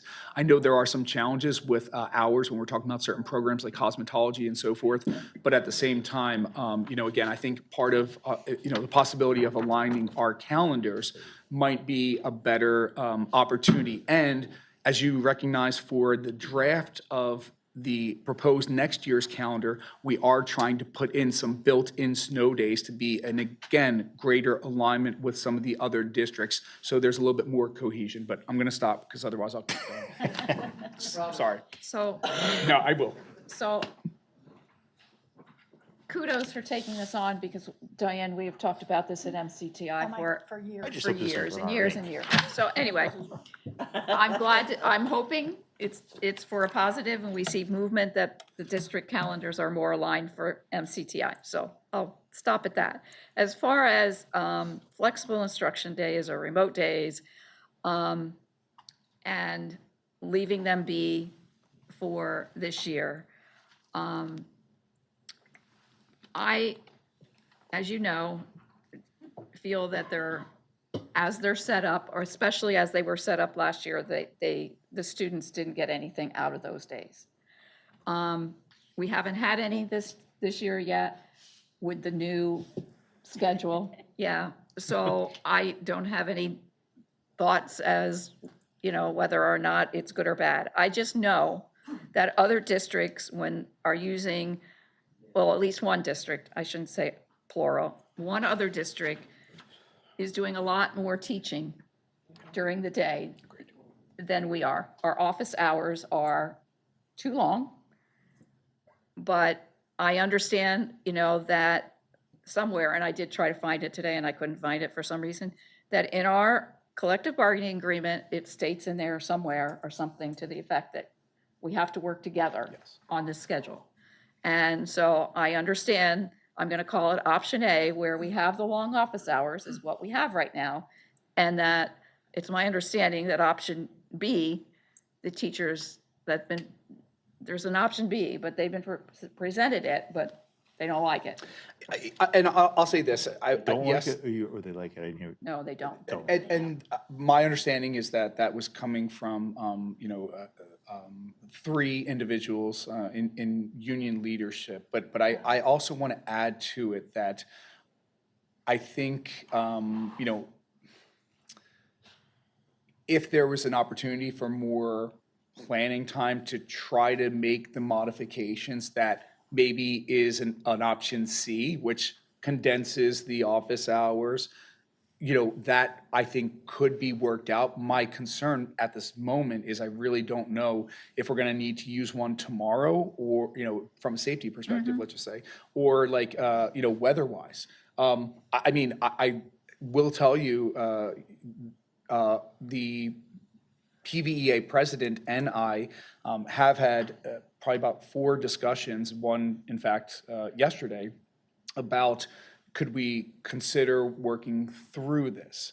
My hesitation is if I don't have that plan set as it stands right now, what does that look like in terms of the actual schedule, okay? And I will tell you this, the schedule that was co-developed is not the schedule that was planned to be implemented, which was developed prior to the contract, okay? If that makes sense. And again, I'm not saying anything negative about that. I think we had some really good dialogue, but a big part of that dialogue, remember, was the fact that on one hand, 50% of our parents or so are saying, hey, there's snow outside, let the kids play. While the other half are saying, hey, we can't because I have work, these kids need to be in school, so you're kind of stuck in the middle, and that was kind of an effort to compromise those 2 things. I realized I was continuing to talk, I'm sorry. I'm sorry. But Yeah. I just want to So- explain it, that's all. So where I was going was, I understand we're in January, we're in the middle of this school year. So I think we have to stay status quo for this school year, and appreciate the fact that if we get 6 inches of snow, you will call it traditional snow day. I promise you all, like, You know, you can like record you- this, you or know. it's being recorded. Yeah. But I am asking that we need to work on this for the following year, that, you know, we just need to work on it. And we got the information from from the Citizens Advisory Committee that basically said the agreed same too. thing. They said, like we were saying before, they're already in only 173 days, and then we start doing more fib, they're not in brick and mortar.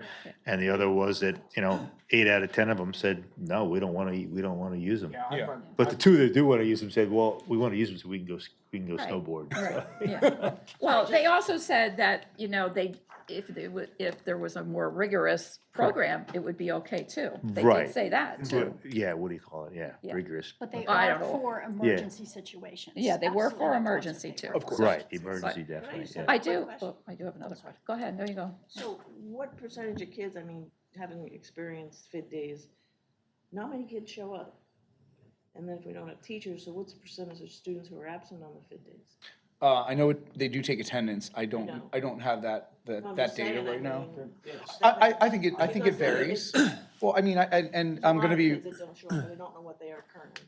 What I would say is this: if I know that at PVE, 100% of their teachers are reaching out, and they have 99% of parents coming to those conferences, I would venture to say that the issue isn't at the elementary school or the intermediate school, right? No. And again, because you have that oversight and you have that, you know, parent making sure those things are happening, and you know, unfortunately, 13+ kids sometimes make not great choices. So, but I don't know what the attendance looks like in that. But I will say this, is that the expectation for the work, like obviously you'd be counted as absent, but you still have to do the work. So now if you're not virtual and you're not doing the work, you're getting an absence and a 0. So there are consequences on our side of Again, things. the expectation, what Mrs. Kelsey was saying also too, is that the rigor should be higher also on these days. Yeah. So, The question becomes, how do you make the teacher accountable? I will say this, and that's a great question.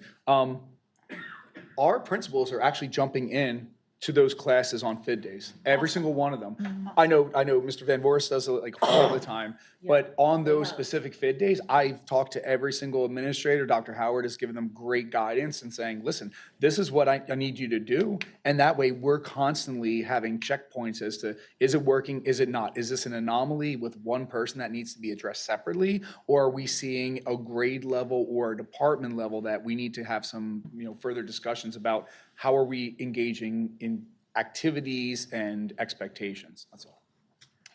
That was one of the questions from a good question. the Citizens Advisory Committee. And that's good information to know Yeah. because they did not know that. Yep. That came up. Like, how do we make the teacher accountable? And if you're putting, you know, they had these suggestions, well, you're already doing the suggestions. We are, But the yeah. general public doesn't know that.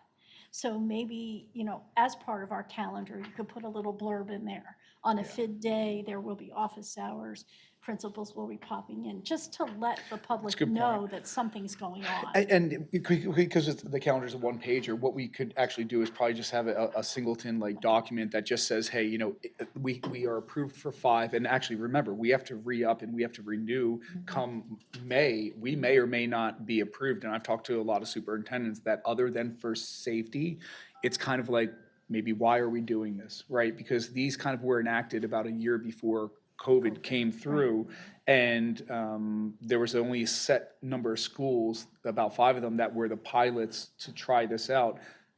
One of those schools was McGuffey out in Western PA, and they have really bad weather, as you can imagine. That was the reason why.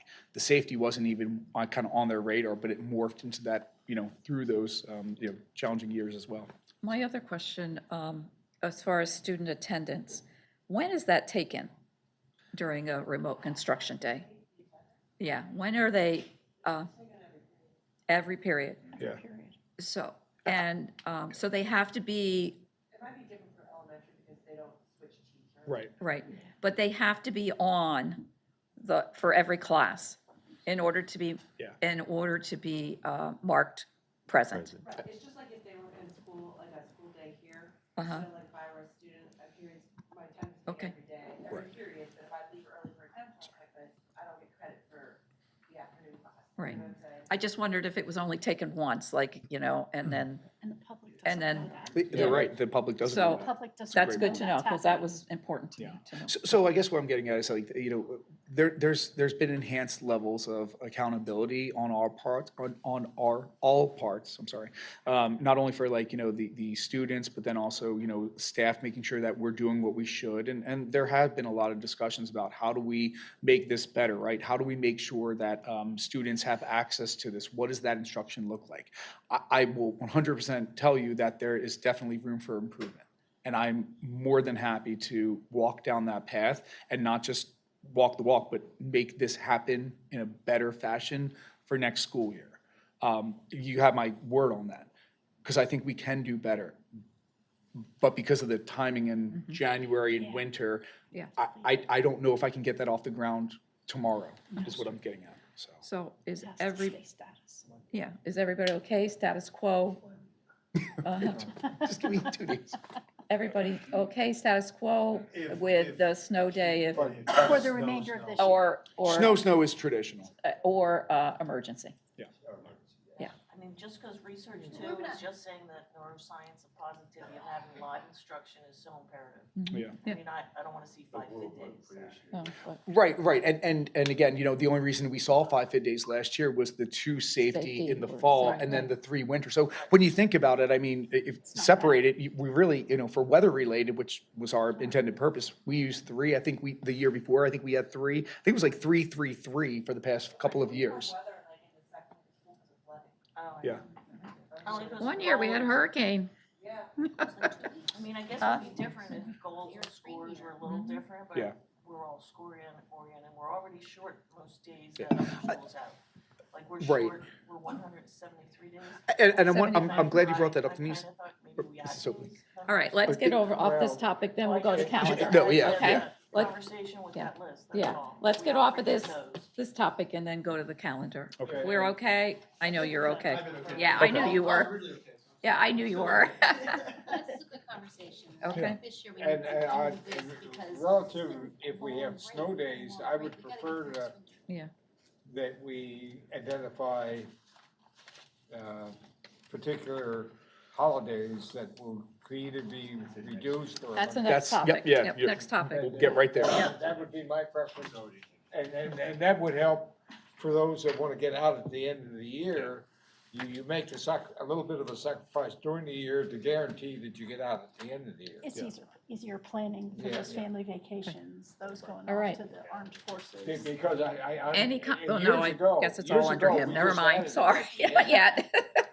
I still have Okay. time to talk, everyone. I'm sorry, I will try. I know what time it is. All right, Um, okay. Can we so- go on to the yep, calendar? Calendar. So 2 major things I wanted to point out with the calendar, just like Mr. Berger was saying, is that like we are trying something a little bit different that we haven't done for the past few years, which is building in those days. Whereas, you know, if we were to use a traditional snow day, we, you know, would have to then come to school on X day, okay? I've tried to stay clear of certain holidays. I don't want to, you know, ever be disrespectful to, you know, national holidays and say, okay, well, we're going to come in on X day that we traditionally have, you know, have not. So that was point number 1. Point number 2 is this, and I just want this to be known to our community and to our board. The reality is this: we are held up by numbers. We have 184 teacher contractual days, okay? That's it. We have to have 180 instructional days, but remember, some of those instructional days can be counted as Act 80 days. The one thing I want to say, and this is really an important thing, the reason we've had to increase the number of Act 80 days is exactly related to the unfunded mandate. And I'm not going to get on my soapbox, but what I'm going to tell you is that when I'm having our teachers who could potentially have their certification in jeopardy because they didn't do their 10 hours of required, you know, just thrown out there professional development, what is that going to look like for our kids?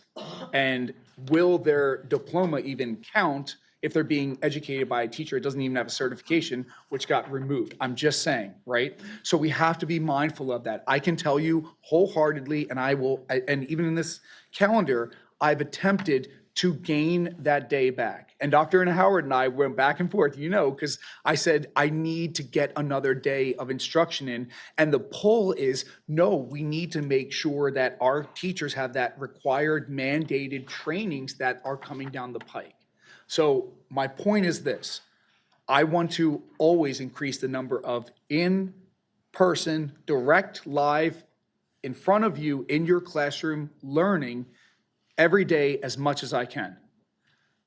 Sometimes that's going to be challenging given the expectations of professional development requirements that our professional teachers are required to do.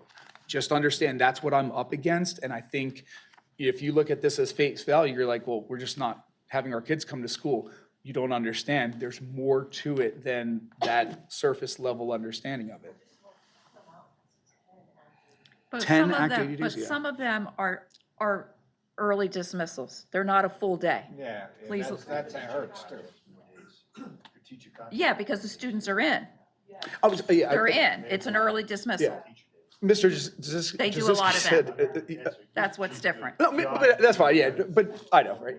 But Mr. G made a really good point. I just want to Sorry. reiterate. So I didn't hear what he said either. Oh, I'm sorry. I just want to make sure you guys heard it, but again, our contract of 184 days for Pleasant Valley teacher days might be different. They might be at 187, so now they have a little bit more flexibility Not to many in build those. Monroe County are. Right. They're basically all, Are they around the same? Yeah, they're well, around we the did- same. That's right. That may be Yes. something we need to revisit. well, Yeah, And- I agree. and- But then that's money. Our modification. Which- I know it's money, But but it's also the kids. Yeah, Well, I understand that. It's really a shame. What is really a shame. But then where does the increase, the financial increase, who gets hit with that burden? I'm just saying, like, That's everything's right. interconnected. So it's very simple to, right. We're already paying food services 180, so they're not here for the last 4 days. And they said, So, and I don't have my calculator in front of me right now, but we have 303 professional employees. The average salary per diem is, let's say, I'm sorry. So just real quick, I just want to make this point. About 303 professional employees. We have about probably about $90,000 with a new contract in terms of the average salary. As I believe, kind of going back to it, and kind of the rule of thumb to some degree is that every day that you add to a school year, 1 day, okay, of additional instruction equates to about a 0.5% increase of that particular contract, okay? Having said that, we can add 5 days. We can add 2.5%. Who's going to be paying for that disparity? I'm just saying, guys, like, we Right. have to be mindful of that because right. there's an But- input and there's an output, so. But what's sad is that we used to have 180 student days until all this professional development and all this Excellent point. mandated training that now, and sometimes before maybe, the teachers did it on their own. Now they don't want to do it on their own. They want to do it and get paid for it. Right. So unfortunately, we're down because we have to put in the Act 80 days to accommodate the training. So we need to talk to our legislators too. I mean,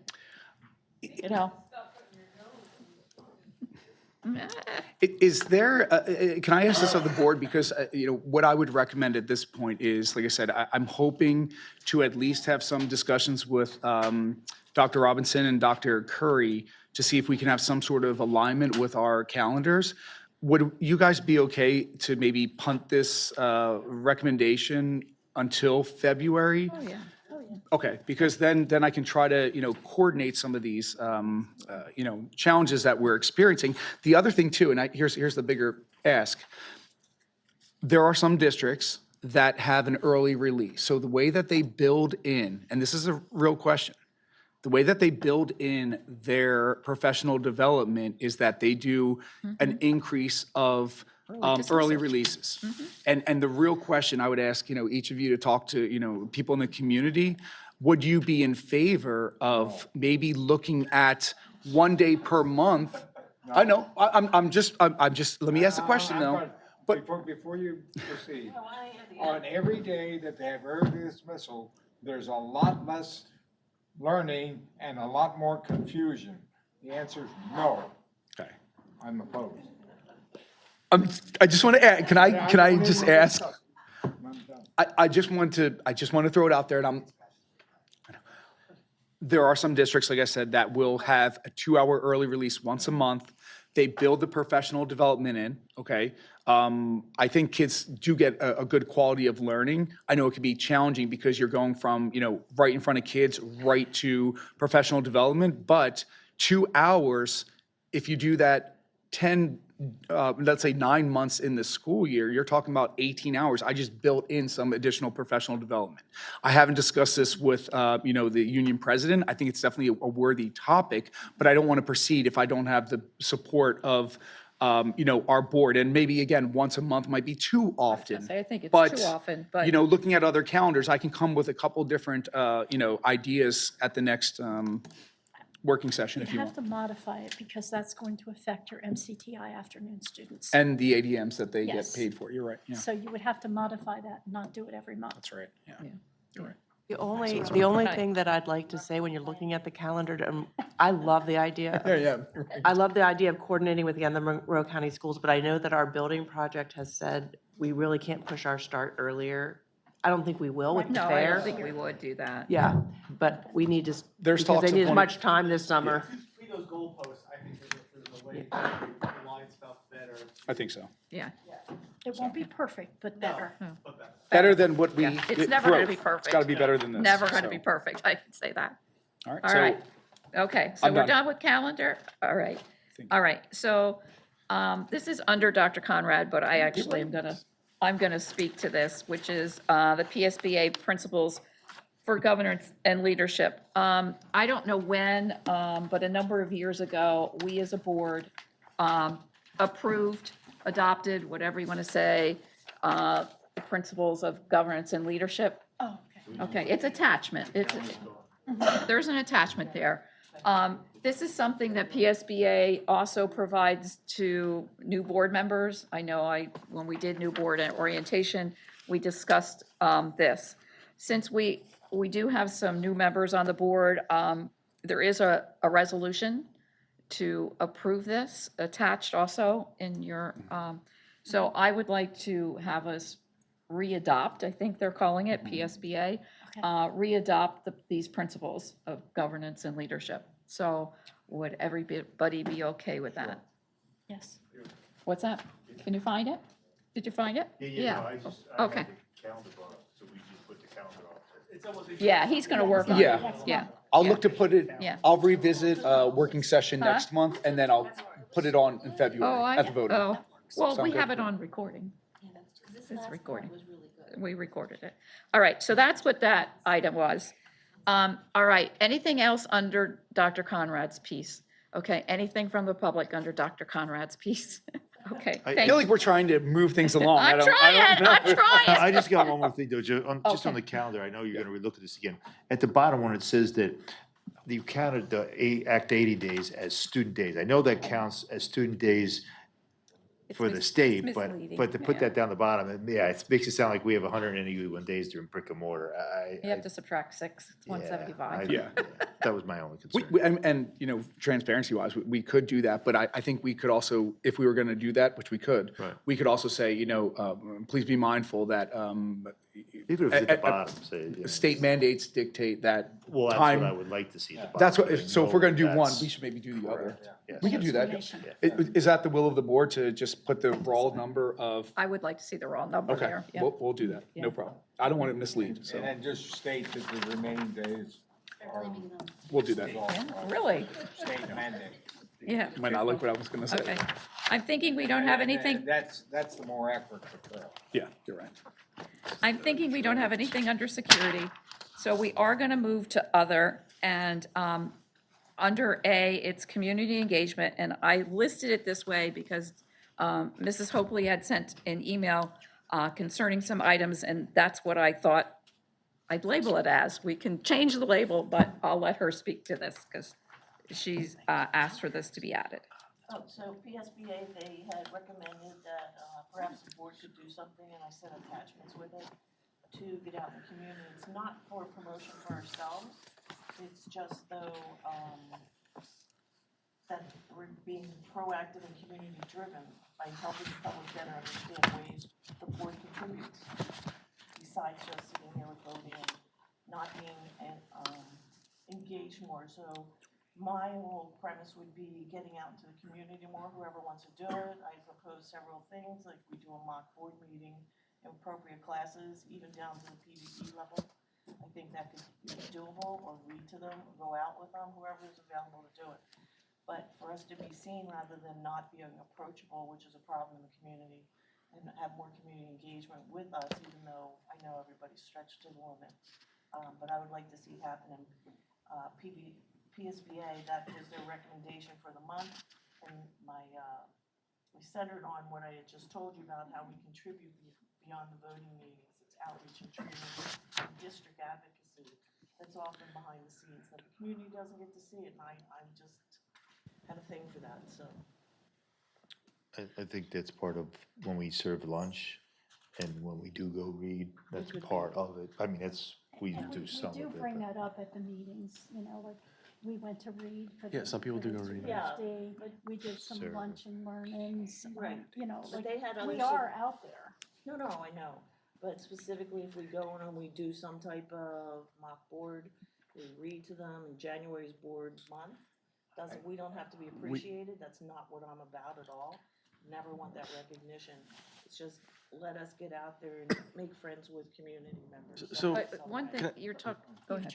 So I'll say this, I mean, I have kids in the district, so, and I see I see John at academic fairs, I see John everywhere. So I see various members in various things, I think they have some great things, so I think there's opportunities, sporting event, everywhere, we're out there and we're talking to people, and there's a lot of interaction. and Grocery store? We're already at grocery store, soccer games. I do that every weekend. Sporting But I know games, some of musicals. the members do go serve lunch, read. We are doing some of these things. I just don't want to make the perception is that we're not. There are people and members that are doing this. Now, could we do more? Maybe, but But some some of of the you stuff- work. Right, some of us work, right? 100%, that's a disparity. That's it. So there's three of us that, I mean, Or three watch of us kids. have well, full-time jobs. Fortunately, I'm okay Oh, now. no. I don't have to anymore, but. Yeah, no, I And I'm not saying we don't go out and do that, but it's board month and find more ways. Well, I'm not here for any applause or anything. I'm not here for recognition. I'm here to try to help the kids the best I can. So like, I don't need a thank you. I do appreciate the thank yous, but that's not what I do this for. And I'm not really, I'm not in for that. So I'm just trying to help the kids and do the best thing for Pleasant Valley School District, because my wife, me, my kids, my brother, there's such a long lineage here that I want to give back to that lineage they gave to me. That's kind of why I'm here, but I mean, others have other perspectives, I guess. And, We have the we Citizens have Advisory open Committee. meetings for the community to come. thing, like- I've seen some of you post on Facebook when we have meetings, and you see. Right, and Yeah. Denise, Community you know, I like, don't mean to be we even opened up, we used to never, disrespectful, working session, that was closed, like, that was our working session, and now we're even asking back to the questions, but you see the same lovely folks who like to join us into the midnight hour and burn We the oil, appreciate you. which we We do. appreciate. But unfortunately, we've tried, and we used to actually, The Citizens Advisory Committee is another one. we used to have, absolutely, and we used to have 30 minutes, when I first started on this board. Yep, be Before prior every to- work session, there was 30 minutes, open session, Mhm. to come talk to us about any topic, no off limits, have a dialogue discussion. And We stopped it because no one came. 0 people were coming. So we were coming earlier out of our day and time to be here for these folks and help them, and no show. Everything, like, I have, my goal is I'm gonna get to a game, like wrestling back, like, I do wanna go. And I think we all agree on those things of giving back, we are solid in that sense. And maybe it's just a pop-up once in a while, you can send us a note, like, maybe they would like us to go in to read, or the bagels thing, like, if it's open. And you've done it, I think, with Mr. We do, you've gone into the school. Oh, So yeah. I think Yeah. it's those little things, like if we creatively think of things that if any of us, the newbies that are here, because maybe that's where we just feel left out, we haven't. Well, you just started, right? Well, you So just I think as you go, you're gonna see there is all these opportunities. You just Read haven't across, experienced them you yet. know, there's Read Across This- America. You'll get Right. invitations in the to building. things. Yes, you'll get emails, Yeah. invite you to do things. I and mean, Veterans I Day see and. this here tonight on the table. Well, that's probably Oh. pre the 22nd, I would think, is what it's okay. here 'Cause I was for. hoping, like, that No. to me doesn't, like, it's nice No. that the kids come, I but think then it's that late that'll for be them, discussed on the so- 22nd. But like Mrs. Albright sent me, I asked her for, it. She sent me a schedule of all the events that they have That's that I great. could come to. I mean, last year, I think we got one from every Yep. school, but that was something she gave Maybe me. that So, will happen, so yeah, Right. that's great, thank you. I mean, in addition to, I want to ask something else while we're on the Citizens Advisory Committee. Just so we all know, first of all, I'd like an alternative right now. Mrs. Surfer stepped in for Mrs. Zip, and Mr. Walter's still there, but so we need alternatives, alternates, just to be available. Norm, you were. And you Norm, saw if it. you was to- I can be if you want me to. I could Right. be one He was also. before. So if we like, Oh, at least couple you two or parents. whatever, I mean, we can put down whoever you want. It's just, Anybody can go, it's just. but you just can't sit up there unless we're short one Yeah, of the if one three of up us there. can't make it, we just need who to call Okay. that can sit in our place. So we'll add those three on as possible. 100%, and just again for for Denise and Janet too, just as, we just always have to be mindful about the 4 board members versus the Correct. They 5. can't- well, that's what I So said, we there's- can't have they 5, so can't- there's been times can't like. sit up at the table, Yeah, right. so because we just don't want to make decisions and that would be considered in Correct. sunshine In and open quorum, meeting quorums, and yes. quorum, yep, exactly. Now, it also with that, just sorry, one more thing, please. Yeah, sure, I have a Um, couple things, so. Okay. With this, with the CAC for February, there was no actual meaningful topics that they picked. So what we just, Diane and Matt and I asked that we would ask the board if there's something you want us to bring as a topic for February.